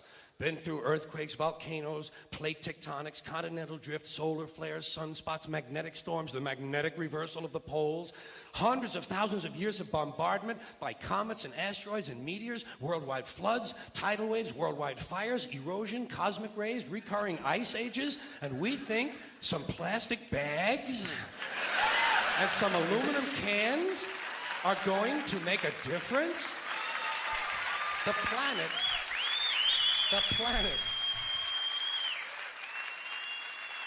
planet isn't going anywhere. We are. We're going away. Pack your shit, folks. Yeah, I'm not sure about this guy, dude. And we won't leave much of a trace either. Thank God for that.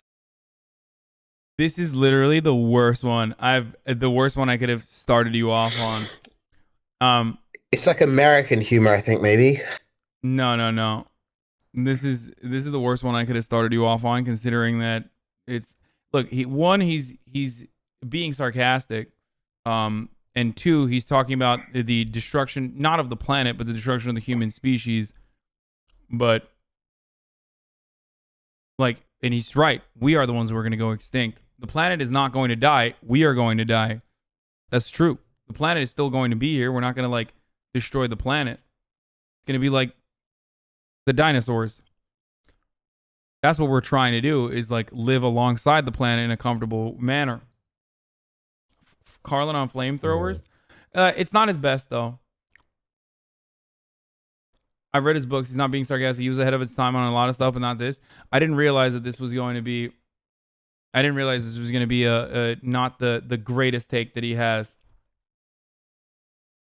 But everything else he's pretty woke on.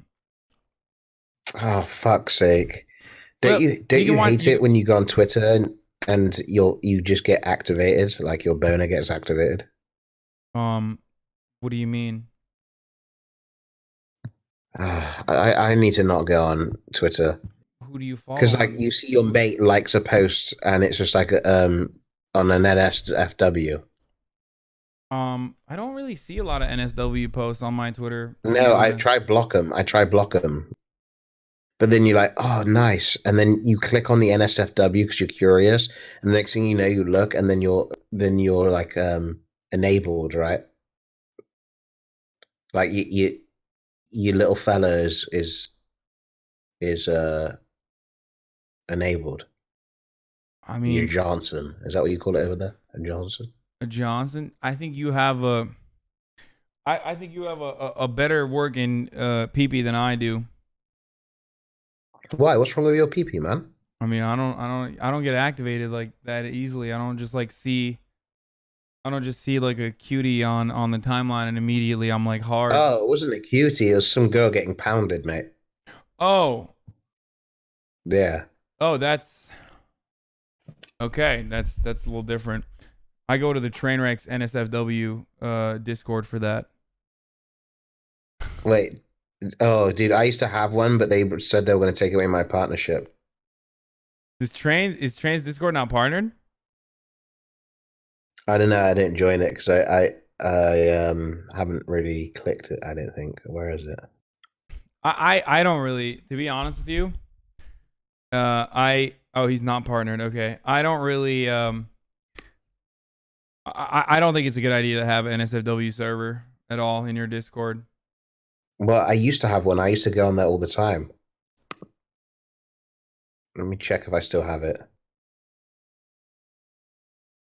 They removed it. Weird champ. Pogo, dude. Yeah, it used to be really good, dude. Soda Poppin used to have a good one too. He used to have a NSFW male one. So you could see a dude if you want. I used to just check out just because I wanted to see if it would activate your I don't PP. know. No, I was just curious, man. Like I was just like, I wonder if what's going on, dude. Like What's going on in the gay side of porn? Yeah, I just wanted to just get because I like to keep updated on that sort of stuff. I don't know why, just to make sure everything's going all smoothly. Like I didn't really look at it though. Is it all going smoothly? Well, yeah, for them it was. It's good to know. Guys, look, it's not what it seems. Hasan, have you ever seen a dude with another dude? Yeah, of course. I kind of like it, dude. I don't know. Yeah? What do you like about it? It's like fun with the boys, you know? Banter. I don't know about that, dude. That's the Top Gun mentality. It's just playing with the boys. It's just playing with the boys. It's like the boys having a bit of fun, boys having a bit of banter with the boys. Yeah. Just some bants. Just some bants. Do you want to have some banter? Not in that sense, no. I'm good on the bants if we're talking gay sex, if that's the banter. Are you quite like open? Like are you comfortable? I am. I'm very comfortable, but so if a dude touched your pee-pee, would you be like, ew? Or would you be like, I don't care? I mean, if anyone touched my pee-pee without asking, I would probably be uncomfortable. I would be uncomfortable. I have been uncomfortable. Wait, so if a girl touched your pee-pee, you'd be uncomfortable? Yeah. Girls have touched my pee-pee and I've been uncomfortable. I mean, it's all about unwanted touch versus wanted touch. I love that the virgins in my chat are like, SJW. It's like, dude, you know how many times I've gotten fucking felt up by women in a nightclub? Like, just try to picture that for a brief moment, okay? That's probably annoying, actually. Yeah. He's like, shut the fuck up. SJW and SJW. My man's never been touched except for his mom, and he's over here like calling me a SJW because I don't like being sexually harassed. Mate, you don't want some girl touching your pee-pee when she looks like that woman off like Shrek. No, Shrek's even if it's wife, an attractive woman, like I've been. Look, man, oh, dude, this now is you're being SJW. No, this is the 100% the squad okay. W. This is the squad W take of the century. But like, I think men get harassed sexually all the time, and we're expected to be like, So oh, you're it's saying fine. If you're saying if Rihanna just touched your pee-pee like that, you'd be offended? No, because Rihanna has automatic consent. But if a random girl okay, because I've already mentioned that I'm interested in Rihanna sexually. But if a hot girl, just a hot girl that's completely random that I have never seen before in a nightclub, and this has happened before, approaches me and like smacks me in my ass or tries to grab my dick, and this has happened before. No, of course I'm not comfortable with that. Okay, so how about if they do that and then it turns out to be Rihanna? Then what? I'd probably be a little upset. I'd be like, why wouldn't you just like ask me? If I knew that you were Rihanna, if I saw what was going on, if I was aware that it was Rihanna coming up to grab my pee-pee, I'd give, like I said, automatic consent. Why are we talking Rihanna? I like Dua Lipa now. I'm more of a Dua Lipa stan now. Do you know what my celebrity crush is? Who? Rachel, Friends. What? Why? Dude, you are such a boomer. I'm sorry. That is such a boomer thing to say, dude. No, it's not. Oh my God, you are 27. Holy shit. Dude, no, it's not. Who's your who's your Twitch celebrity crush? You. Oh, okay. No. Wait, I don't have a crush on Twitch. You don't? Cap. Why? Oh, let me guess, chat. Oh, it's Pokemon. No. How predictable, dude. No. Just because I go on her streams a few times means I'm in love with her. No. Make a few jokes here and there about going on a date. That's not what having a streamer house. Yes, it was. That's not what I was implying. Hasan, I promise you, dude. Like, I don't, dude. I promise you. Okay. Dude, it takes... Dude, listen. Mate, wait. Listen, mate. I'm listening. Okay, mate, listen. It takes time. Do you want to find another video of that George guy? Maybe I like him. If Wait. Finish your thought first, because you were on to something there, and then we can find another. What do you mean? I don't know. You were talking. I don't know what you're talking about. You were at the precipice of making a point, and I want you to finish it, and then we can. I can't remember where I was at. Yo, Blastphone 385. That's the sub, my man. Thank you. That was a good. Some love hearts in the chat. This is a good way to change the combo, though. Look, all I can say is this, right? At the end of the day, when we get to that stage and the feeling's neutral and people are smiling and the earth is green, it is what it is, and it is what it was. So we should feel how we should feel and feel how they should feel. And we should just, live life little by little, day by day, minute by minute, second by second, and smile.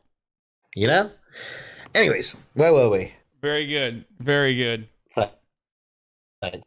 Wait, what were we talking about before Twitch crushes? Celebrity crushes. Let's go back onto that one. Okay, celebrity crushes. So you have boomer takes. And no, I don't. I'm not a boomer, dude. I mean, dude, this Rachel. I'm not a boomer. Stop calling me a boomer. Seriously. It's like I'm gonna ask you another one of your celebrity crushes. I'm afraid you're gonna be like Marilyn Monroe or something. Okay. Yeah. Okay. Yeah, I really like the Queen. That's my celebrity crush. Okay. So let me see. So you want to know my second crush? Let's hear your second. It'll probably be. It'll probably be Brie. I think her name's like Marcy or something. Brie off Desperate Housewives. Okay, you're just farming boomers, dude. Okay. Or the Gabrielle girl, the Spanish girl, off Desperate Housewives. One of those two. How? Marcia Cross or Eva Longoria? Yes. Greek. Every single girl that you've mentioned was born in 1975. Like, I mean, nothing against like older women. I mean, they're great, but these are like some boomer, like super boomer takes. Fuck, she is getting old. Where was I when she was young? I mean, she still looks great. She looks better than I ever will in my entire life at any age, so it doesn't matter. But fine. Give me another chance then to do best celebrity crush. Okay, give me another one. Okay, there's one.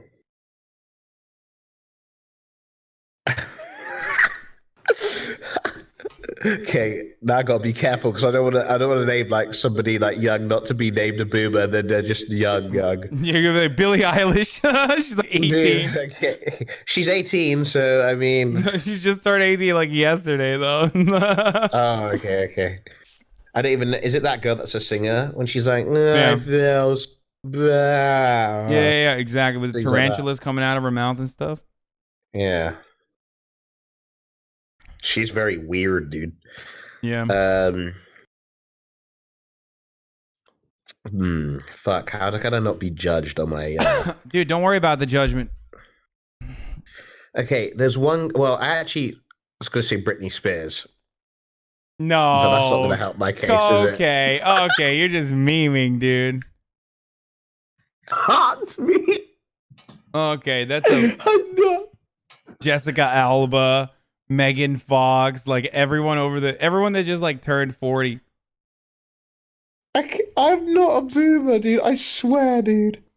I swear. Okay, I'm gonna show you. How about this? I'm gonna show you my. Like that anymore, man. I'm gonna show you my crushes. Okay, I'm gonna show you my crushes, and then I want to hear your take on whether you find them attractive or not. Okay, so let's start with my current favorite, Dua Lipa.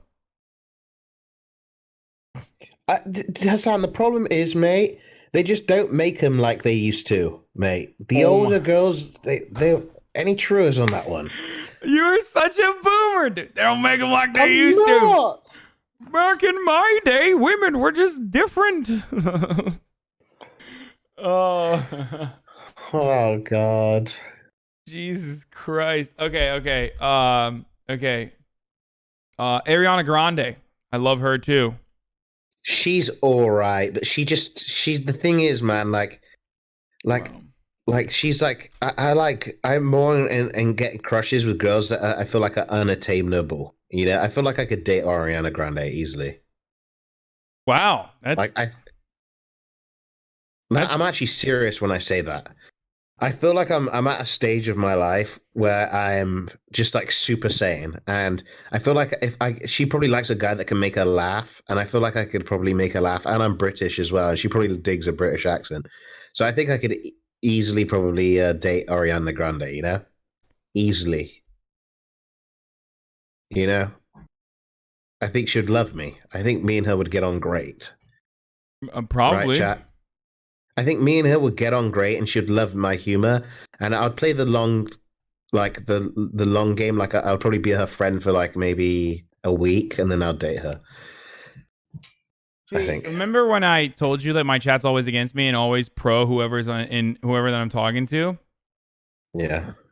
If I were to ever say something like that, they would have Pepe mods me to oblivion. When you say it, everyone's like, easy clap. Like they're clapping for you. Yeah, because it's realistic, dude. Yeah, if I would say it, it's unrealistic. You're right. Okay. Let's see. Ariana Grande is another one. Who else? Wait a second. I kind of want to date Ariana Grande. Is she single? Right now, I think she is. All right. How can we contact her? Do you know Courage? Courage knows her.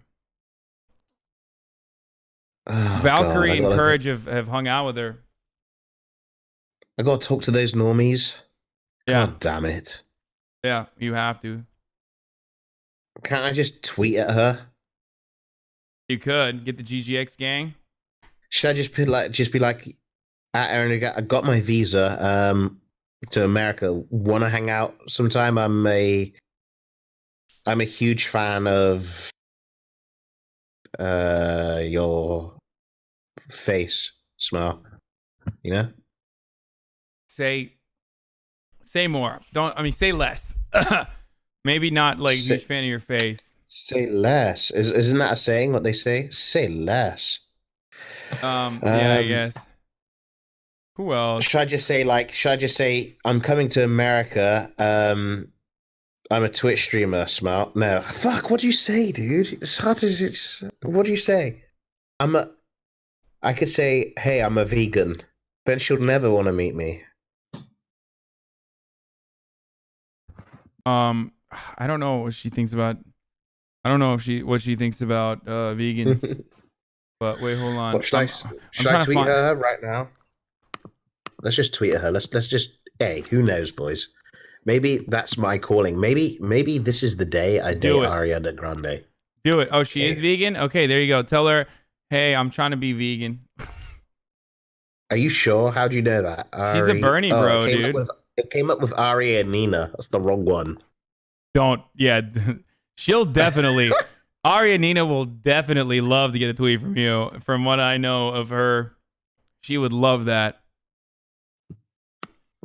I Take all think the- she's quite she's occupied with the old D-stain. Oh my god. Oh my god. I just found a picture of a mushroom that is beautiful.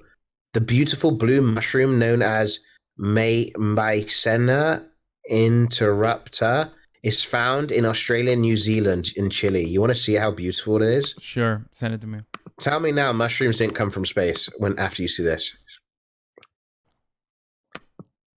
Brie Larson? No. Oh, you How do you follow spell 41 Aria? Strange too? I love 41 Strange. Aria Grande, here we go. Does she check Twitter? I don't even follow her. Yikes. I better hit her with one of those before I tweet at her. It's kind of awkward.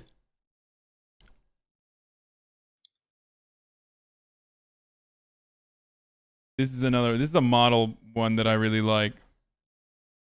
Isn't that amazing, that picture? Yeah, it's really cool. Dude, at least don't sound like an NPC. Like, yeah, it's really cool. No, it is. I just like, I don't know. I'm currently totally preoccupied with my Coomer brain, and I'm thinking of all the hot girls that I like, that I want to show you, that I want to hear your take on. This is the girl. This girl is super hot. Unfortunately, we did not match on Raya, but what do you think about this girl? Okay. Oh my god, she's great. Actually, it's not really my type, to be honest. What? Is that weird to say? Is that weird? I mean, beauty's in the eye of the beholder, but she is like, she's super hot. Is that weird? Am I weird for not finding her like my type? No. Maybe it's Find another girl. Maybe it's because she's not over the age of 40. You know what I mean? Well, I don't want to objectify women here. This is not what we're doing. No, we're not this gonna is rate literally. women. I mean, we're literally looking at like who we find attractive. Yeah. So, chat, I just want to point out there, we're not objectifying women. We're not giving them a rate. We're not, putting them in a category. We're just saying. I mean, I don't know anything about her outside of how physically attractive she is. So technically, I guess I am doing that. I'm just to be completely fair and honest here. Okay, that's what he's doing, but I'm not, dude. I see people for that. What's in the inside? Outside. Just want to tell you that, guys. Hey, any golden ones? Yeah. Okay. Next one. Next one. Next girl. Okay, hold on. Do you like Alyssa Violet? How can I put this nicely? I mean, you just say no. No. I think she's very attractive. Yeah, I mean, not by. I tell you who I do find quite attractive. Who? Who's that one girl that she was in the Clout House? She was like she's got. I think she's got kind of like a red hair, maybe. She was like, does a lot of videos with. She does a lot of videos with that Asian guy. Oh, Summer Rae. Summer Rae. Yeah. Oh my god. Okay, dude. Yeah, I think I don't she's find her attractive at all. Really? Yeah, not even remotely. I've seen her in person a bunch of times. Let me see. Bring up a picture. Let me see. What do I tweet at Ariana Grande, dude? I can't I'm on show her page. Summer Rae's Google results. Like half of them are TOS. So even on Well, Google just Image, choose one that isn't. Just enlarge one that isn't. but like then it's still gonna pop up. The ones that are gonna pop up. You know what I mean? We'll go on her Instagram and find one that isn't. Wait, hold on. I think this works. I don't know. God damn it. Hold on. Open image in new tab. That's what I'm gonna do. This is so hard. Here you go. See, I turned him down. No. I never. First of all, I'm really fair. Like there are definitely girls that I have, that I've tried to talk to that have turned me down. That you guys probably follow on Instagram. I feel like I would she's be turned honest. you down. That's why you didn't find her No, that's what someone in the chat said. No, I never flirted with her, or like I never had like an extended conversation with her at all. I just used to see her at the I used to see her at the Ty Lopez house parties they used to throw all the time. What do I tweet at Ariana Grande? Oh my God, Pepe Mons all the way. What do you tweet at Ariana Grande? Hey Ariana, I'm coming to the United States for the first time ever. Would really appreciate it if you could take me to some vegan spots. Okay, that just sounds creepy. I'm just coming to America. Meet up with me, and she doesn't even know me. No, that doesn't work like that. Okay, suggest some vegan spots. Well, why are you tweeting at one of the most famous celebrities? It's gonna be creepy no matter what, dude. Okay, should I just say? Are you sure she's vegan? How do you know she's vegan? I don't know. Google Ariana Grande vegan to clarify if it's true or not. How do we know she's vegan, chat? Dude, vegans always know, dude. They can smell it. Ariana has been vegan since 2013 after simply realizing she loved animals too much.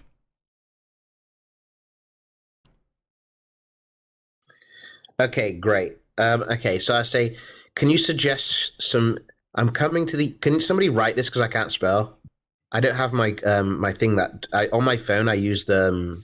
I use what's her name? Hey Siren. Ariana, I'm coming to the U.S.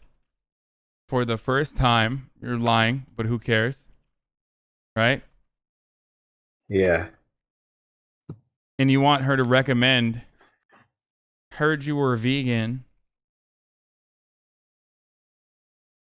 Could you please? I don't know. This is so dumb. Just don't DM her, dude. I mean, don't send her a message. That's so stupid. I don't care, dude. What have I got to lose? No. Literally nothing. Well, no, that's true, and that's the right attitude. But you have a more strategic way of approaching this. You have mutual friends with her, or you have a way of connecting with her, and you have enough clout on Twitch that you could flex that clout in an appropriate fashion to be in a situation where you could literally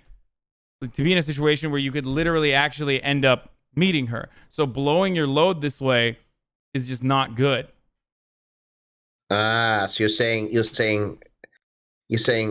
okay, I'm just gonna send her a picture of a Pepe with his dick in his hands. Then what?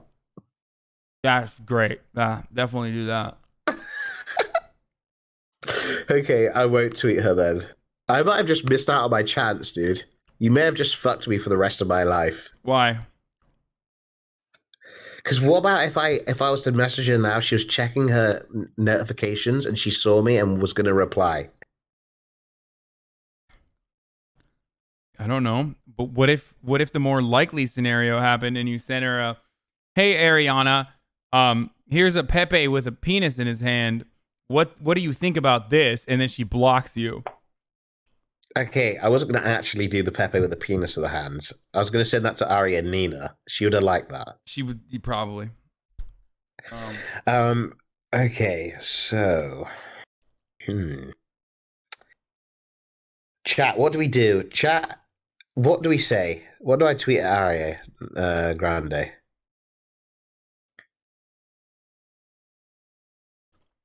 Hi, smile. I mean, that's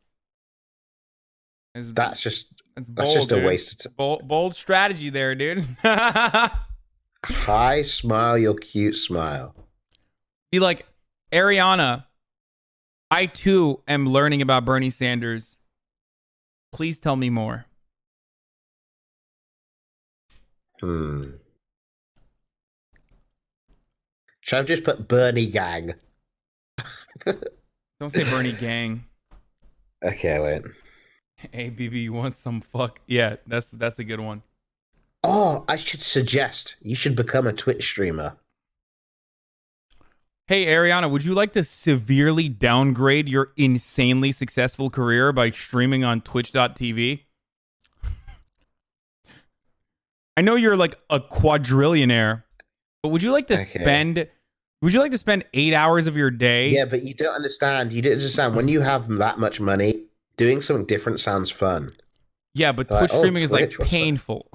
Like it's a painful existence. Okay. Well, I closed the tab. That's it. Hasan, you may have just fucked me out of dating her, Aria Grande, but that's fine. I think there are better ways of doing this. That's my point. Another day. There's not, dude. Yeah, someone said T-Pain does it.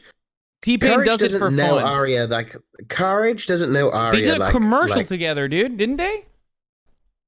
Okay, great, dude. They did a commercial one time. He probably met her once a year. No, they've like hung out a bunch. I don't know. He wouldn't like stop talking about it at Pokey's birthday, so I just always assumed that they were definitely.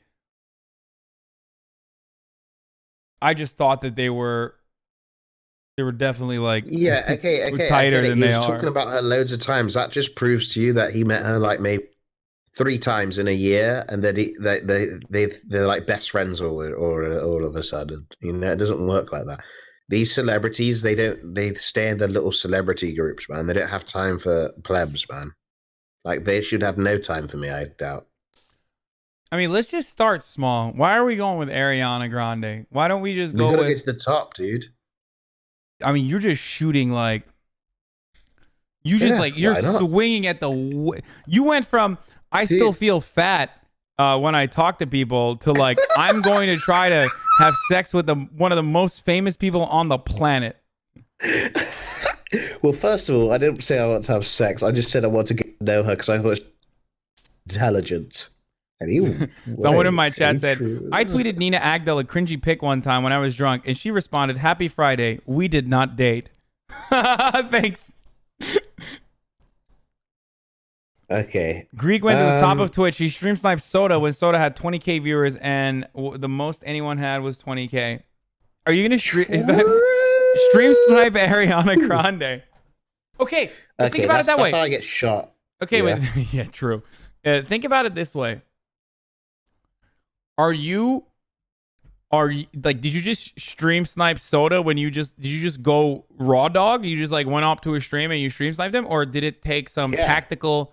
No, I just went up and I went kappa kappa kappa kappa kappa kappa kappa kappa kappa kappa kappa. But you knew where he was going to be, or like in game, in game in H1Z1. Okay, but you fired up the game. You knew where he was going to be in the game. You figured out how to be in. I saw him. Okay, that's a lot more. That's a lot more tactical proficiency than just sending tweeting at him. Yeah.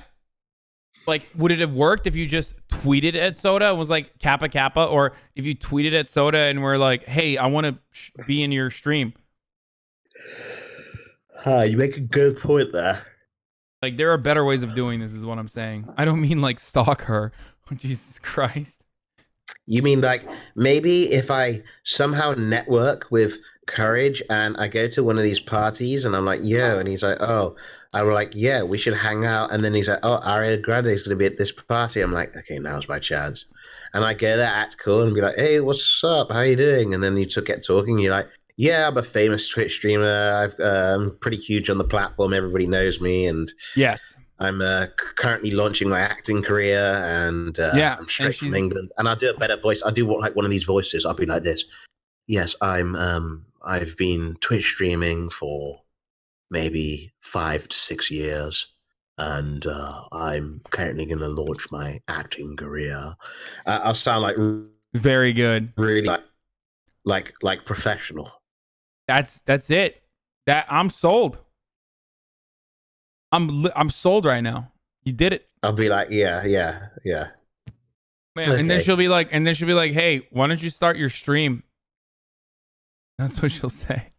People keep she'll be like, people keep spamming in my Twitter to tell Greekler to start streaming. I don't know what that means, but I'm assuming that's you. What the fuck's a Greekler? I don't know.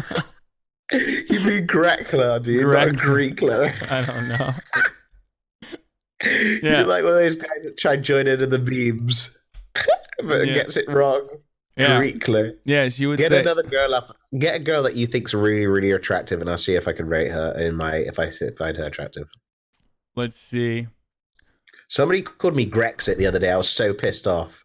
Grexit. Yeah, Grexit. Who else do I find Grexit? Damn, dude, my tastes are terrible. Who else do I find to be a cutie?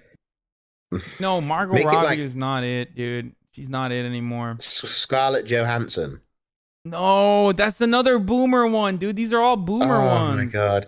Okay, what about the girl off what about the girl off um what's it, that one girl that does that with the bow and arrow? And she did Red Sparrow. Mother yucker.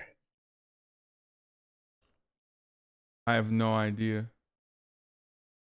Ooh, Alicia about Emma Vikander. Watson? Alicia Vikander is very good. Emma Watson is like, okay, Emma Watson's like acceptable.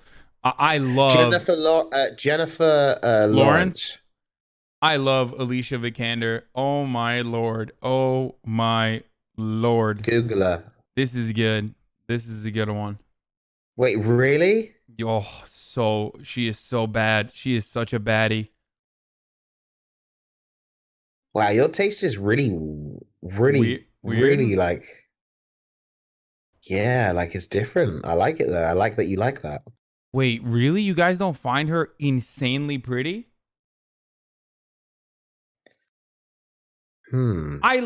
Listen, I like girls that have their faces have more personality, okay? Susan Boyle was pretty nice. I also do like really petite girls too. Have you seen Susan Boyle? Susan Boyle. What? Isn't that like the old lady who sang her heart out? Yeah, dude, what? So you can dom them? Dude, I can dom your mom, dude. What do you mean? I'm massive. I can dom anyone. What happened to her, chat? She like popped off and then she like quit, like something went weird. No, I don't like Margaret Qualley anymore. After I realized I went on a date with her sister, who I find way more attractive than her, I realized the only reason why I found Margaret Qualley attractive was because of her sister. Gal Gadot is incredible too. Can you go on Susan Boyle's singing? I actually want to see that. Like, what happened to her? She was so talented, and she just like, what happened, dude? I don't know. I'm so curious. How is this a 5K I lost stream? Lol. I don't know what happened. Kaya, wait, what? Kaya Gerber? Wait, isn't she young? Isn't she 17 or something? Oh, she's 18 now. She literally just turned 18. I mean, she's a little young, chat. Definitely a little young. She's dating Pete Davidson now. I mean, isn't she Cindy Crawford's daughter? Okay, guys, she's Cindy Crawford's daughter. She's like, what do you think about this girl? Not the biggest fan. I'd say. I like Cardi B.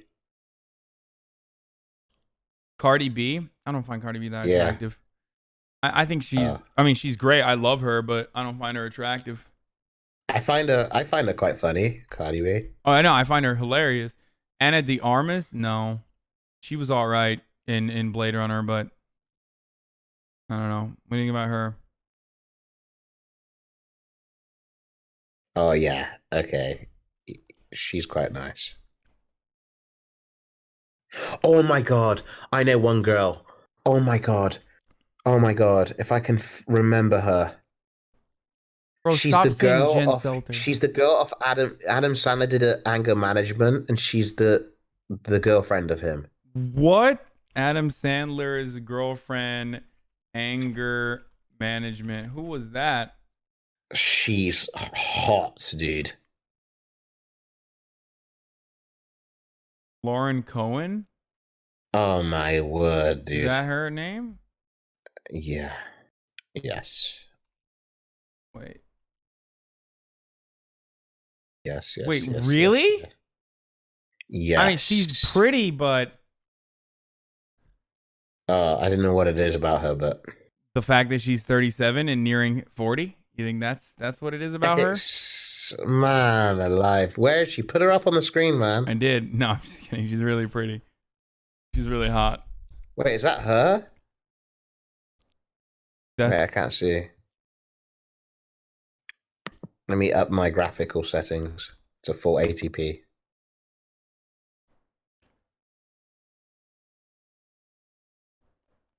Wait, that's not who I mean, though. Oh, Marissa Tomei? That's not who I Like mean. Spider-Man? You mean her? I'm so scared of like getting a nitpick or something. That's her. That is her. Yeah, Marissa Tomei is very attractive. Yes.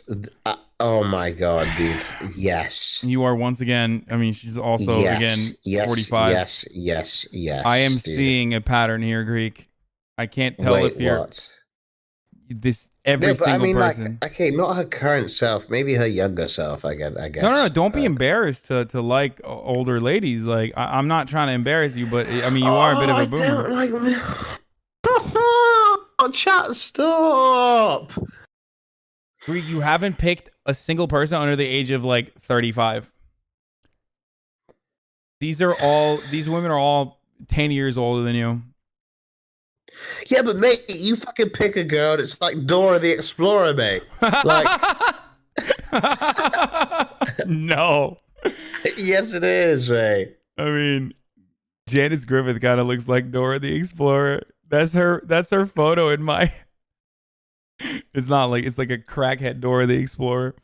Oh, dude, it's that one there. You see her with the t-shirt, that the white t-shirt next to the curtain, smiling. Like, dude, she has a nice smile, dude. Like, she's A-okay, dude. This girl that you're currently watching, Marissa Tomei. Yeah, she's great. Yeah. Dude, I was meant to marry her, dude, but I just fucked up and got born too fucking early. It'd be No, like too that. late, sorry. It'd be like that. God damn it, dude. Rashida Jones. What are we gonna do, chat? That sucks, man. Damn, my Rainy Quali is not it, dude. Or oh no, it is it. Yeah, that's the one yeah. What do you think about this girl? No, this is really creepy. I shouldn't show this girl. This is like messed up. Never mind. Why? It's a long story. Also the girl of Iron Man, the assistant, the redhead girl. Oh, I love Emily Rossum. Oh my god, this is also my type, dude. I like crackhead looking girls. I really do.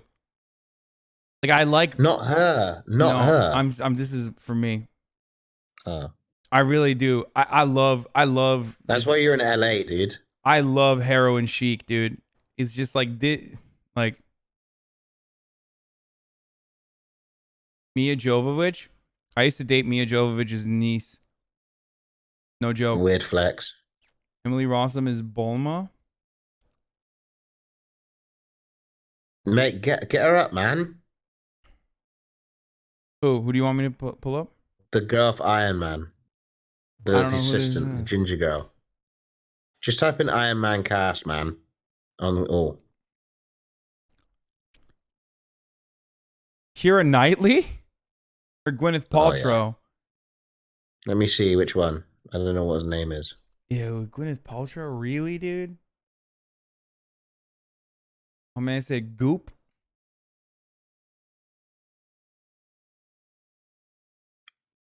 Yeah. Yes. Yeah. Oh my god, dude. Literally Gilf God X, dude. Oh my god, you are. Okay, wait. I can explain. These people are like about to have grandchildren, or some of them have grandchildren. I can explain. I can explain. Oh, someone knew who she is. Lulu. Untimely Media. Yes, she is super pretty. Right, I can explain. That's kind of creepy that you knew that. I can explain. Briefly. So basically, it's 7 o'clock in the UK right now, so I'm probably gonna go to sleep pretty soon, Hasan. Okay. Because I haven't slept and it's 7 p.m. So. All right, you want to do one last one that you we'll do find a few attractive? more. Yeah. Okay. I had fun talking to you, by the way. Yeah, me too, man. It's always fun. You like Mila Kunis? No. I like the girl. Let me think.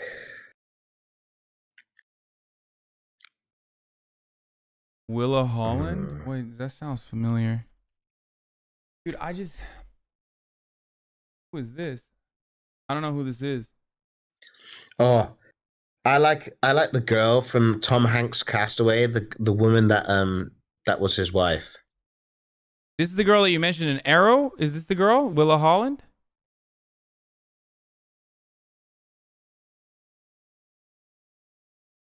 No, this is not her. I don't know. Type in Tom Hanks Castaway cast, and then there's the woman in it. Wife? Tom Hanks' wife in Castaway? Yeah. Dude, these movies are from like, oh, is it Lily Sobieski or Anna Soup Robb? Or Jodie Foster? It's not Jodie Foster. It might be her. There's no way it's Jodie Foster. Let me see. There's just an absolute. I refuse to believe that it's Jodie Foster. Yeah, that's her. That's her. Okay, dude. Wait. No, I can explain. She's actually really hot, dude. Just believe me. Dude, I can explain. Wait, dude, just wait. Okay, fine. I'm trolling then. I'm trolling. Okay. Fine, I'm... Fuck, saved. Her son... I'm trolling then. Her son interned for me. Her son was my intern at TYT. She is very chill. But I would not consider her to be attractive. Greek wants a mummy girlfriend. Don't judge. Fuck off. Okay, fine. This is my last one, and if I get made fun of this, then I'm done. Okay, let me think. This is gonna be. You just pick one that's gonna make the chat turn the chat around because I don't like gilfs or milfs. I like Raylo Black is very hot, but I can't show her unfortunately. She's a porn star. You want a milky mommy? Jodie Foster's not even a milky mommy. She's a mommy. Oh, I know who you're gonna like. Are you ready? I got you. I nailed you, dude. Are you ready? Yeah. Okay. Oh my god. Okay. Damn it. What's her name though? Hold on. Oh, I got it. This is a test. This is the test case. What do you think about her?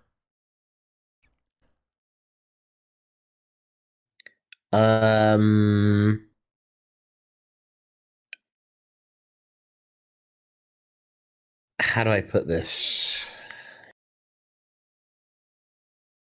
This is a tricky... Yeah, I'm not into it. Really? This is a tricky one because I was gonna say if you said yes, I wouldn't have even judged you because she's so hot. Because I don't really know her from like V. Like, she's just like I didn't know her. I didn't know where she's from. So,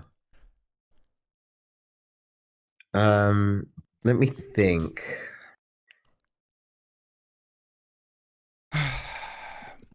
Emilia Clarke is very hot.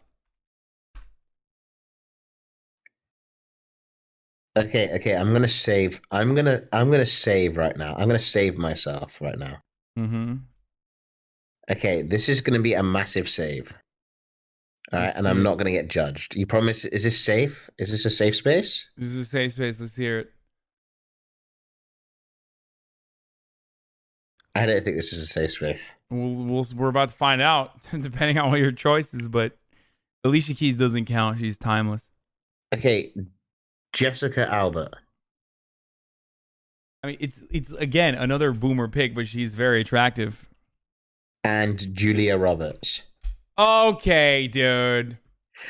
Okay, dude. What do you want me to do? Lie? You're memeing, dude. Be honest. I mean, Jessica Alba is like timeless, but Julia Roberts is like, what happened? Like, did movies make it? Were movies like 20 years late in Greece or something? Like, what happened? Like, did you just watch Pretty Woman or something? No, because I used to, when I was a kid, I always used to watch. I didn't have any friends, so I just lived off movies. So I just watched movies all day, every day, over and over again. Oh, yeah. I lost. Julia Roberts is like, I mean, she's just such a normie looking, like, middle America wife, dude. I don't even You know. shut your goddamn leftist mouth, boy. You hear me? Yeah. Would Greek like a nice Greek woman? Look up Marina Diamandis. I don't think he's into nice Greek women if he's pulling up Julia Roberts. Okay. This will save me. Jennifer Lopez. This will fucking. Yes. Oh my Yes, god, dude! Like literally every person you've mentioned is like their last relevant year is like 1998, dude. Fuck, what am I gonna do? Okay, Ooh, Ellen DeGeneres. I love Emma No, Roberts. I'm just kidding. Okay, you're trolling. No, I'm I just trolling love there. Emma Roberts, dude. I love Emma Roberts. Oh my god, I find her insanely attractive. Okay, are you gonna make fun of me if I say Sandra Bullock as well? Sandra Bullock? Yeah, I mean, she's yeah. I just don't understand. What do you want me to say, dude? The girl fucking, what's her name? Of Tiny Town, mate? Like, these are women. I don't like women are just like fucking. You don't like Emma Roberts, really? I just want her to be so disrespectful to me. Like she just has that vibe. You know what I mean? She's just gonna hurt my soul. She's gonna This girl. She's gonna cause irreparable damage, and I want that. This girl's okay, dude. She's okay, champ, dude. That's what I like, dude. Okay.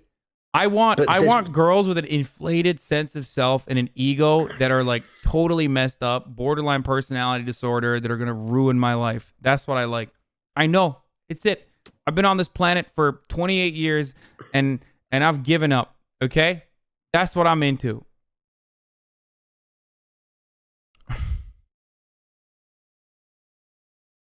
At least I know what I like. Okay. I also like this woman. Her name's Yayo Kusumaya. Maya.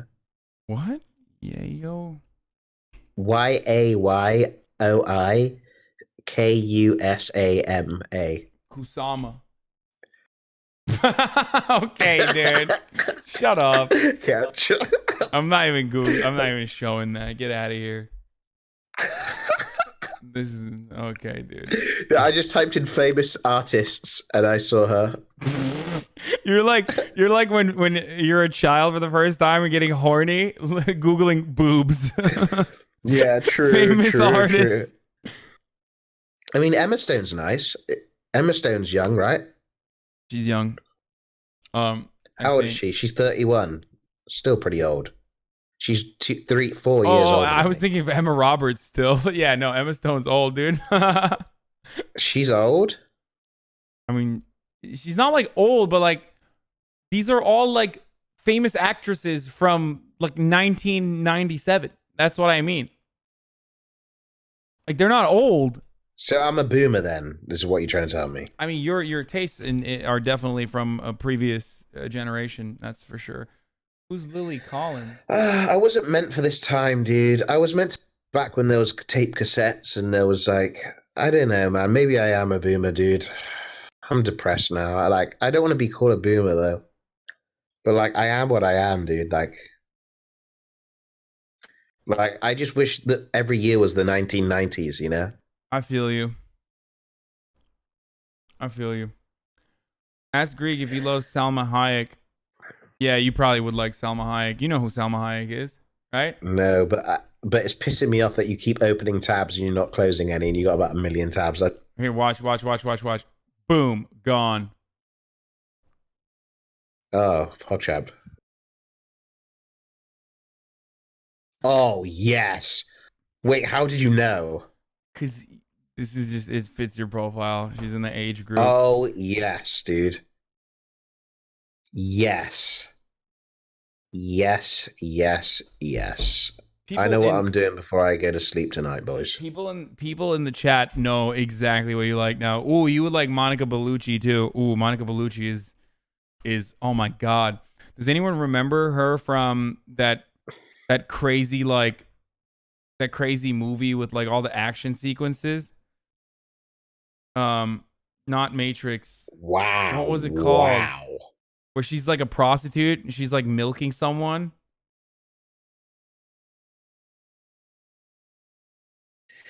See, dude, I like a girl with. Does he shoot him up? Like literally? Was he shoot him up? Oh my god, that scene. I'm pretty into like you could say Turkish features, man. Honestly. I mean, yeah. these are Mediterranean, yeah, certainly. Mediterranean, Turkish, maybe that sort of area, dude. Ask me about Tulsi Gabbard. Wait, what do you think about this lady? This little old lady right here. This little lady. I do declare she is. I do declare she She's very, very good looking. Who is she? She's actually really hot. She's running for president. Who is she? She's running for president. Well, I do declare she has my vote, to tell you that much, boys. Am I right? I knew it. I knew it. Dude, is she actually? She's hot. How old is she? Like, I don't know, like 40 probably. God damn it. Definitely older than 35. We know that because she's running for president. God damn it. I got a problem. We just figured out not only am I a sock dem, apparently I like MILFs too. God damn it. Not even MILFs. MILFs are my age, dude. A lot of people that want to vote for her. By the way, don't be embarrassed for saying the things that you just said about Tulsi. A lot of people that want to vote for her for that reason as well. So there's no way, like, chat, if she was there right there and she took you and she was like, she offered you a drink, dude, and she offered to take you back to her place for a bit of fun time, you would. Like, don't even. Hasan? Oh, 100%. She has a husband. But yeah. Marianne Williamson? No. No, dude, why do they keep posting that weird girl in your chat with her tongue out? That's Janice. Is she a politician? No, she's a porn star. Oh, that's a different type. Yeah, and my friend. Oh. That's the Ahagawa Does she still do porn? Yeah. Okay, what's her name? Janice Griffith. Okay, hang on. How'd you spell that? JANICEGRI.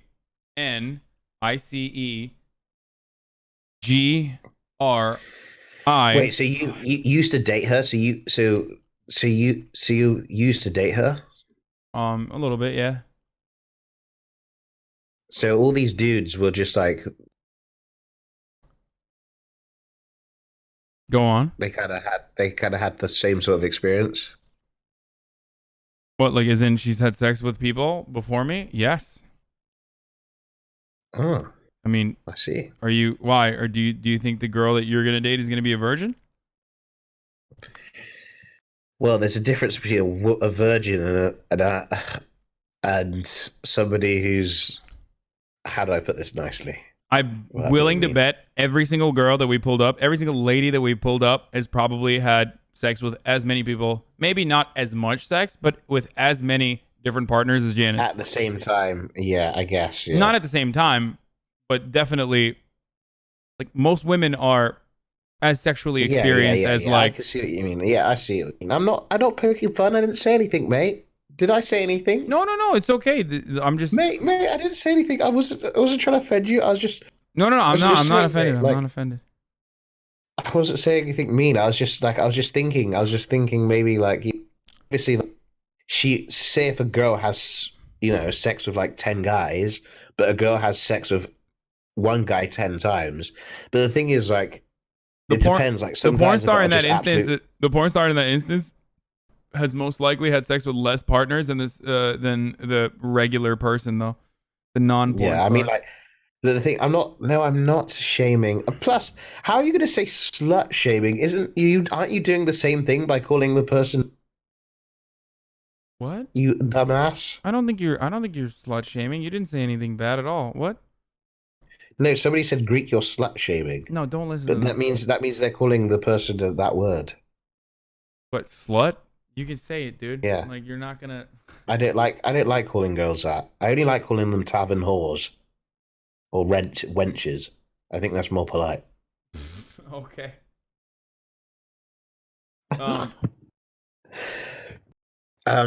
But yeah, anyways, yeah, but I'm saying like there's a difference. Like, see, with a porn star girl, they might just get a big old like there's some guys with horse cocks, dude. You know. Go on. So if they have a guy that has like a massive like huge dick, right? Mm-hmm. And he just goes to Pound Town and he's like proper fit and he's done it a billion times. And then they go to like you and you have like, you know, a decent size, an average size, but you're like have no experience. Like it's not going to be the same, you know? Who said I have no who said I have no experience? And secondly, okay. The real question here is like, I mean, you know that like women have sex with guys with big penises and their vaginas are fine after the process. You know that, right? No, I'm not. Look, I'm not saying that. I'm not talking about the girl at all. Stop making it about the girl. I'm just saying that these guys got way more experience than you. I mean, I'm very confident in my abilities. Is all I'm gonna say. So I don't have like a. I actually don't have a. She's not with you anymore. Because we broke up. What do you mean? But we're still friends. Emotionally or not like physically? I mean, we're still friends. Like it's not like why do you think women and men just date exclusively to have sex? Like they break up because of the sex game is not good? No, you said you exclusively had sex with her, like your friends, sex friends. What do you mean? Wait, say it again. You said in LA they do that. They have friends. Yeah, people and they do have that. Sex. I mean, people do that. I don't do that with her anymore. Like it's banter. Like you do that. You like come round. Yeah, and like give banter. You a blowjob Exactly. long. No, but I don't do that with her anymore. Oh. But I don't have issues with my performance. Like I'm not worried about that at all. Can you teach me how to do that? Whatever you did. Sure. I mean, it's pretty easy. First of all, get a vibrator. Secondly, eat pussy like 100% and enjoy it. Learn to enjoy it to eat. Oh, that's so fucking boring though. No, what? Really? It's awesome. It's great, but for how long though? As long as it takes, like to make her come. If you know what you're doing, it's not going to take a very long time anyway. But yeah, but that's why you need two girls. So one girl you can work on one girl, and then the other girl can work on you. Wait, what? Have you ever had a threesome before? Yes. Oh, PogChamp. Yes, I have. How was that? The first threesome I ever had wasn't very good because the two girls were just into me and not into one another. But other threesomes I've had since then have been very good because both girls were into one another. First, so you've had multiple. Yes. Wow. Oh god, I'm so glad I lost weight. Hopefully, I can have 5 girl, the Greek god in the bed. Dude, 5 is too much. I think you wouldn't. You probably wouldn't enjoy that like you think you would. It's too much work. Because I'd be like, it's too much I'd work. Be like, please, because they'll please themselves, and I'll just join it. Yeah, but then you're not even having sex with them. They're just having sex with themselves. That's fine. That's great. They can just do it around me, but as long as they're like I'll just eat grapes like a god. Also, they're all gonna be like 47, so I don't know if they have the stamina. No, I'm just kidding. Actually, older women have a lot of stamina and are in their sexual primes, contrary to popular belief.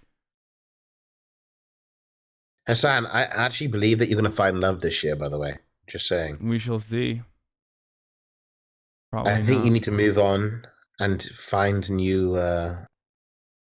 Move on from partners, Twitch. Man. No, I don't think you're gonna find a girl from Twitch, but I honestly believe you. I don't think I'm gonna find a girl from Twitch either. No, don't. The girls from Twitch are what's the word? They're very what's the word I'm looking for? The girls from Twitch are very, very, very nice. Mm-hmm. That's the word I was gonna look for. Nice. Yeah, there we are. No, it's not. I think everyone that's on Twitch is a little damaged. Okay, guys and girls both. That's the way I feel about it. So it's not like a exclusive to women kind of thing. But I do like that. So who knows? I'm too scared to say anything nowadays. Fuck it, dude. I don't like being controversial. Is that bad? I mean, I don't think it's. I mean, I don't like to be controversial either, but I end up being very controversial at times. So you can't help it, dude. Why do you guys keep saying Quarter Jade? I don't know who this person is. Who's that? I don't know.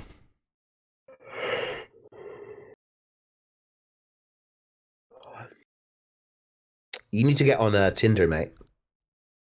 I'm on some dating apps. What's dating app are you on? I'm on Raya and I'm on Bumble. What's a Bumble? Bumble is like Tinder, but the girls say hi first. Like the girls have to initiate conversation. Oh, smart. It's really good. Should I make a Bumble with my new image? You could, yeah, you should. You should get on. Is it one of those? You should get on dating Go apps ahead. for sure. I think it would be good. And is Bumble you have to pay for it there like Tinder? No, Tinder you have to pay for it either. I mean, you can pay for it if you want to, but I've never paid for dating apps except for Raya. Raya, you have to pay $8 a month. I'm gonna make a Bumble. I'm gonna put in there like, I am a Twitch streamer. I am famous. Do you reckon like to help me? No. And maybe even do a screenshot of my pay. Not $8 a month. Eight, not 80. You think I'd pay $80 a month for anything? What are you, crazy? You pay $80 a month? No, 8. 08, not 80. Yeah, I don't pay $8 a month for Bumble? No, Raya. What's Raya? What is that? It's another dating app. Okay, how many girls have you met from Raya? A lot. Definitely. Bullshit. Definitely a lot. You've met them in real life? Yes. And what do you say to them when you first meet them in real life, face to face?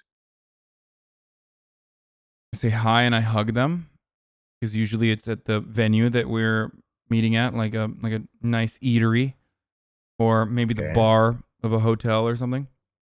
Okay, and then like it's awkward because you've never met them before. See, I wouldn't know what to do after hi. Like after hi, I'd be like, okay, now what? It's just completely situational. Usually it depends on where we're at, whatever venue we're at, but I'll just usually talk about that, or I'll probably start off with, I'm really, really sorry for being late. I'm so sorry. It's all my fault. I don't even live too far from here, but I was still late and I apologize. That's usually what I start with. Does it ever go wrong? Like it's just boring conversation and you're just like, oh, no, girl. Like, see, like if it was boring, like I'd honestly Dude, everyone is incredibly interesting. As I'm talking, Greek, swiping. Every single person. Well, talking via text is not always great, but like everyone is interesting, dude. Like you can find something insane about every single person that you talk to. It just depends on. That's a huge cap. You guys are crazy, dude. There is always like one thing that you can 100%. There's always something you can learn from any individual on the planet. There's always something you can learn from them, and there's always something that you can find interesting in any person. So you could be like, what's your hobbies? Oh, you like doing that? Oh, you like reading books? And I'd be like, oh, same. I love reading books. I actually read a book today. It was called the Book of Debate, made by Kappa. You know, and Yeah, don't do that. Don't Twitch me IRL. That's terrible. yeah, but they would never know though. Yeah, but you don't even have a chat to farm, so who are you doing it for then? Just for yourself? Yeah, but you can just make up shit to make you sound smart, you know? Like, I would do that. I'm the type of guy who would... Wait, why wouldn't they... Well, she is going to not be a robot and probably prod and be like, so what does that even mean? And then you're going to have to keep making up. Okay, so I'm the girl. Whoa, what does that even mean, Greek? I don't understand. Well, it's basically a book that teaches you about the main physics and psychology of the human anatomy of the... I love the anatomy. Could you tell me more, please? Oh, that's... Yes, delightful. So the anatomy of humans is the way we're biological made and the way that we socialize within social communities of the social infrastructure of the social world. Wow, it seems like you're just using the word social over and over again, but I... Well, it seems like you are a fucking bitch. Goodbye. Oh, no! Why do people keep telling me to tell you to stream, Grekla? Oh, He called me Greekler the other day. Oh, Greekler. Greekler. Why don't you stream, Greekler? Okay. This is why I'm single, mate, because that's what happens. Yeah, that's what happens. They keep all the girls that you talk to, you make up stuff. Why don't you just don't make up stuff? Talk about your regular life. Be like, I saw a rat the other night while I was on a Discord call with a friend of mine on Twitch. Like, you just gave them 4 different things to ask you. What's Twitch? What's Discord? You saw a rat? That's crazy. And then you can go into your... too much about... What's up? Say it again. You're talking too much about yourself.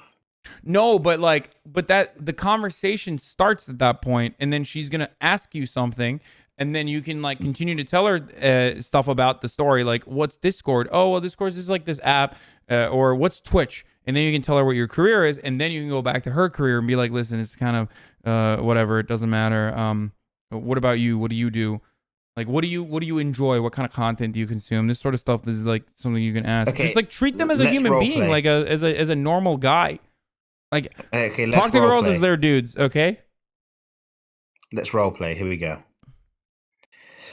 All right, so we just meet each other. Hi, how are you? Give you a hug. Okay. Hello. Hey, my name's... Well, we've already met. Fuck. Yeah. We already named. Oh, we already met. Susan. It's okay if you're nervous. It's all right, Grekla. Hey, nice, lovely to meet you. Sorry I was late. I'm really, really, really, really sorry I'm late. Really am. It doesn't even make sense because I live really close to here, so it doesn't even make sense where I'm late. But How lovely. Sorry I'm late. This is a nice neighborhood. Yeah, this is downtown LA, man. It's yeah. Yes, it is. I'm aware of what the area is. We're here together, aren't we? Yes. Would you like to just quickly pop into the restaurant here and grab a drink and have a chat? I thought you'd never ask. Anyways, yeah, how's your day gone? Oh, it's been lovely. It's been lovely. I was just doing regular girl things. And yeah, I mean, how was your day? Great. My day's been fine. It's been really stressful. I Twitch stream. Oh, what is that? It's basically where we do nothing and we get paid for it. It's a really good way of making. Wow. So that's enough about me. That's enough about me. That really is enough about me. Okay. Oh, you make a lot of money. I like that. An industrious man. Let's talk about you. What type of hobbies do you like, Susan? Well, I like singing. Oh, singing. Would you like to sing me something, Susan? Oh, no, not right now. I find myself singing in random places, and then everyone starts coming around and applauding. It's all It's a big commotion Wait, so because you're a famous singer? Oh, I wouldn't say famous. Susan. I used to have what you would call a career, but now nobody knows what I do. I just go on these Bumble dates. You're much younger than me. How old are I you, like Susan? that. I'm over 40. You naughty boy. Fuck off, Susan. Are you fucking kidding me? Fuck off. You naughty God, boy. You know, I was actually feeling I actually fell in love with you a little bit. Yeah, because you're the over 40 years old British woman. Fuck off. That's what happened. Oh my god. Yeah. Oh man, that's good. This is why I want to do RP when Red Dead comes out. Yeah, I'm down. We can RP together. Our characters Are you will be gonna friends. start? Are you gonna start streaming? Like that's not even a When's- meme. I'm like genuinely asking. Before then? Yep. Yep. When are you gonna start streaming? In the New Year's. Well, it's the thing is, I got an appointment on the 3rd. I just need the CT scan. After the CT scan, as long as I didn't need an operation, I just need to just do a scan before I go to America because I don't want to do American healthcare, dude. That sucks. So Yeah, don't. Healthcare in America is. we just Not need great. one CT scan, and we need the doctor to say, "Yep, it looks actually all good. Just needs time, and eat. Don't eat these types of foods, and don't eat that types of food, and you should be good to go, man." And I'll be like, "Great, dude, fantastic." And then I'm gonna travel the world, man. I'm ready. Hell yeah, dude. It sounds dope. So what? It'll be your Hasan. one last free healthcare. Yep. And then I have to pay like $500 a month. Yo, what's up? You when you roast me, you always try do it like and try to be serious about it. I've noticed. Really? What do you mean?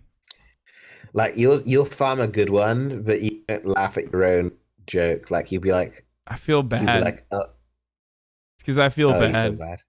That's why. Oh, really? You'll be like, when are you streaming, dude? And then chat will be like, lol, lol, lol, lol. And then you'll smile, but then you'll be like, no, I'm What are you no, streaming, man? I was genuinely interested in when you're gonna start streaming. I know. last time. It was just, I just mean like this is an example, you know. Yeah. I don't know. I can't do just bantamate. I feel bad. You don't do banter? I mean, I do. Obviously, I do, but I feel kind of bad when I do it. I mean, I don't know. There's nothing to banter about you. What do you mean? Really? I mean, you're a boomer. I get it. Molding. I mean, brand I risk. don't know. There's plenty, dude. Ask my chat. They'll tell you. There's plenty. He's got a thick ass. Damn. Jesus Christ. They find new ways every day. They're very clever at finding new ways to rip me. Does that say property of Allah? Yes. Is there many Turkish that are Muslim? Yeah, overwhelming majority, yes. Oh. So is there different type of Muslim religions, or is it all the same? No, there's different sects of Islam. You know how like there's Christianity, there's Protestants, there's like evangelicals, Baptists. Okay. So there's like in Islam there is Shiites, Sunnis, there's Alevis, and Ibadi. God, I wish I could speak like Arabic, dude. Beautiful language, actually. If you hear like a girl speak Arabic, it's craigasm, dude. She's like, oh, so nice. Reis ne güzel Türkçe pronounce yapıyor. Ulan Reis senden iyi konuşuyor büyük ihtimalle Türkçe. This is really fun. When there's a lot of people in my chat and then like Turks start pouring in and they don't know I'm Turkish and they freak out the first time I speak Turkish. Someone was saying that I was like pronouncing Turkish words really well. Sometimes I like saying numbers in Greek, like efta, and then I like to see how many people actually know Greek. And then I just wait until they say it. Like, see, like one guy knew what it was. See, You speak fluent Greek, don't you?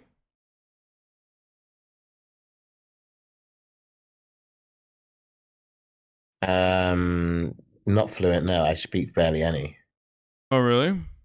Yeah, like I like not fluent. No.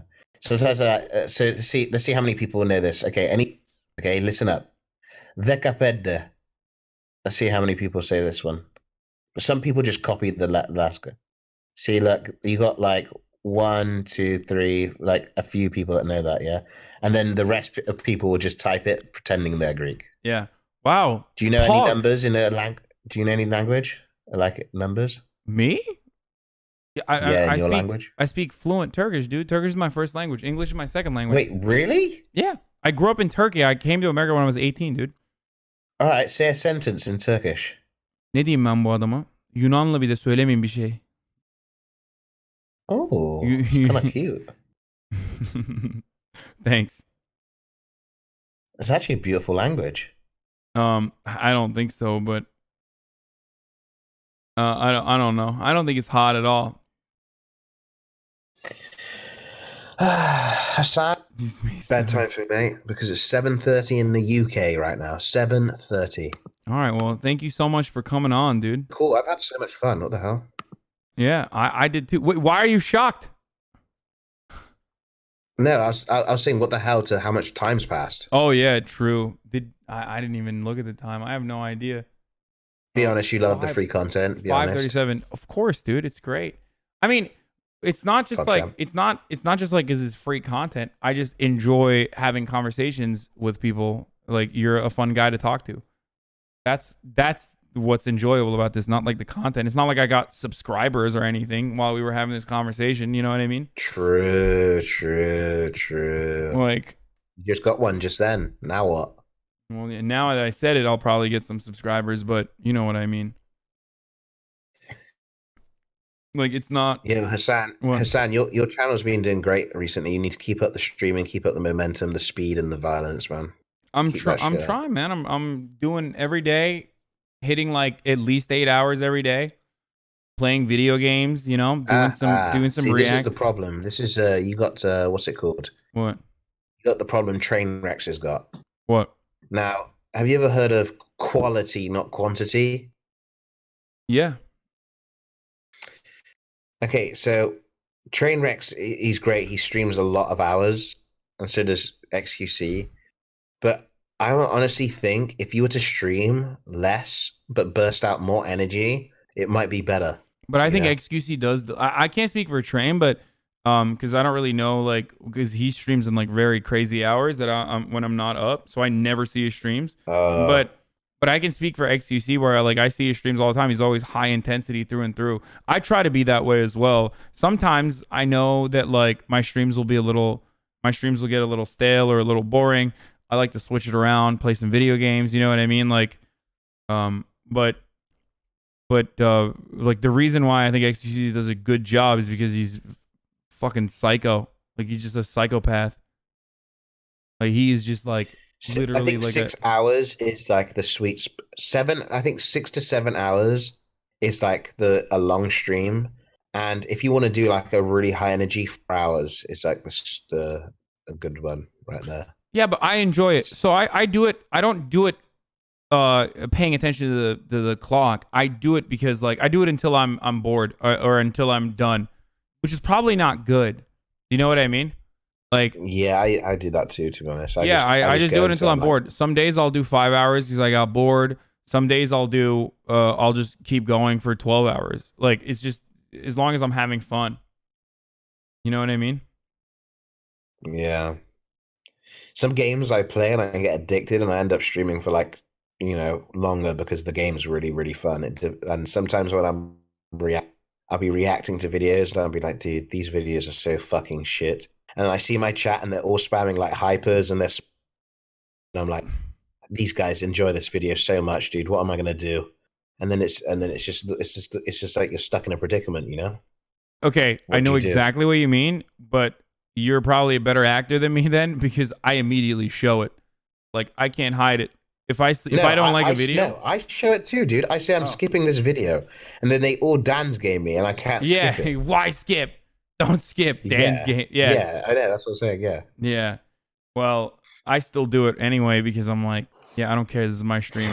Like, You skipped a video the other day, and I got so angry with you. I swear, Hasan. which video did I skip? I don't know what it was. I really wanted to watch the end of it, and I was like, wait, no. And then I had that feeling. I was like, wait, this is how my viewers feel. And, yeah, dude, true. It gave me a realization, dude. What? Like, they're right. Yeah, it's fucking annoying. I was like, go back now and just finish the video. I was watching that.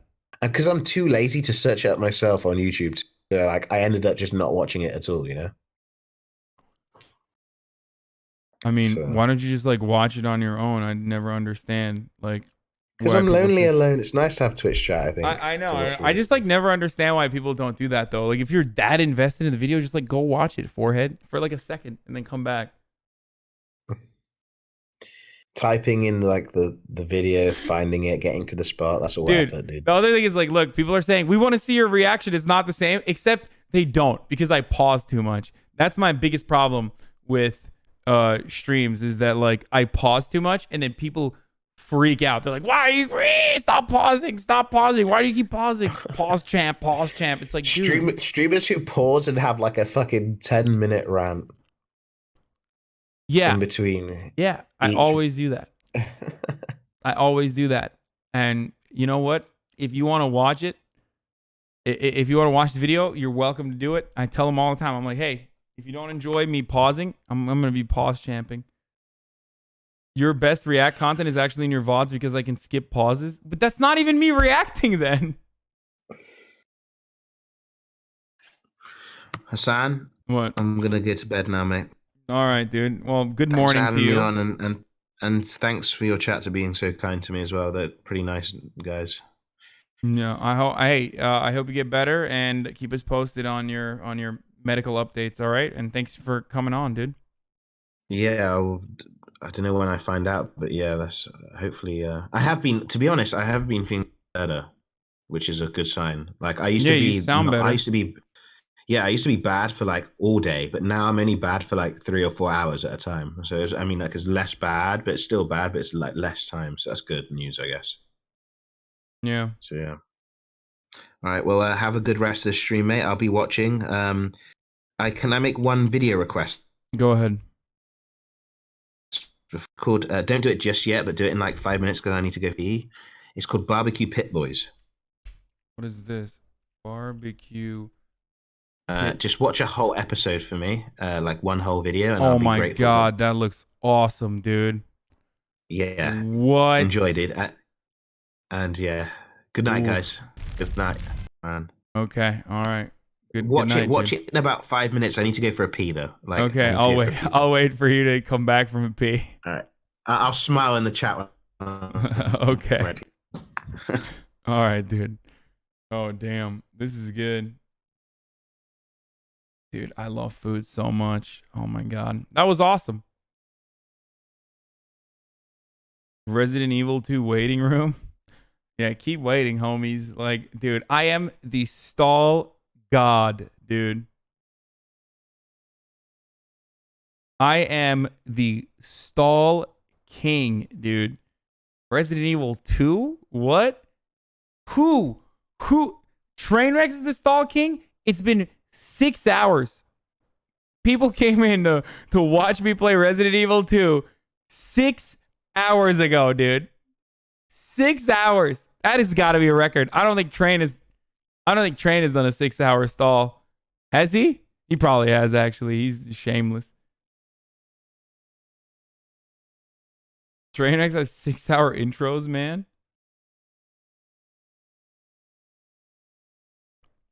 His whole stream is a stall. I've seen it.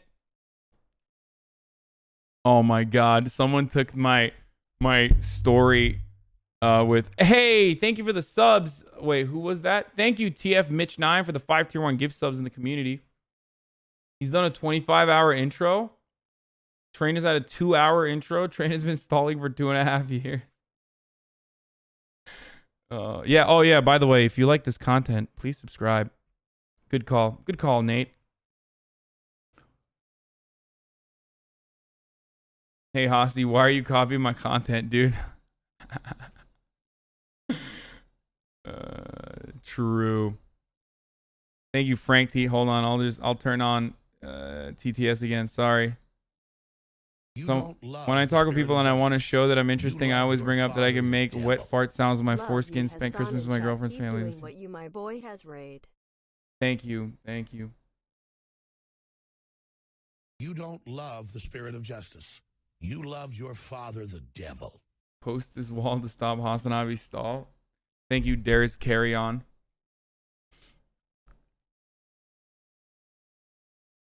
I'm only subbing when you start red. Okay, I'm going to wait for Greek to come back, so we're going to watch one more barbecue episode, and then... Train has fallen asleep while his intro was going, and then woke up and apologized, and then went to bed. What? Hasan's Comic Adventures. Now this, for all the new people in here, I talked about how I lived with Jank when I first lived in Los Angeles, and how he kicked me out of his apartment. And I believe this comic is a depiction of that someone made. So let's take a look. This one's called Midnight Snack. So hungry. I hope Jank has some leftovers. Ice cream, Sammy's, tendies, 2 pounds of chicken. Thump, thump, thump. Nani? Okay, dude. Good one. Yeah. Nice of you to turn me getting kicked out of my uncle's house into a comic for your viewing pleasure. Not cool, dude.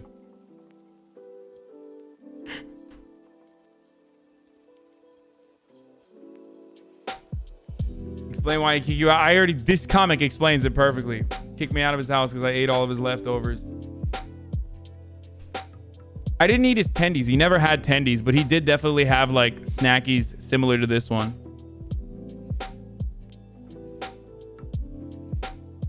That's not even a meme. The content turnaround time from chat is scary and amazing. True. Damn, at this hour, do I play Resident Evil now? This is like real scary hours, dude. Or should I play tomorrow? Oh, tomorrow we are doing Raj, by the way. Raj and I are going to... Or should I just go back to Call of Duty and kill the stream? Are those prescription glasses? Yes, they are.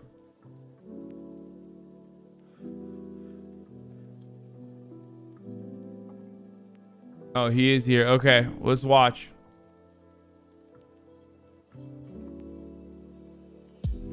My girlfriend saw our bank statement a couple days ago. Wait, what is this? My girlfriend saw our bank statement a couple days ago that I donated $4 to you and thought you were a cam girl. I was too embarrassed to tell her the truth, and I just told her that you were a cam girl.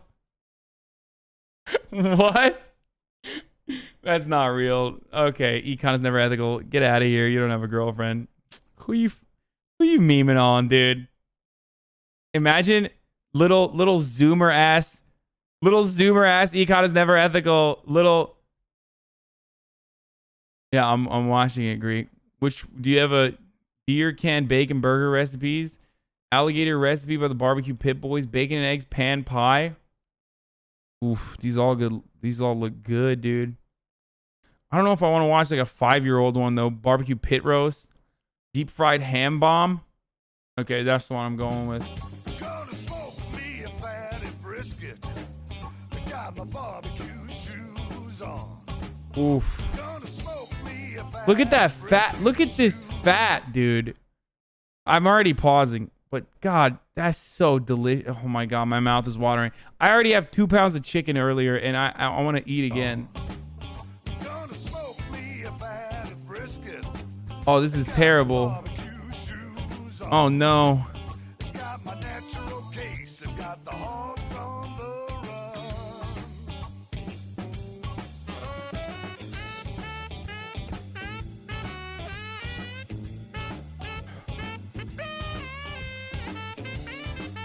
BarbecuePitBoys.com. Today we're cooking up a holiday deep fried ham at the pit, and it's real easy to do. All right, let's get started. What we're doing here is we're setting up the deep fat fryer. All right, some call these turkey fryers, but boy, they work real good on a ham, and we're going to show you how to do it. Right. So we've added some veggie oil to the pot. Set up the fire, and we're going to bring it up to about 340 to 350 degrees Fahrenheit. Oh, man. Now, we want to inject the ham. And so for this recipe, we've got ourselves some creamed horseradish. Chad, you guys don't understand. He put veggie oil, so it's healthy. It's vegetables. Like a lot of... Here, there you go. He's got something for the vegans, too. Cream-style horseradish, right? We don't want the lump or natural horseradish in this. It's vegan, dude. And to that, we're going to add maybe a half a cup of wine. Wait, it's fancy. It's intellectual, too. The exact recipe on our website, BarbecuePitBoys.com, of course. Now here we have some pineapple juice. See? Pineapple, fruits and vegetables, dude. Grapes, pineapples, and vegetables. And we're going to inject the ham with this. All right. Now here's the ham. This is what they call a whole ham. Bro, these guys literally... And I don't want to do this, but I mean, these guys literally look like the dudes that were telling me that they were going to murder my entire family after the 9/11 stuff. Like literally, I'm getting PTSD from these dudes. You can see it's got a good layer of fat on it, the skin. This is what you want. You don't want a spiral cut ham or a half ham or a butt ham or a shank ham. I mean, I'll still eat. I'll still eat the hell out of. Right? Look, he's got special all you have to do tools. is bring them up to temperature. So now we're going to inject this ham, like I said, and you hit it all around the ham. Now, why do we want to inject it? We're going to add, obviously, some flavor and a lot of moisture. All right. Just keep hitting it like that. Now that horseradish flavoring with the pineapple juice, a little bit of wine. This is going to be some good eating at the pit. Squirting, dude. Just keep hitting it. Keep hitting it, dude. It's going to be good. All right? That's a messy one. Now, if you've never had a Oh, brother. ham before, you definitely got to check this out. This is some good eating. All right, now we're going to take our old hickory 10-inch butcher, and we're going to find our way an easy shot through this ham. And this is bone in, of course. And that's the perfect spot right there. Oh, he's just... Take our hook. I don't even know what part of the animal this is. Is it like... Place it in. All right. Oh, man. It is the dad from Resident Evil 7. It's the uncle. Now we'll wipe this ham down pretty good. Of course, one of the hazards of deep fat frying is moisture. You don't want any water or liquid on the outside. If possible, keeps down on the splatter. But you know all about that. But it's literally snowing. And you want to drop it in the oil very slowly. All right?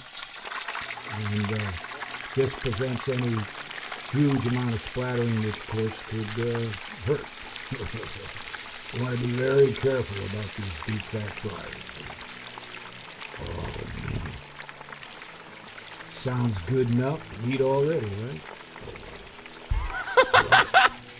And it'll be about 3.5 minutes a pound. This is about a 16-pound whole ham. There, the temperature's just about right. 340, 350. Now, for the remaining injection liquid, we're going to make a sauce. And here I've got about a half cup of what is he doing? Here we've got about a third cup of honey. He's still putting more stuff in the sauce, dude. To get the exact ingredients. And we'll heat it up. Bring it to a simmer. All right. Now, here's the holiday part of the ham. We're going to make ourselves a Jack Manhattan. All right? You got to have something to do while you're waiting for this ham. Like them liberals. A little bit of Cape Kona, a little bit of Manhattan, like the bi-coastal elite. Nice to your shaker. And for each drink, I call this the AOC because I like to shake it. Of, Tennessee whiskey. So for 2, we got 4 shots of Tennessee going in.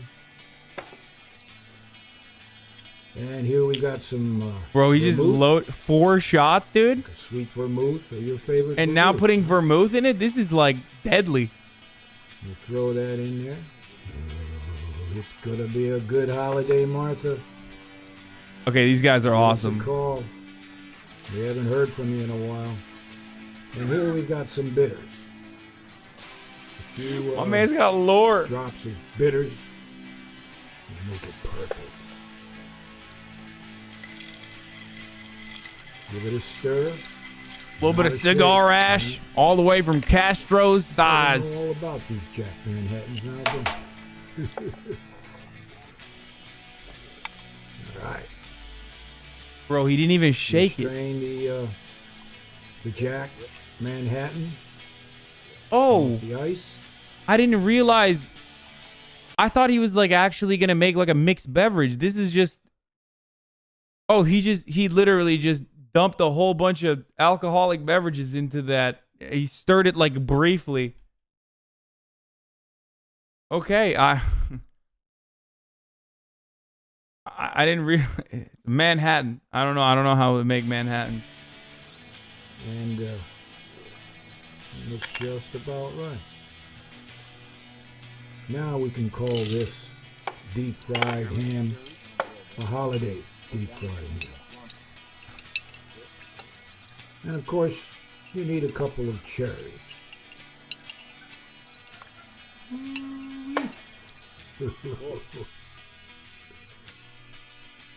And a big toast for the holiday, whatever holiday you got going on.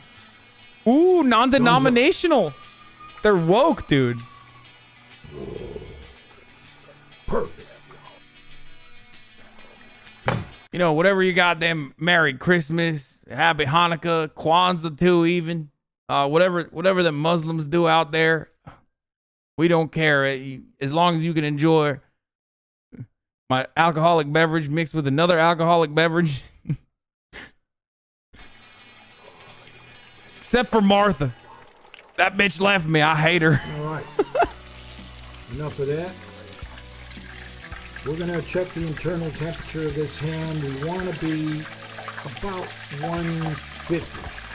Anywhere from 145 to 160 is real fine for these hams. And we got it just the way we want it. No chaser. What do you think they're liberal? What do you think they're a bunch of liberals, dude? Of course no chaser. Now, the reason why you want a whole ham. That's a bold move to just put it on the tree trunk. It's because it creates this great crust. Oh, look at that. You can hear it, right? That's perfection. Right there.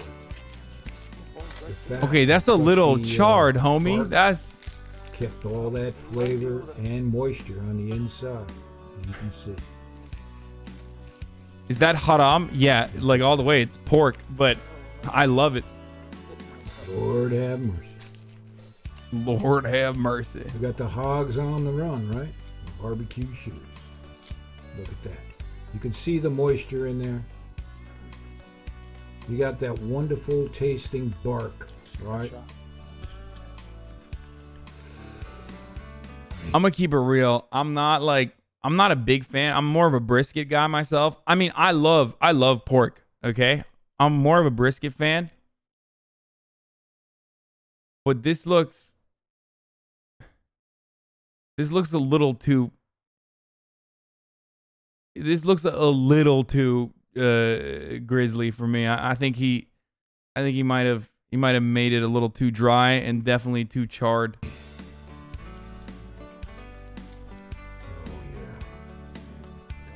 Now, I know a lot of you have never deep fried a ham before, but you better check this out. You've been missing something out of your life. Seriously. I love ribs too. Look at that. Moist. Now, we're going to take Some of that sauce we made there. Oh, that's good. Oh, that sold me. Oh my serve it on a God. holiday plate. We got scalloped potatoes, and coleslaw, and pit beans, cornbread. And take a look at that. Tender, moist, great flavor. Be the best damn ham you ever ate. Trust me. And of course, we do apologize for eating in front of you like this, but we call this Pitmaster Privilege.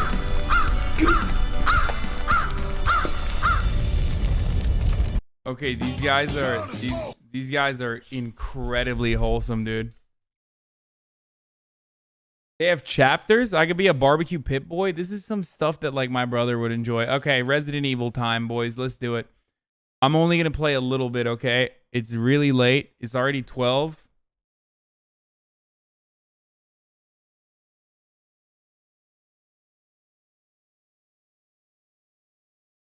%100 chance they know you for 9/11. Okay, true. Oof. This looks good too. Wings.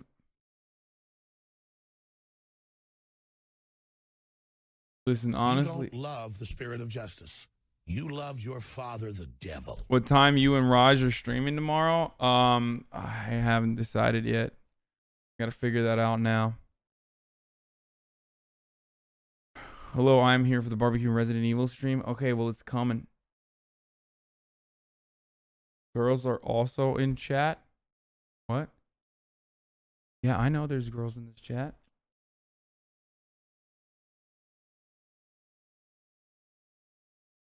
Should I play Resident Evil 2 with the controller or with the mouse and keyboard? I'm just going to start it tonight. I'm not going to like finish it, obviously. Controller, you boomer. Mouse for aim. Controller. Keyboard is easier. I think I'm going to do mouse.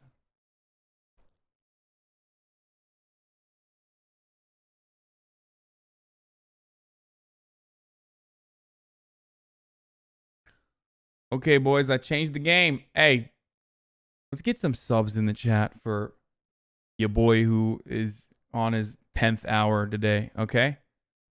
3 hours or 4 hours before, 6 hours still going. Lights off.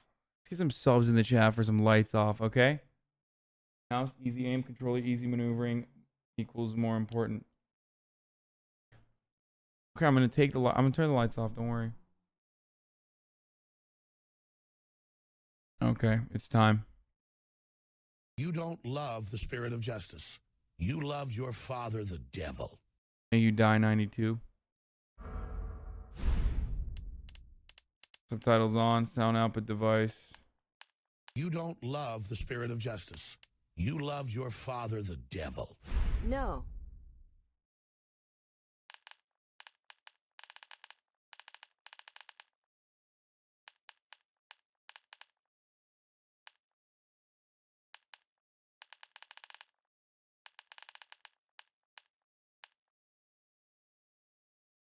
Thank you, Boogeyman. You don't love the spirit of justice. You love your father, the devil.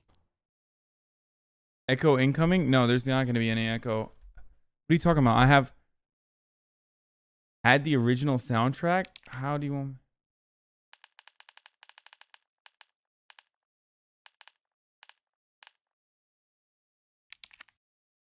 Just value on the picture until the picture on the left disappears. You don't love the spirit of justice. You love your father, the devil.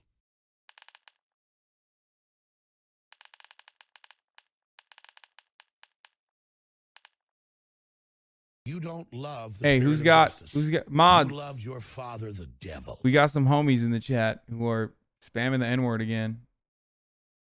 I'm going to turn the lights off right now. Don't worry.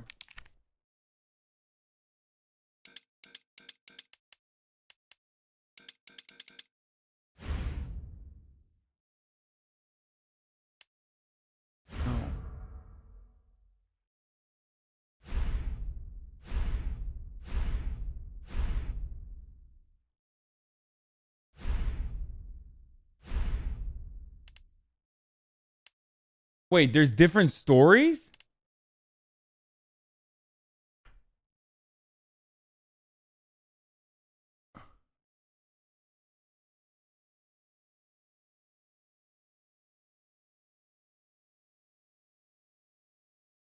Do Leon first? Are we playing A-Cab Leon or Hot Claire? You don't love the spirit of justice. Hey, you Slumber you King. love your father, the devil. Stop copying me. Leon first. Pick Leon, he's hot. All right, I'm gonna do a squad W and go with Leon. Assisted. Aim assist. Recover a certain amount of health automatically. Normal gameplay, hardcore. Father, the devil. Should I do assisted? That's too embarrassing. Lock of 12. I'm gonna do standard. You don't love the spirit of justice. You love your father, the devil. Look, man, I'm serious, okay? I saw this with my own eyes. Oh, I believe you, buddy. I believe you. Just tell us a story. Tell us a story. Okay, well, it was last Friday night. I was. You have attacked me and lied. This woman started Lights coming off, towards hog me. you. She was staggering, you know, so I figured she was drunk. Whoa, whoa, whoa. Okay, tell us, be honest now. How many drinks did you have? No, man, I barely had a buzz on. Oh, come on. Look, just listen, all right? She got closer, and I got a good look at her. You had to see her eyes, her nose, her whole face. It looked like it was rotting. Yeah. She looked like a corpse. Like a walking corpse, man. Sounds like my wife. Ha! Got him. Barbecue pit boys. All right, calm down, buddy. Calm down. Just, hey, you gotta stay strong, okay? Don't give in to fear out there, right? Yeah, well, you got that right. If you freeze up around these things, it'll sink their teeth in you. I should attack somebody. Oh, come on. Just getting good. Uh-oh. That's a big mother trucker right there. I need some sleep. Oh, shit. Squad W.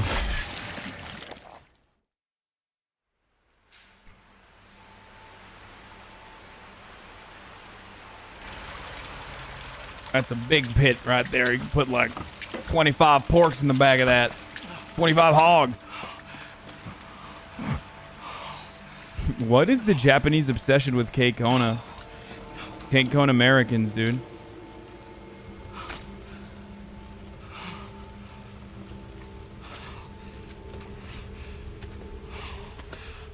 What do I do? What am I gonna do?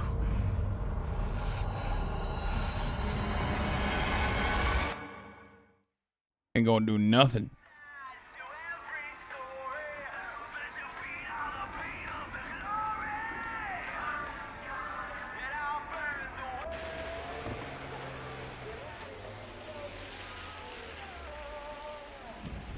Are we in Missouri? Missouri? Is that? Standard is going to be too hard, trust me. Really?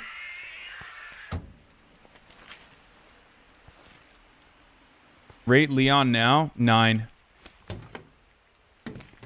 No one's around.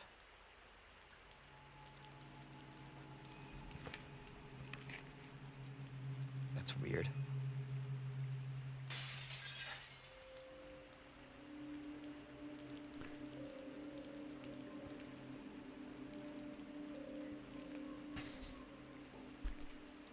Dude, I don't.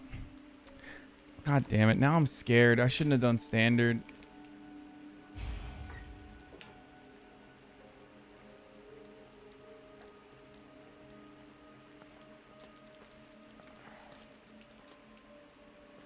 What are the buttons on this thing? Pop the trunk, big boy. Dingo rate cigarettes.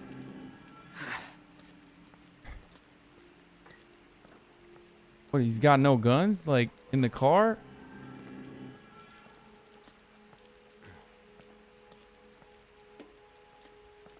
Bro, this is not what we are gonna do, okay?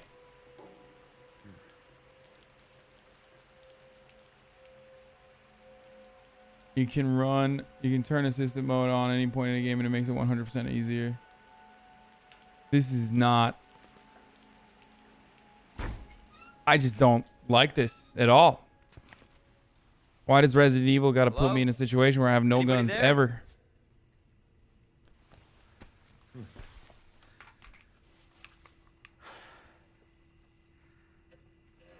Wait. Hold on. Can I get out of this real quick? Oh, there it is. 1 second. Sorry. I just want to adjust the audio so you guys also get to hear the painful sounds. This is way too easy. It would make it boring. Okay. Is the camera here good?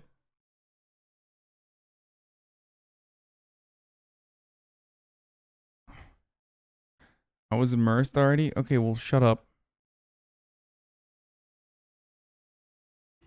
Something's not right. No shit, dude. Okay, I should stop cursing. I started cursing again while I was talking to Greek.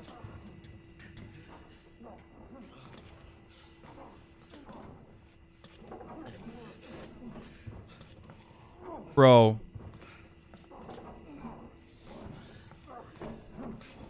Dude, what is going on, dude? I hear... Oh. Oh, dude. You all right?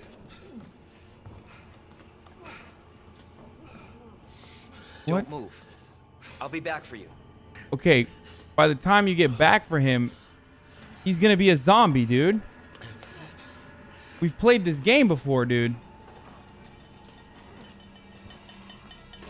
Oh,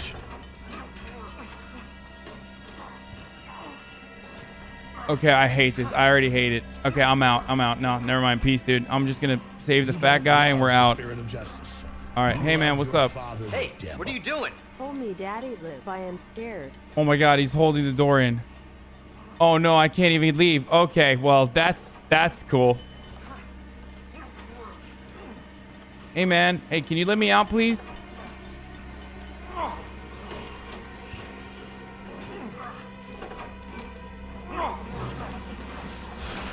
Stop moving. Officer, you need help?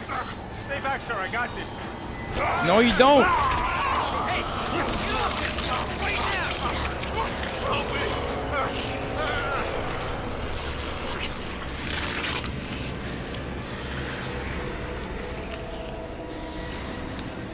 Freeze!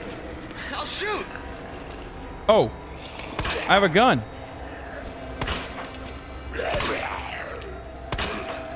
How many? Damn it. Okay.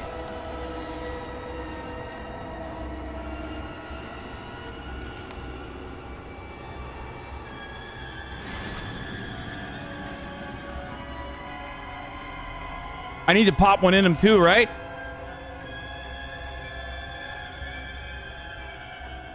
I need to pop one in him too, right? Make your cam smaller. You want costumes, dude?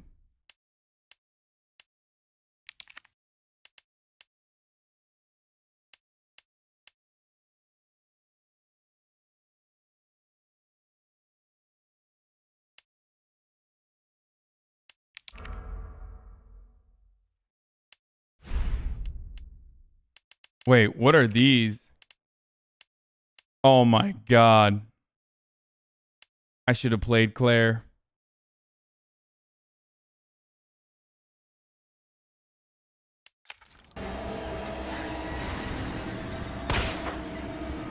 Wait, that didn't work.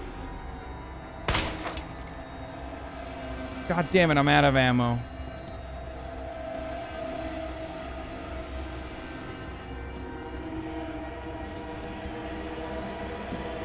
This idiot was trying to arrest a zombie, dude.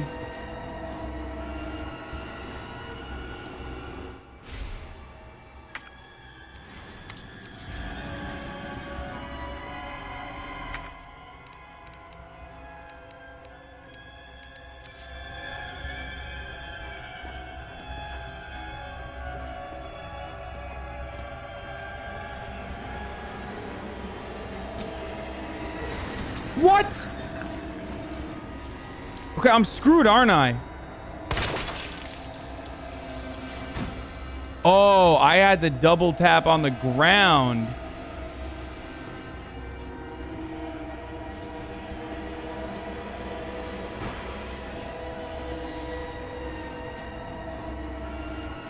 Can I open any of these?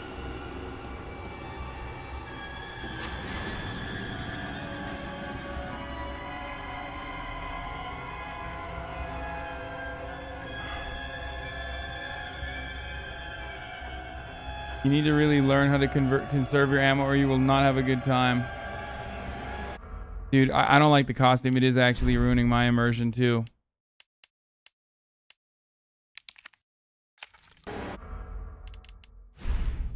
I'm sorry, I gotta do that.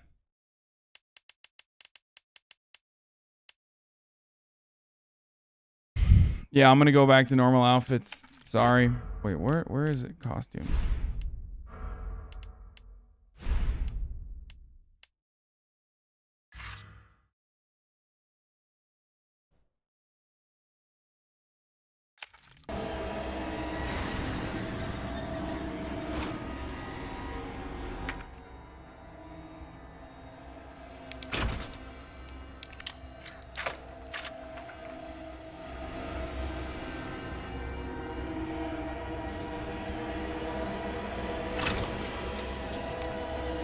Dude, I'm so screwed, dude. Nope, nope. Can they run quick?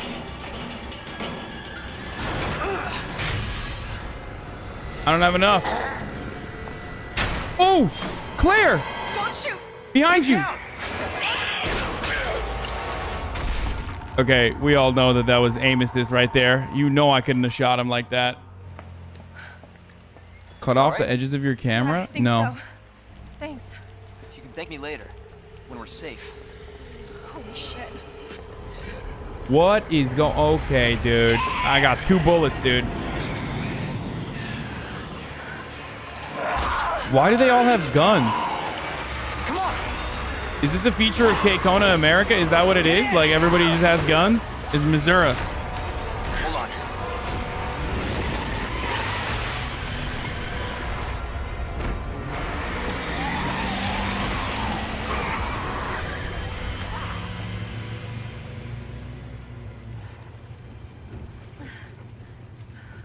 What the hell is going on? I don't know. Hopefully they'll have some answers at the police station. Wait, you're a cop? You guys are annoying. I hope you know that. Here. Is that good? Is that good?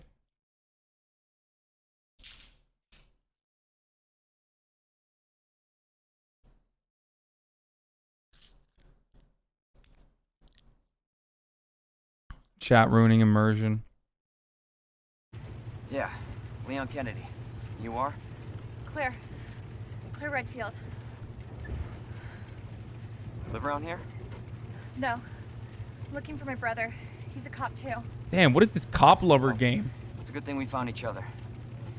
I don't know what to expect anymore. Everybody's loving cops out here.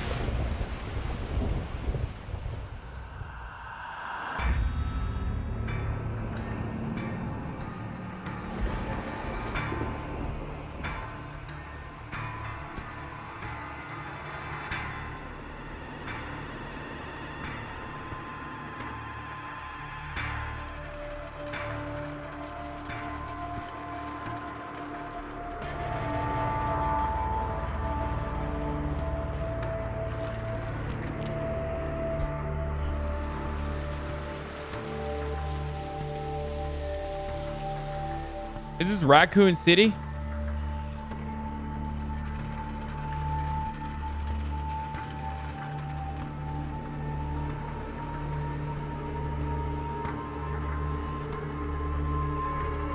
Rack City, bitch. Rack City, bitch.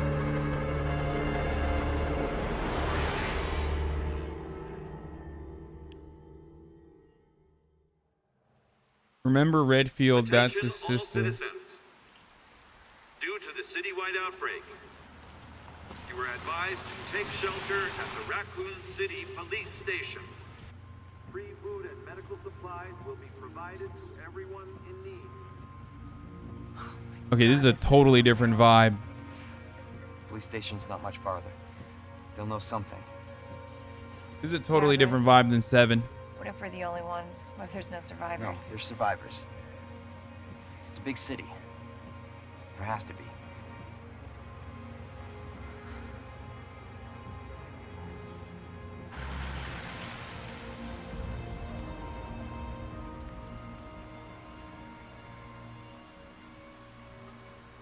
How do I feel about the ethics of being a cop? From here. I don't care. I've never cared.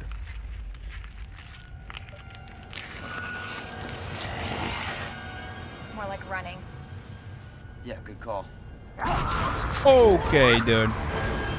Leon, we gotta back up. At this point, you're like, I'm done. Like, why would I'd be out of the city.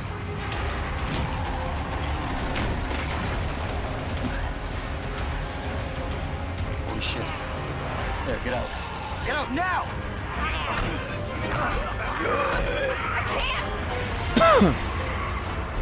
Hold on! Oh, you just got lucky, dude.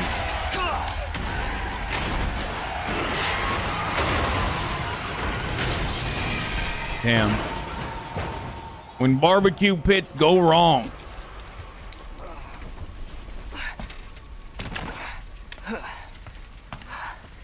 You gotta always be safe when you're barbecuing. Wait, is Claire dead? Oh, okay. I guess she died.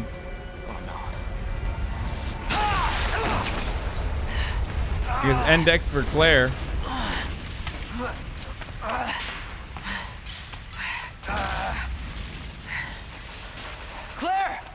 Claire, you okay? What? She's in a flaming car, dude. She's... Wait, how? How about you? Oh, she got out. Can't stay here. It's not safe. Go on ahead. I'll meet you at the station. I'll be there. This is out of control. They can't run, right? None of them can run, right?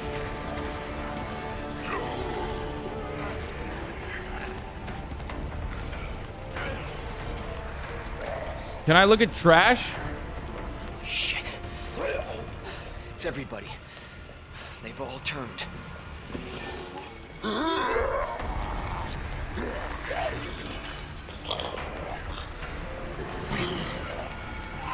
Wait, what? What am I doing? No, dude. Get away. Get away, get away, get away, get away. Is there like a compass or something to tell me where I need to go?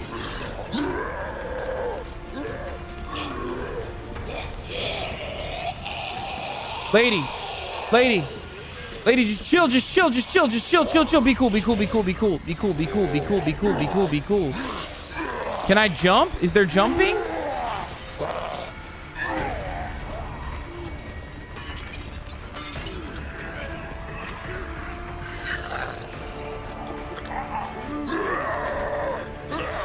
Dude, there's nowhere to go.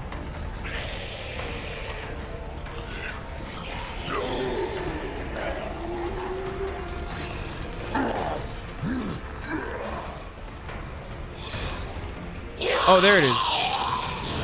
Be chill, lady. Be chill.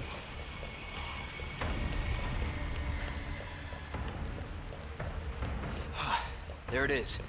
The station. Yeah, I don't think that's going to be that easy of a leap there. And plus, the station's going to be full of zombies. Full of Zumbas. Chill. I'm ducking, dude. I'm low-key kind of nice with it with these dodges, dude. What do you mean next slide? Bro, I'm speedrunning. What are you talking about? Guys, I'm a professional. You didn't know that I speedrun this game? Hello? Is anybody here? Yeah, it's not gonna work. All right, there's definitely some zombies here. Keep out. It seems like that's where the zombies are. Nope, don't do that. That was silly. What a silly goose thing to do. Okay, well, I shouldn't have done that. I definitely shouldn't have done that. That was dumb. Can I jump?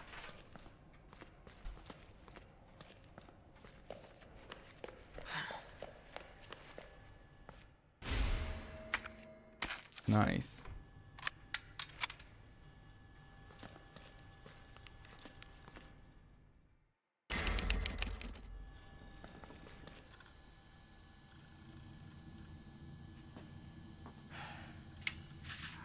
Hit space twice to double jump. There has to be someone here.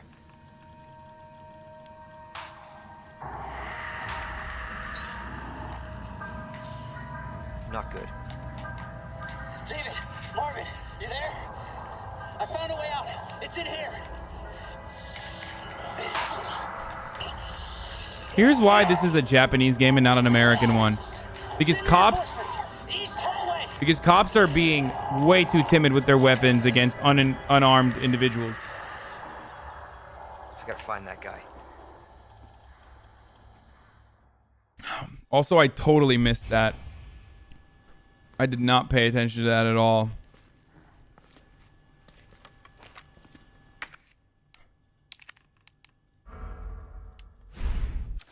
Someone said red checks can be trashed safely. What? Is this cheating?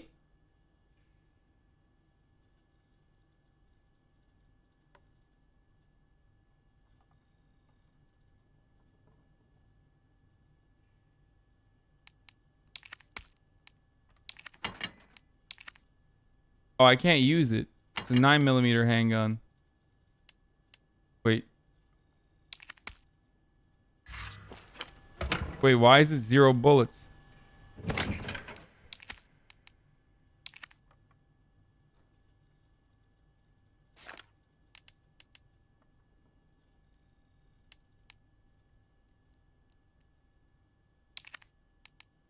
If you use it, definitely turn on aim assist. Why would I do that?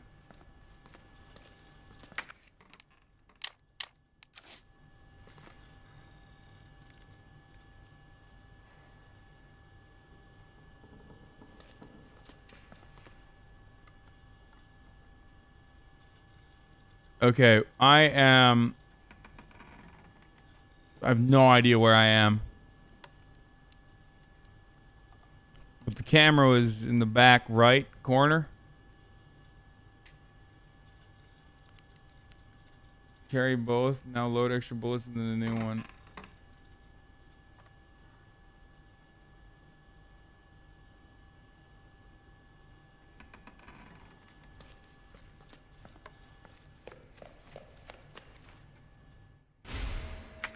Nice.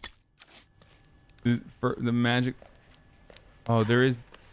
Okay, so double space does not jump. Whoever said that is a liar, and I hate them.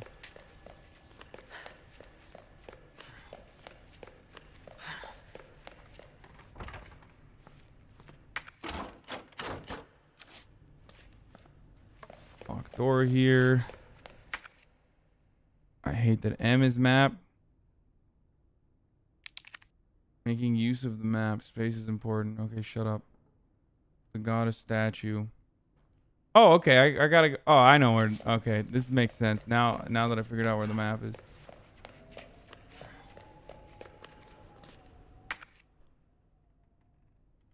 Take damage in your health monitor. Find the caution. Danger. Danger. Quickly heal yourself. Green herb or first aid spray before it's too late.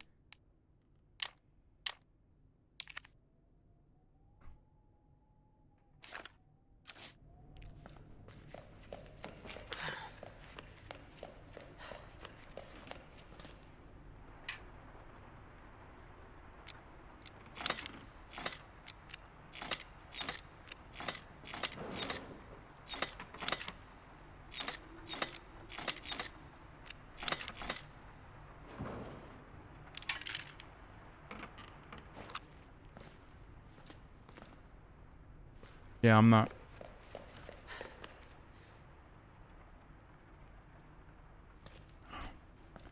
chat, stop being annoying, please. Come on. Stop trying to debate me. We're trying to have fun here, okay?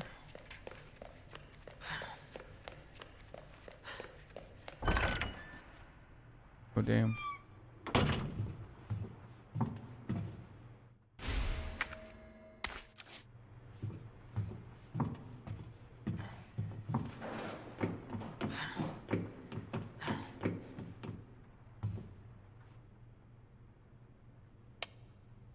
Ay, ay, ay. So many things to find and unlock. Welcome to Raccoon City. Did you know while we're the home of the pharmaceutical giant Umbrella Corp, Raccoon City is a vibrant and dynamic city with a long, rich history of its own. Oh, and this guy will introduce you just a few more. Raccoon City Police Station. The building center of the town wasn't always a police station. In fact, it used to be an art museum. Various features like the unusual clock tower and the goddess statue by the main home remind us of a bygone era. Just a few blocks down from the police station is the orphanage founded by the... Oh my god. I bet they were experimenting on babies, dude. I bet they were experimenting on babies. The orphanage.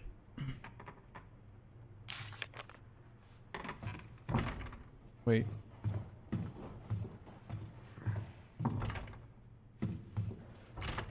Well, I guess this door is locked. Door is locked like Dora.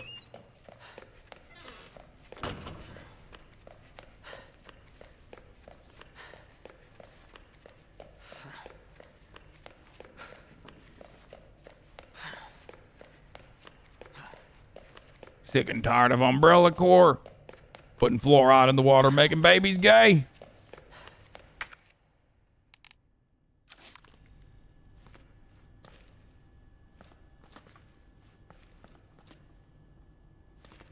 Okay. You guys think I can figure out, is there clues in here as to how to unlock that statue or no?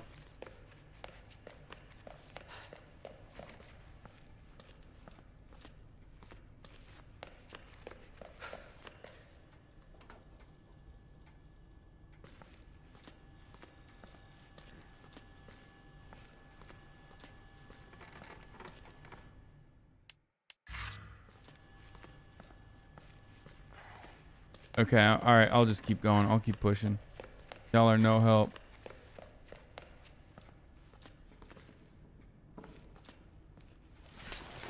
Okay, zombie time. Dude, what?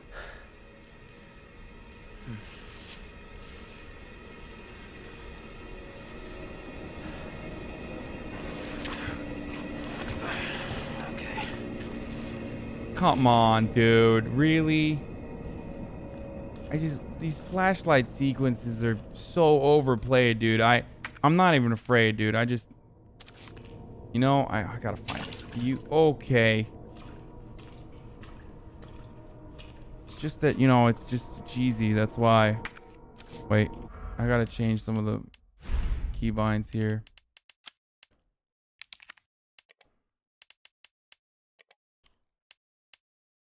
Ready sub weapon, switch ammo, E, change weapon 1, 2, 3, 4. That's fine.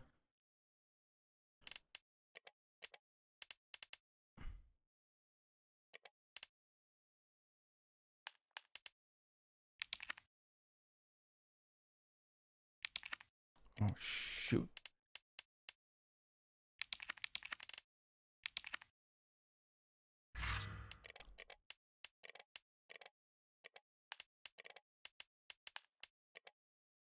Reset camera, pause menu, open map.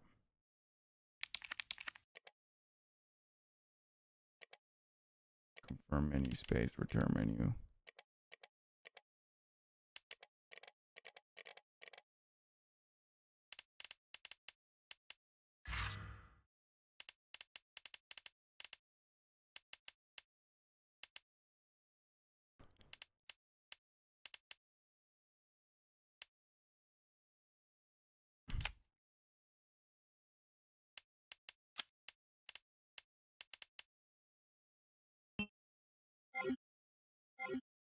There, I changed it to original.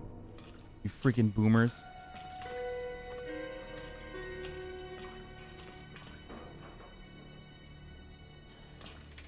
Nothing strange here. Just looked like a police station to me. Okay. What is that noise?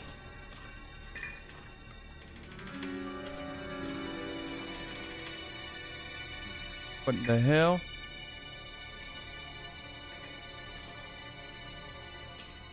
What in the heavens tarnation?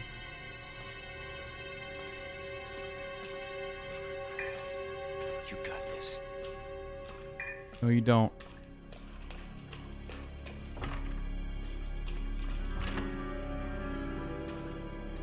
Door's locked.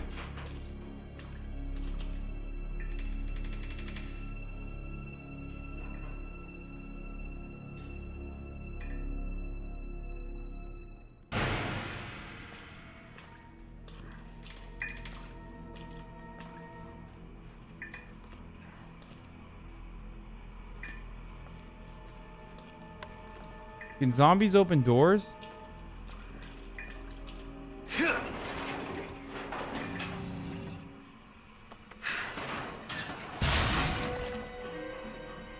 I probably shouldn't have done that.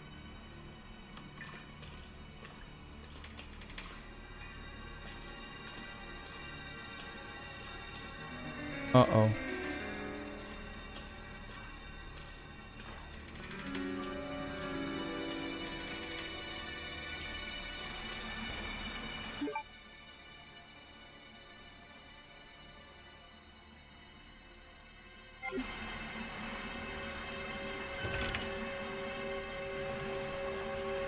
Yeah, I'm good on that, I think. Never mind. Yeah, you keep that door closed now.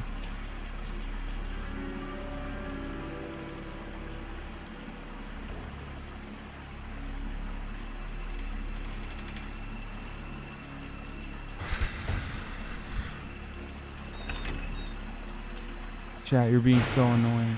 You're being so annoying with the... Okay.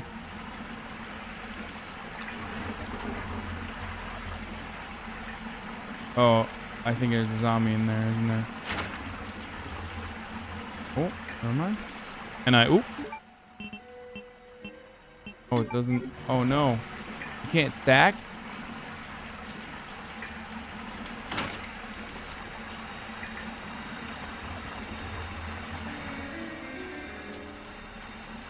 That was a pleasurable experience.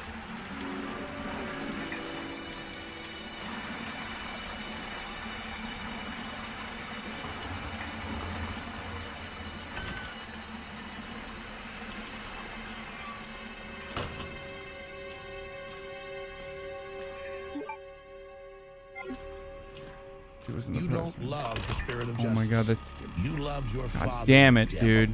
Mega Pork Bun, thank you for the sub.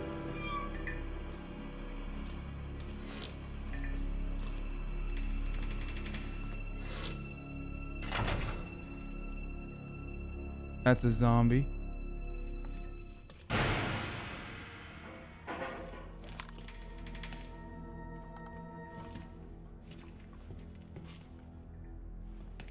Did she just doo-doo her pants? Like, what happened?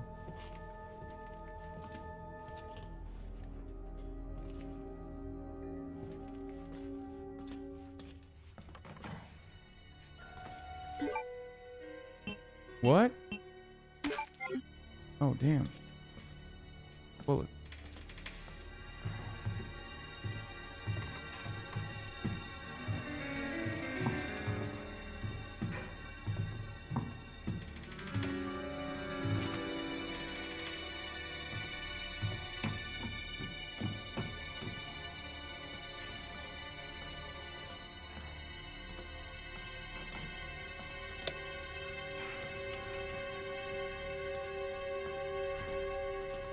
That was... I don't know if that was wise.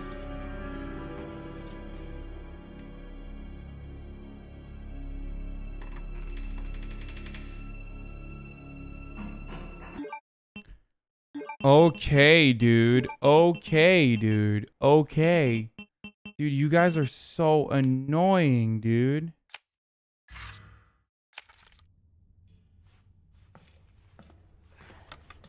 Jesus Christ.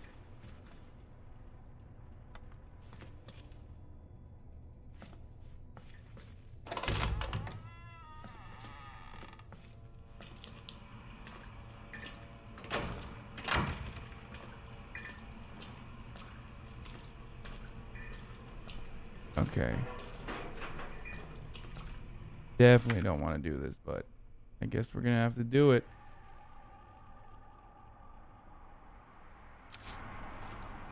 Jesus.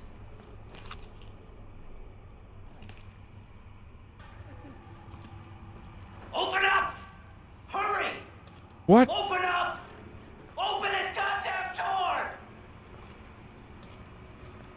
Where is he?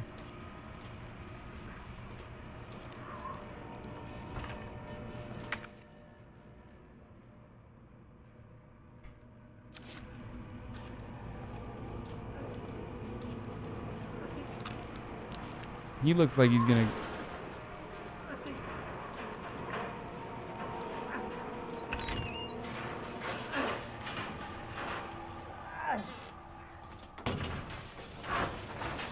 What is going on?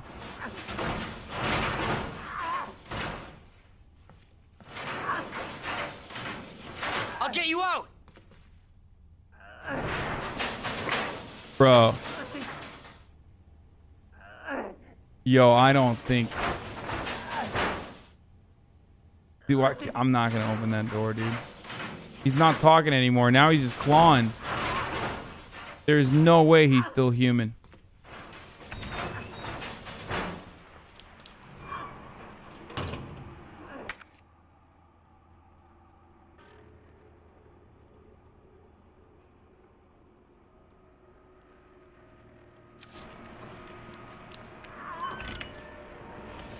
That's the cop, right?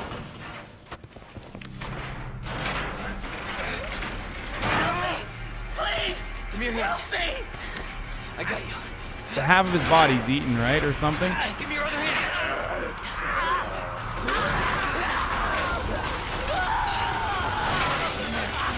Hang in there? What do you mean hang in there?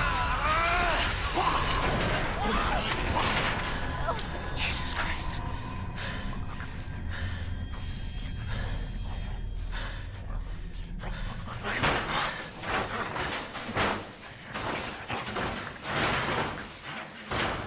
Yeah, yoink. Yeah, I think he'll be fine. Got a statue with the 3 medallions. Doesn't even know what the medallions are. What is this?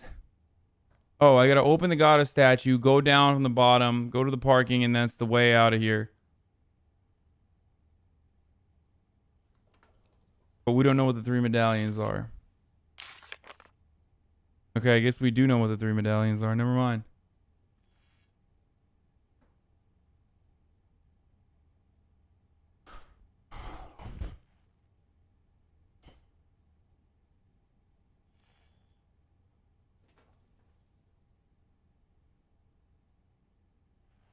Sprinkle some, yeah, just sprinkle some first aid spray on him.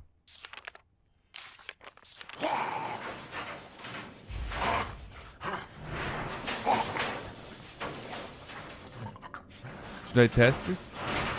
Okay, that doesn't look good. Oh!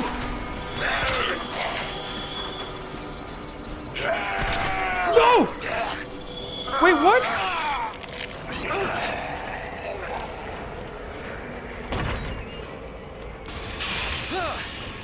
Okay, dude.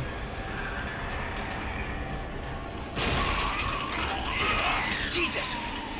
Okay, dude. No!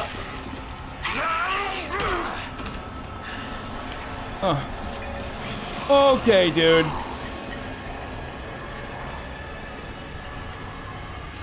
Come on.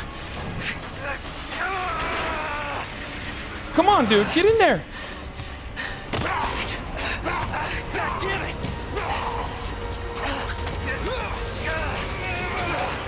Watch out! Let's go. Who is this guy? You're safe. For now. Thanks. Marvin Browner. Leon Kennedy. There was another off strike. I couldn't.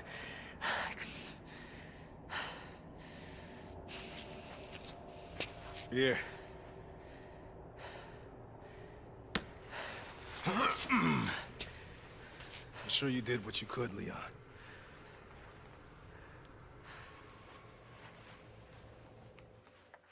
Does anyone know what started this? Not a clue. It's gonna be real sad when I have to shoot him. But honestly, all you need to know is that this place will eat you alive if you aren't careful. Yeah, well, I was supposed to start last week, and I got a call to stay away. I wish I'd come here sooner. You're here now, Leon. That's all that matters. Okay, Lieutenant? This fit is dope. Hopefully you'll be able to find a way out of this station. That officer you met earlier, Elliot. He thought this secret passageway might do the trick. This is good news. We can get you to a hospital. No, I am not the priority here. Lieutenant, I'm not just gonna leave you here. I'm giving you an order, rookie. You save yourself first. Okay, this dialogue is... I'd come with you, but I'd just slow you down. Now, I'm giving you an order, rookie. I'm too old for this shit. Stop.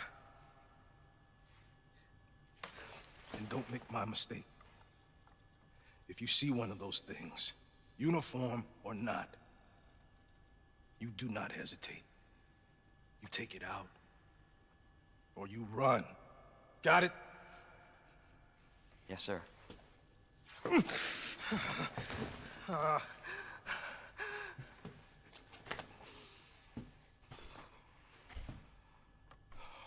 What was the original, like, what was the graphics like in the original one in 1998?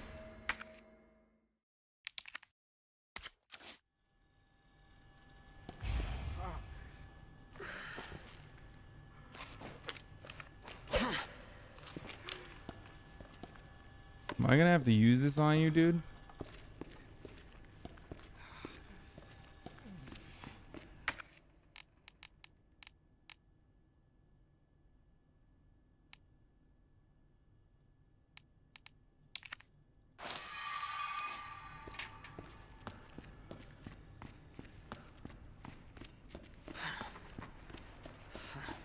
When did I change my substreak icons? Today.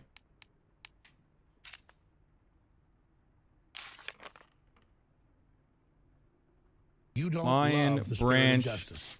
You love your bird. father, the devil.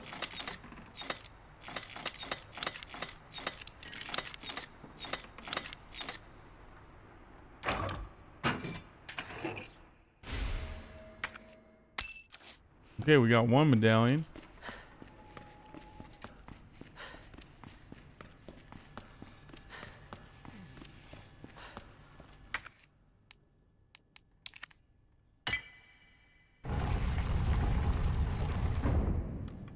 So Elliot was right. Yeah, but the passage isn't open yet. You don't love the spirit of justice. You love your father, the devil. 6 months, woo.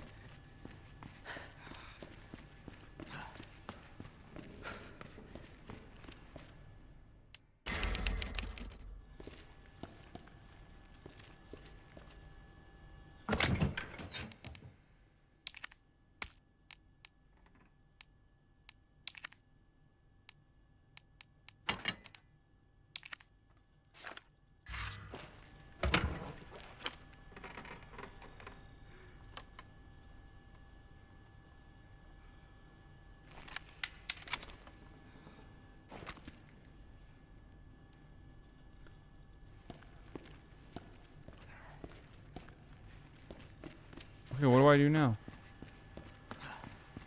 What do I do now, dude?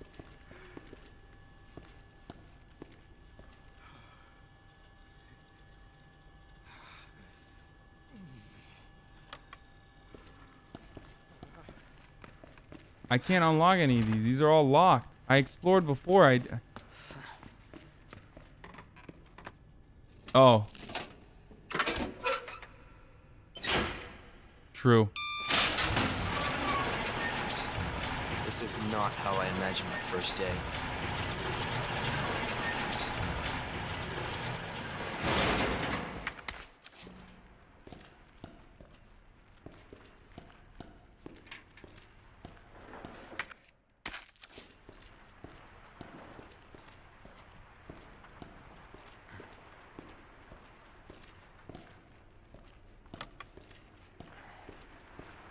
Uh-oh.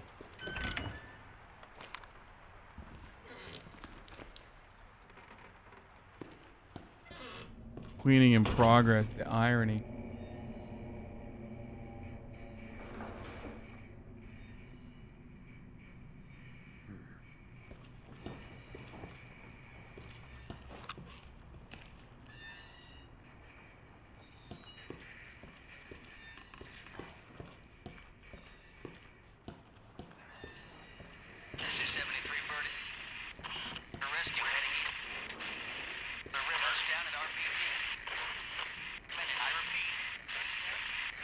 Where's that coming from? Can I pop off on the dead zombies? Yes or no?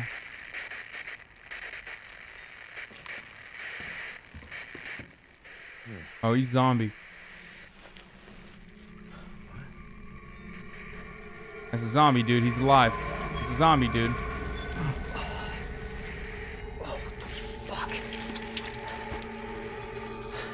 Okay, maybe not.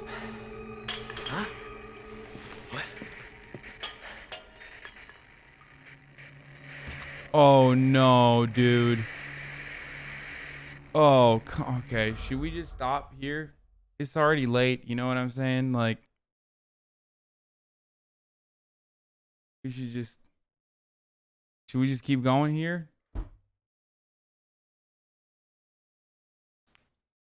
Nice Twitch acting. A little bit more up to you, man. Speedrunner's already finished 2 runs by now. Hasan, you're so pussy. 6-hour stall for a 30-minute game. You talked to Greek. It was your fault for stalling. You have my blessing. Okay, I'll play a little bit more. The game is actually kind of interesting.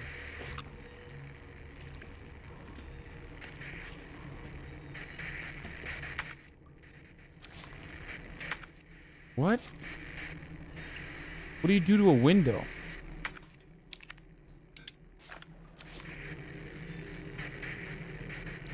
Wait.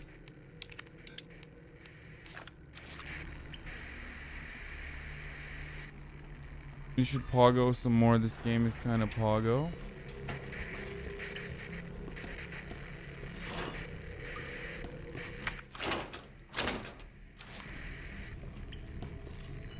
All cops are Irish, remember. That's why they got the clover.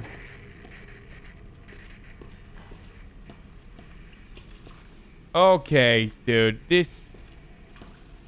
What happened here, dude? Huh? What's going on? We got some claws?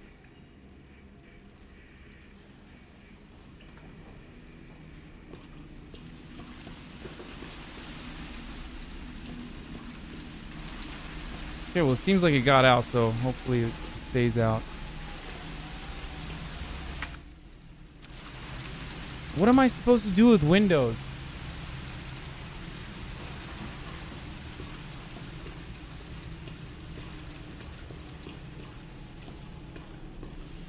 Oh, Jesus Christ. Oh, no. Oh, no. Shit! Uh-oh, they broke. That broke.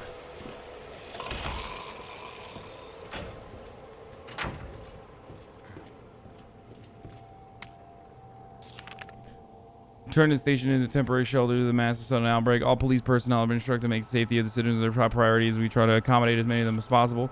One of the refugees attacked in the middle of the night, resulting in the death of 1 officer, injuring 3 others. The person was quickly restrained. We believe this is simply a case of someone snapping under intense stress. A mob attacked the station today, resulting in a number of casualties. A few survivors were able to make it safely behind the emergency shutters, but surrounded. We're not sure we can fix any of our comm equipment, but they remain cut off from the outside world. There was another clash on the west side of the station. 12 people died. There's only a handful of survivors left. Everything's falling into disarray here.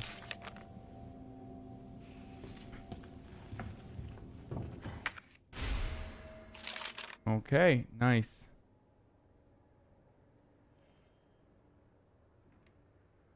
Wait, what's my...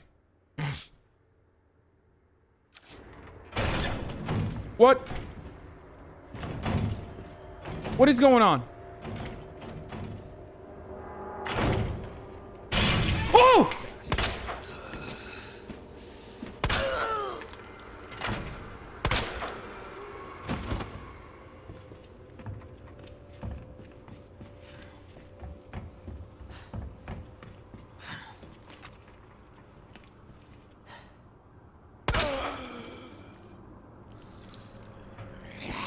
Ow! What?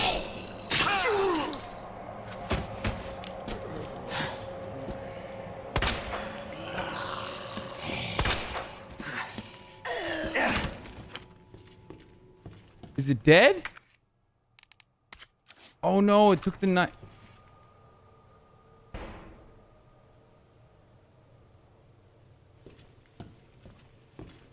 I can't even teabag him. This is bunk.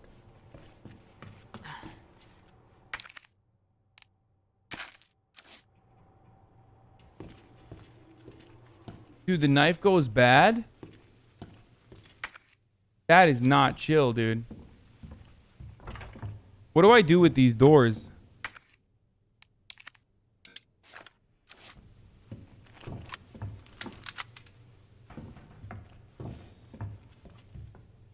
Knife down zombies?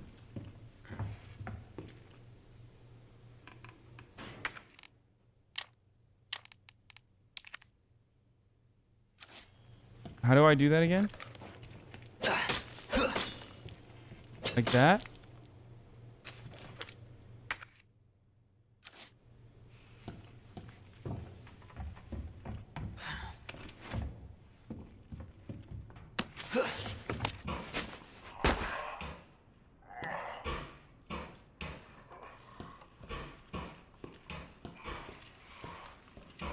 Yeah, just stay preoccupied with that, dude. Yeah, that's fine. That's fine. Don't worry me now. Don't be worried now. So zombies can break through doors, by the way. We found out.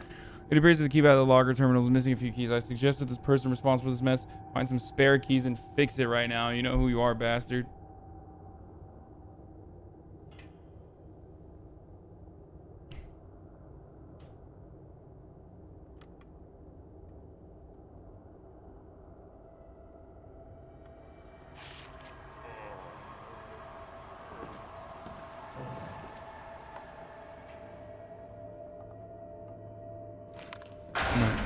What? What is that? What is that, dude?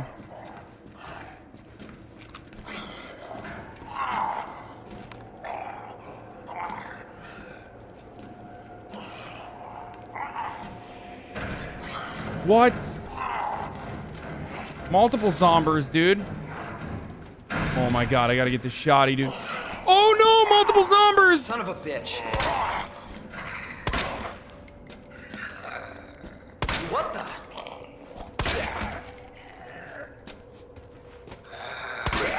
Bastard.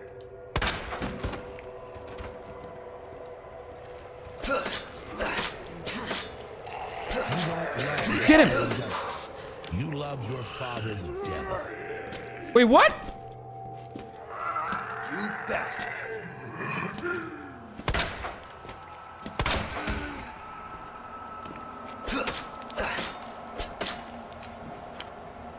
How many times, dude?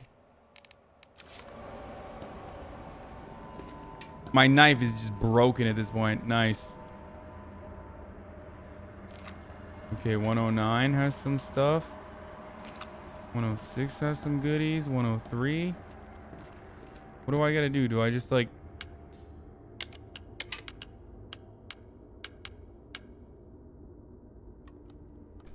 Oh, Jesus Christ. There is no... I can't get the knife because I don't have the...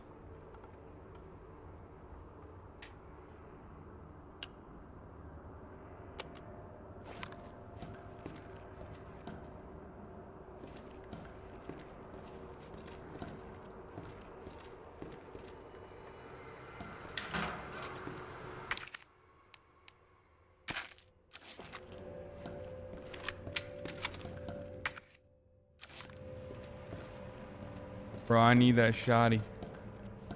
108.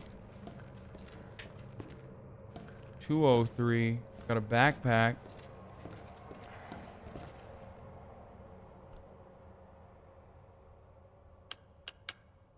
Okay, so I gotta find the...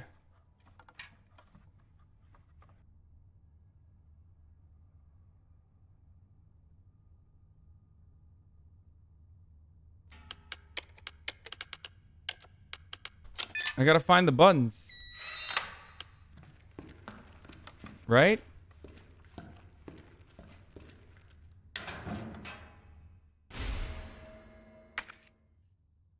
A roll of undeveloped film. Okay, where will I find the buttons? 208 I can open too, but I don't really need to open right now because I don't need it in my inventory.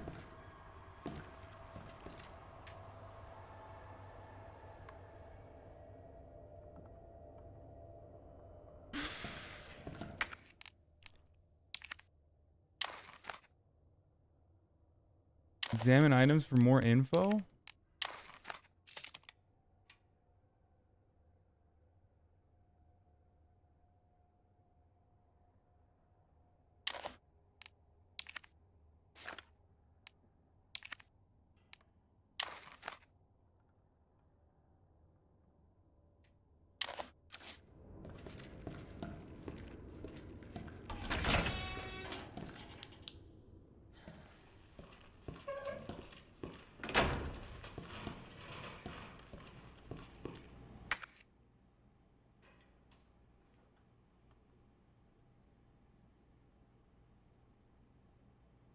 Wait, did I drop handgun ammo back there?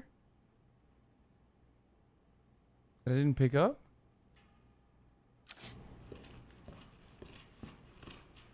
What in the hell?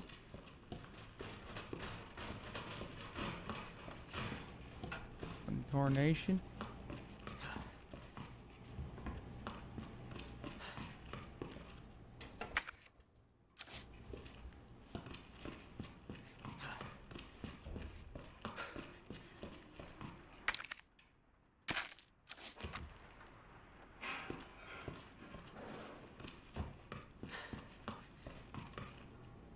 Play Battlegrounds so Shaq and mansplain strats to you?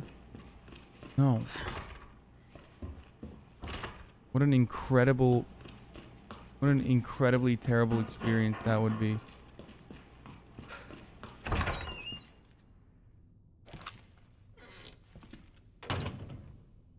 Jesus Christ.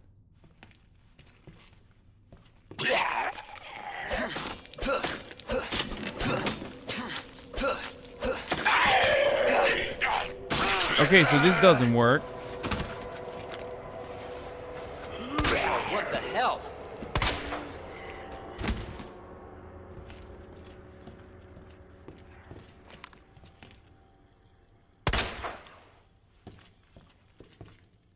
My knife is done. It's a defensive weapon.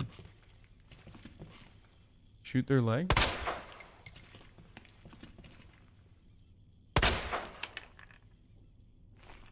Okay, well that didn't work either, and I'm wasting bullets now.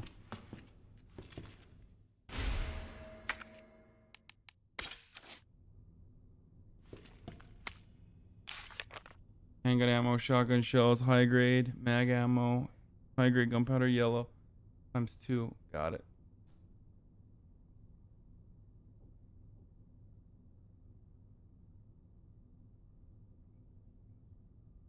Don't waste ammo. Shoot all the knees for legendary sex scene. Not a lot of ammo left to make usually good gunpowder. I like the game so far. The person in the chat was trying to say sometimes it's better to shoot zombies in the leg and cripple them than run past them and using it all to kill them. You love your father, the devil. Oh, true. Okay. Thank you, Euronymous.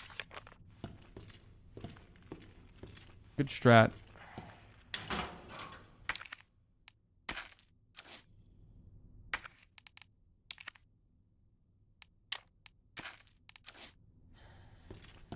But you can't combine this with... Yeah, no, you can't.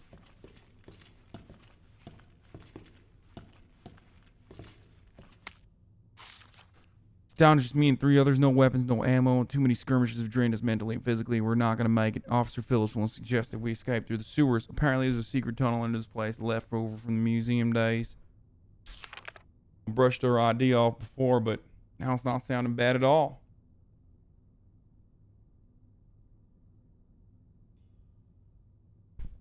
Did I ever use the Magnum in Resident Evil 7 or did I save it for this game? I used the Magnum. Good one though. And no, I'm not on easy. I brushed our idea off for years. There's no proof there's even a tunnel. The sewers are infested with zombies, but I don't want to sit here and wait to die either. It's a long shot, but I'm going to try to find out what I can about the tunnel.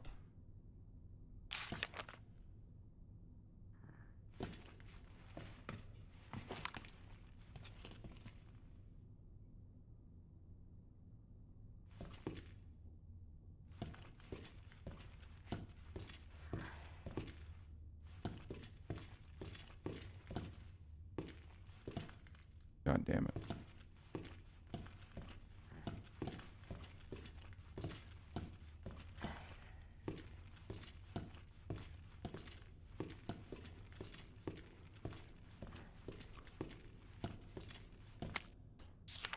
To be honest, Kenny, we're putting you on a special first assignment. Your mission is to unlock your desk. The key to your success is the initials of your first names. Input the letters in order of our desks. There are 2 locks, one on each side of your desk. Make sure to get them both. What? Initials of our first names?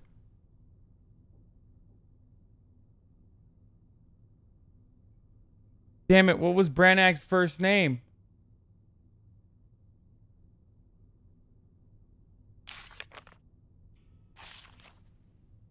Be glad you're not here, rookie. Why did he write that?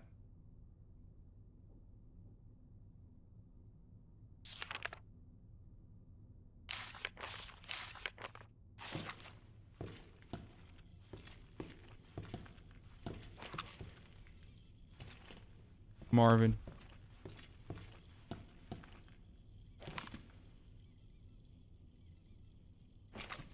Wait, what?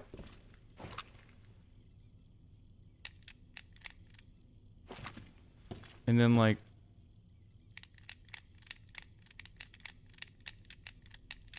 where's the B? I'm confused. Initials, yeah.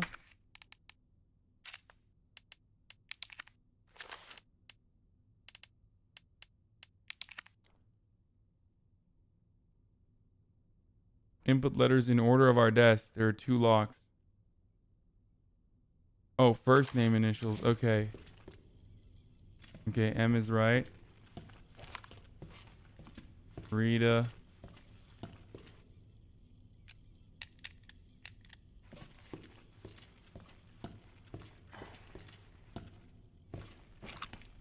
I guess this is my desk, maybe? George Scott. What a silly games we play.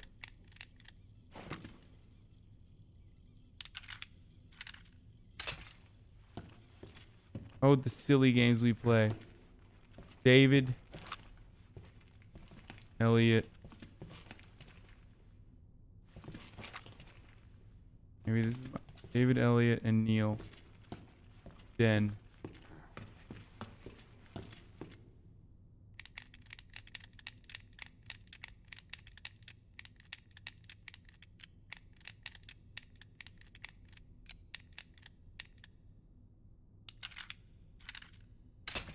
Or Ned.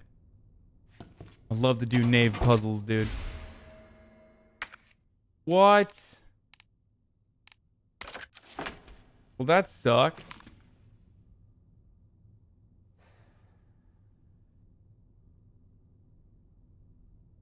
I can't combine it with this. I got the Alfred.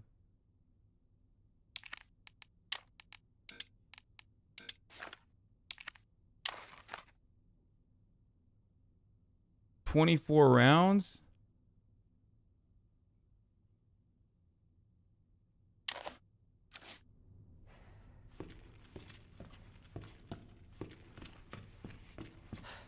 I know there's a safe here. I can't unlock it.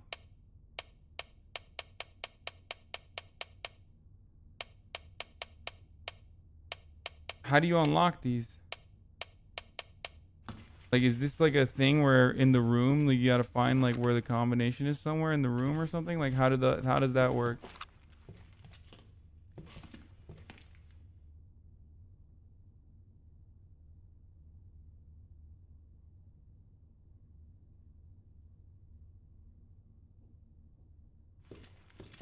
Listen for the clicks. Okay, RTVA. Good one, dude. You funny, bro.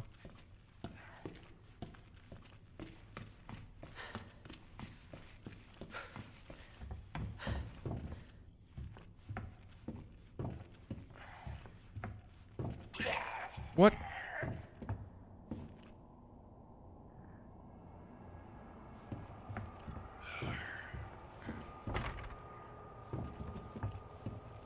Did that guy get up?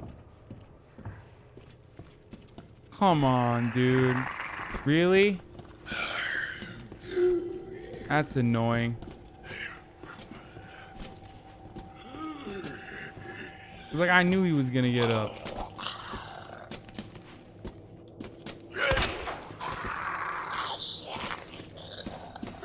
Still pretty fast.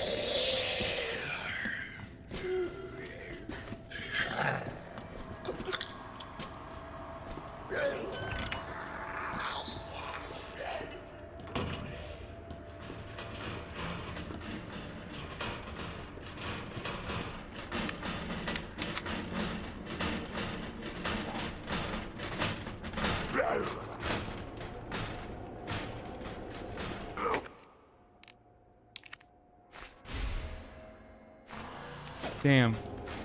It's a lot like ganja to me. Oh, crap. Wait, what do I do? I can't discard it.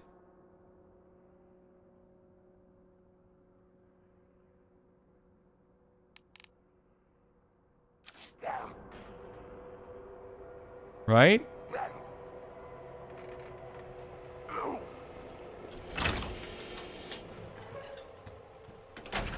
Good call, chat.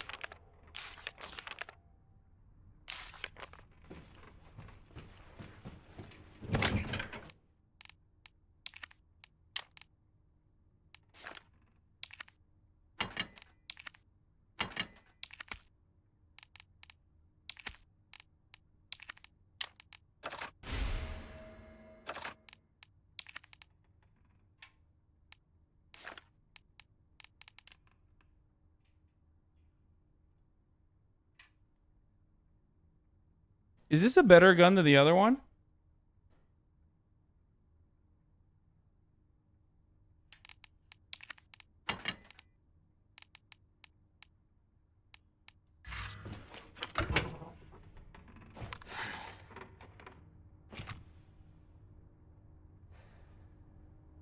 DLC gun is not better?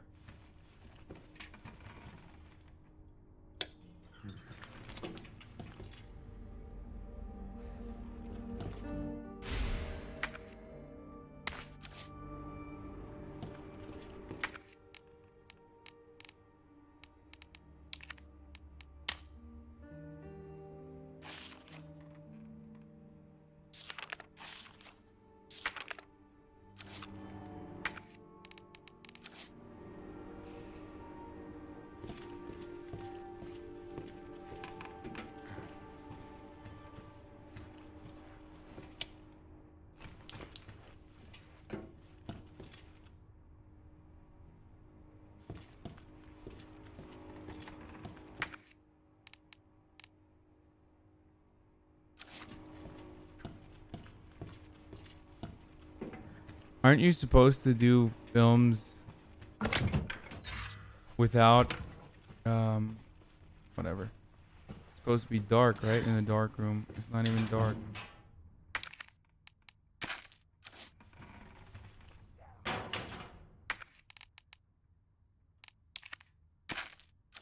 Oh, damn.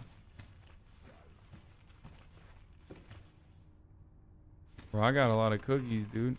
Wait, can I pick up this backpack? Add it to my back? Nope. Never mind.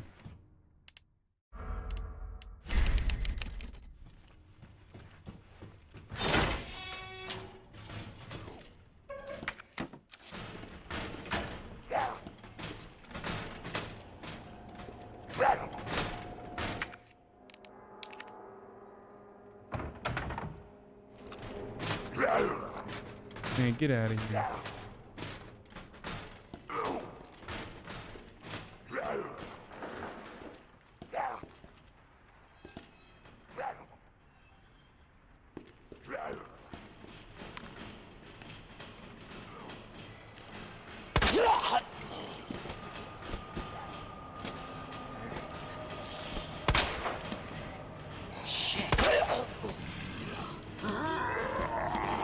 Oh shit!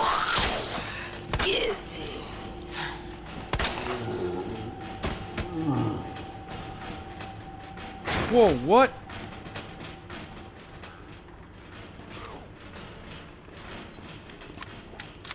What the hell was that?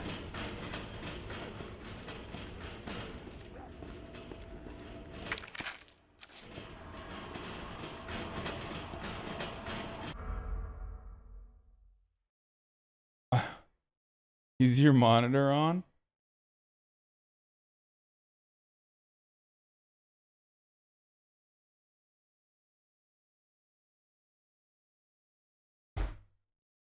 Oof. Dude, I'm getting tired, dude. I'm not stalling. I'm just tired. I'm not like giving you guys my all. I feel like it's not. Like I kind of want to continue this tomorrow, you know?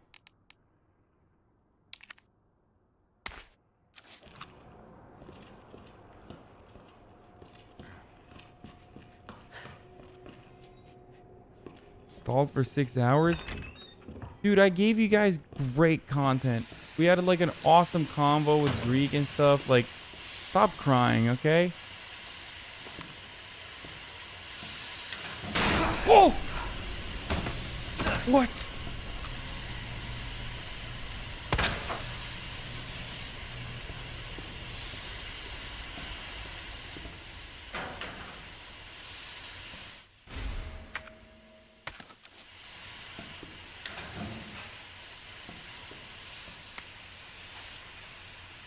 Press the button to light up its corresponding lamp. Light them all open. Those open safe. The buttons must be pressed in a certain order.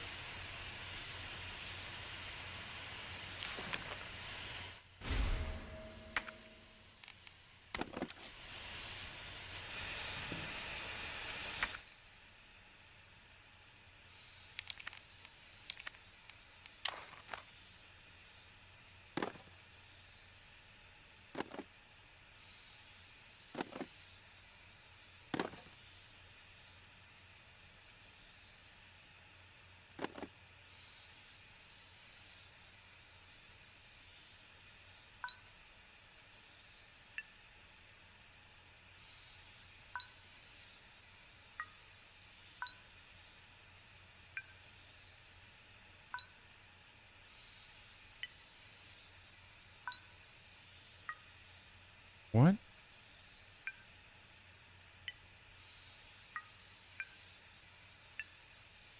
Oh.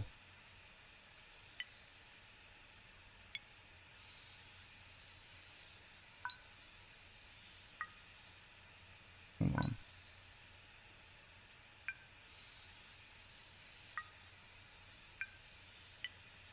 Oh, shoot.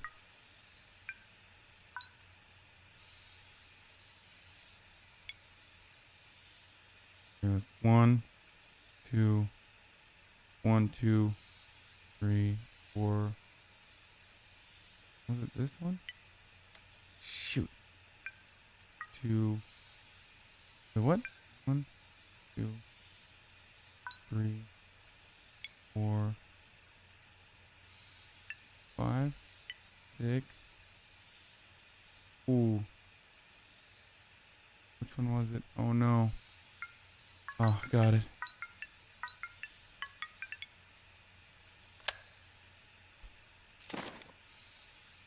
Oh, which key? Oh, it's just up to me, I guess. Whatever I decide to do with that key. Pretty cool, man.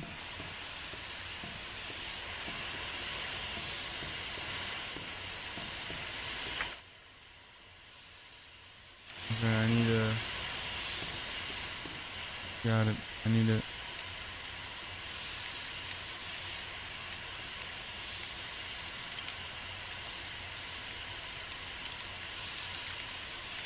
What? Okay.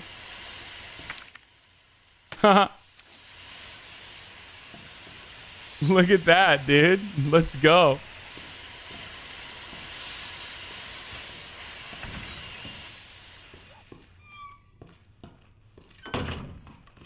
I will be keeping that energy for the rest of the duration of this.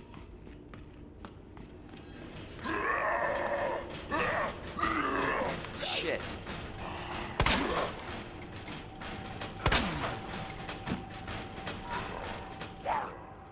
Fuck. Dude, you still awake, dude? What the heck?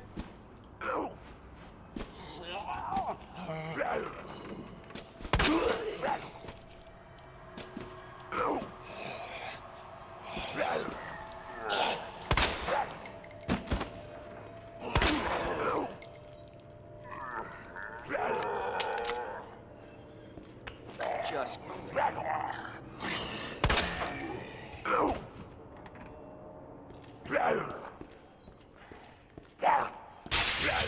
What? Oh, it's broken still.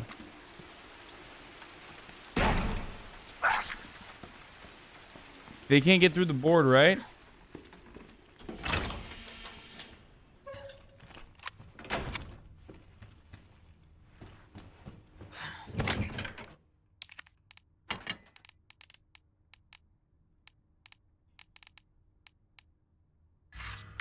What does the Reds do?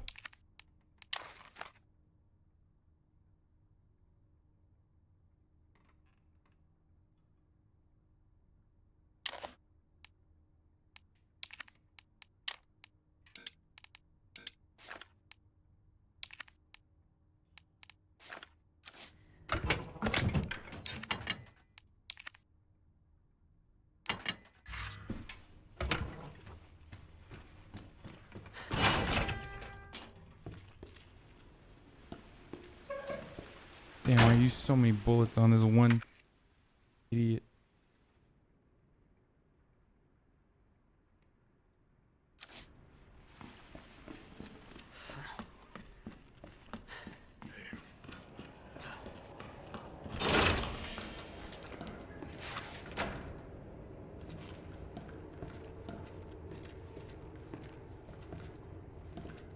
Through 103.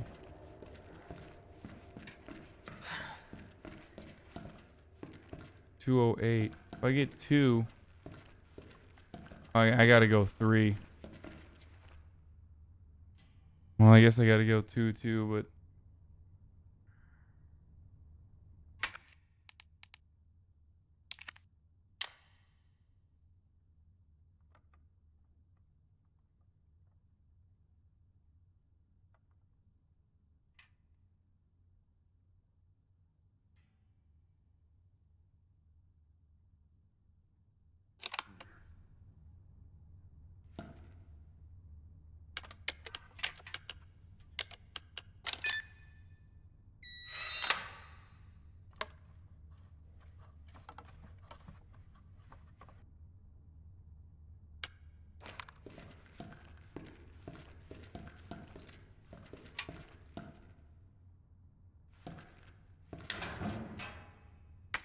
I don't have a knife anymore, so I needed that.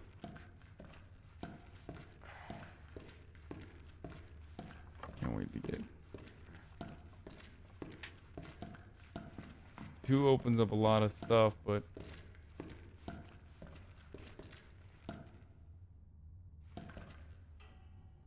remember to save or else you die.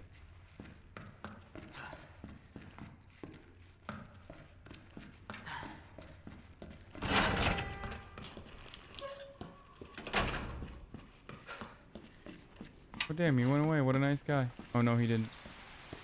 Still there. Alright, I'm done after this.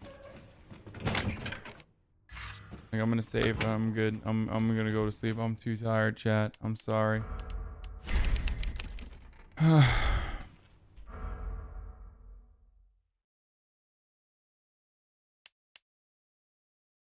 love you guys, but this is like too much, you know? That was a lot of streaming today. I did a lot of streaming.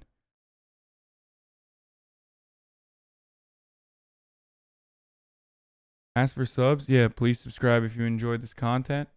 I know it's at the end. That's like the worst part to ask for subs. Literally no one is going to. Like, not a single person is going to sub at this point. But yeah, tomorrow we are going to have sub, you fucking freeloaders. Yeah. Tomorrow, hey, subscribe if you want to see IRL content with tomorrow. Okay? Wait, what? I'm not even speaking correctly. Wow. Words are coming out of my mouth, but I don't even know what I'm saying. Subscribe if you want to see IRL content with Raj tomorrow. The spirit of justice. Yeah, you exactly. Love your father, Relector. Otherwise, I'm not doing it. Okay, yeah, my brain is fried, dude. My brain is totally fried. It's gonna be on my channel.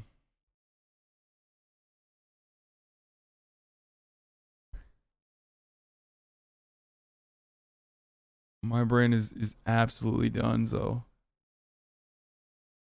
Damn, what a great stream, though. I had a lot of fun. You don't love the spirit of justice. I enjoyed this, guys. You love your father, the devil. This was good. Thank you, Jay Carlos.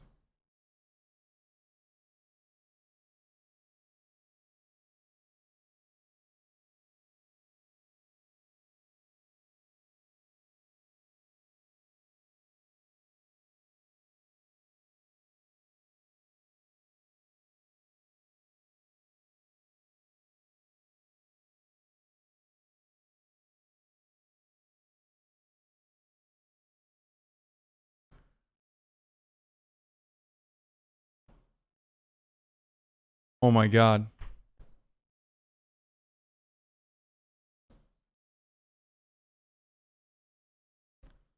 Dude, my brain is really not. I was just like sitting here staring at my screen. I'm so tired. All right. I'm rating Very Handsome Billy. I guess he's live. Is he live? Or is he not live? Gorbachev, is he live? Okay, good. Have fun with Very Handsome Billy, guys. He's very talented. Very chill. The guy that I chose in my in the talent show. Good night.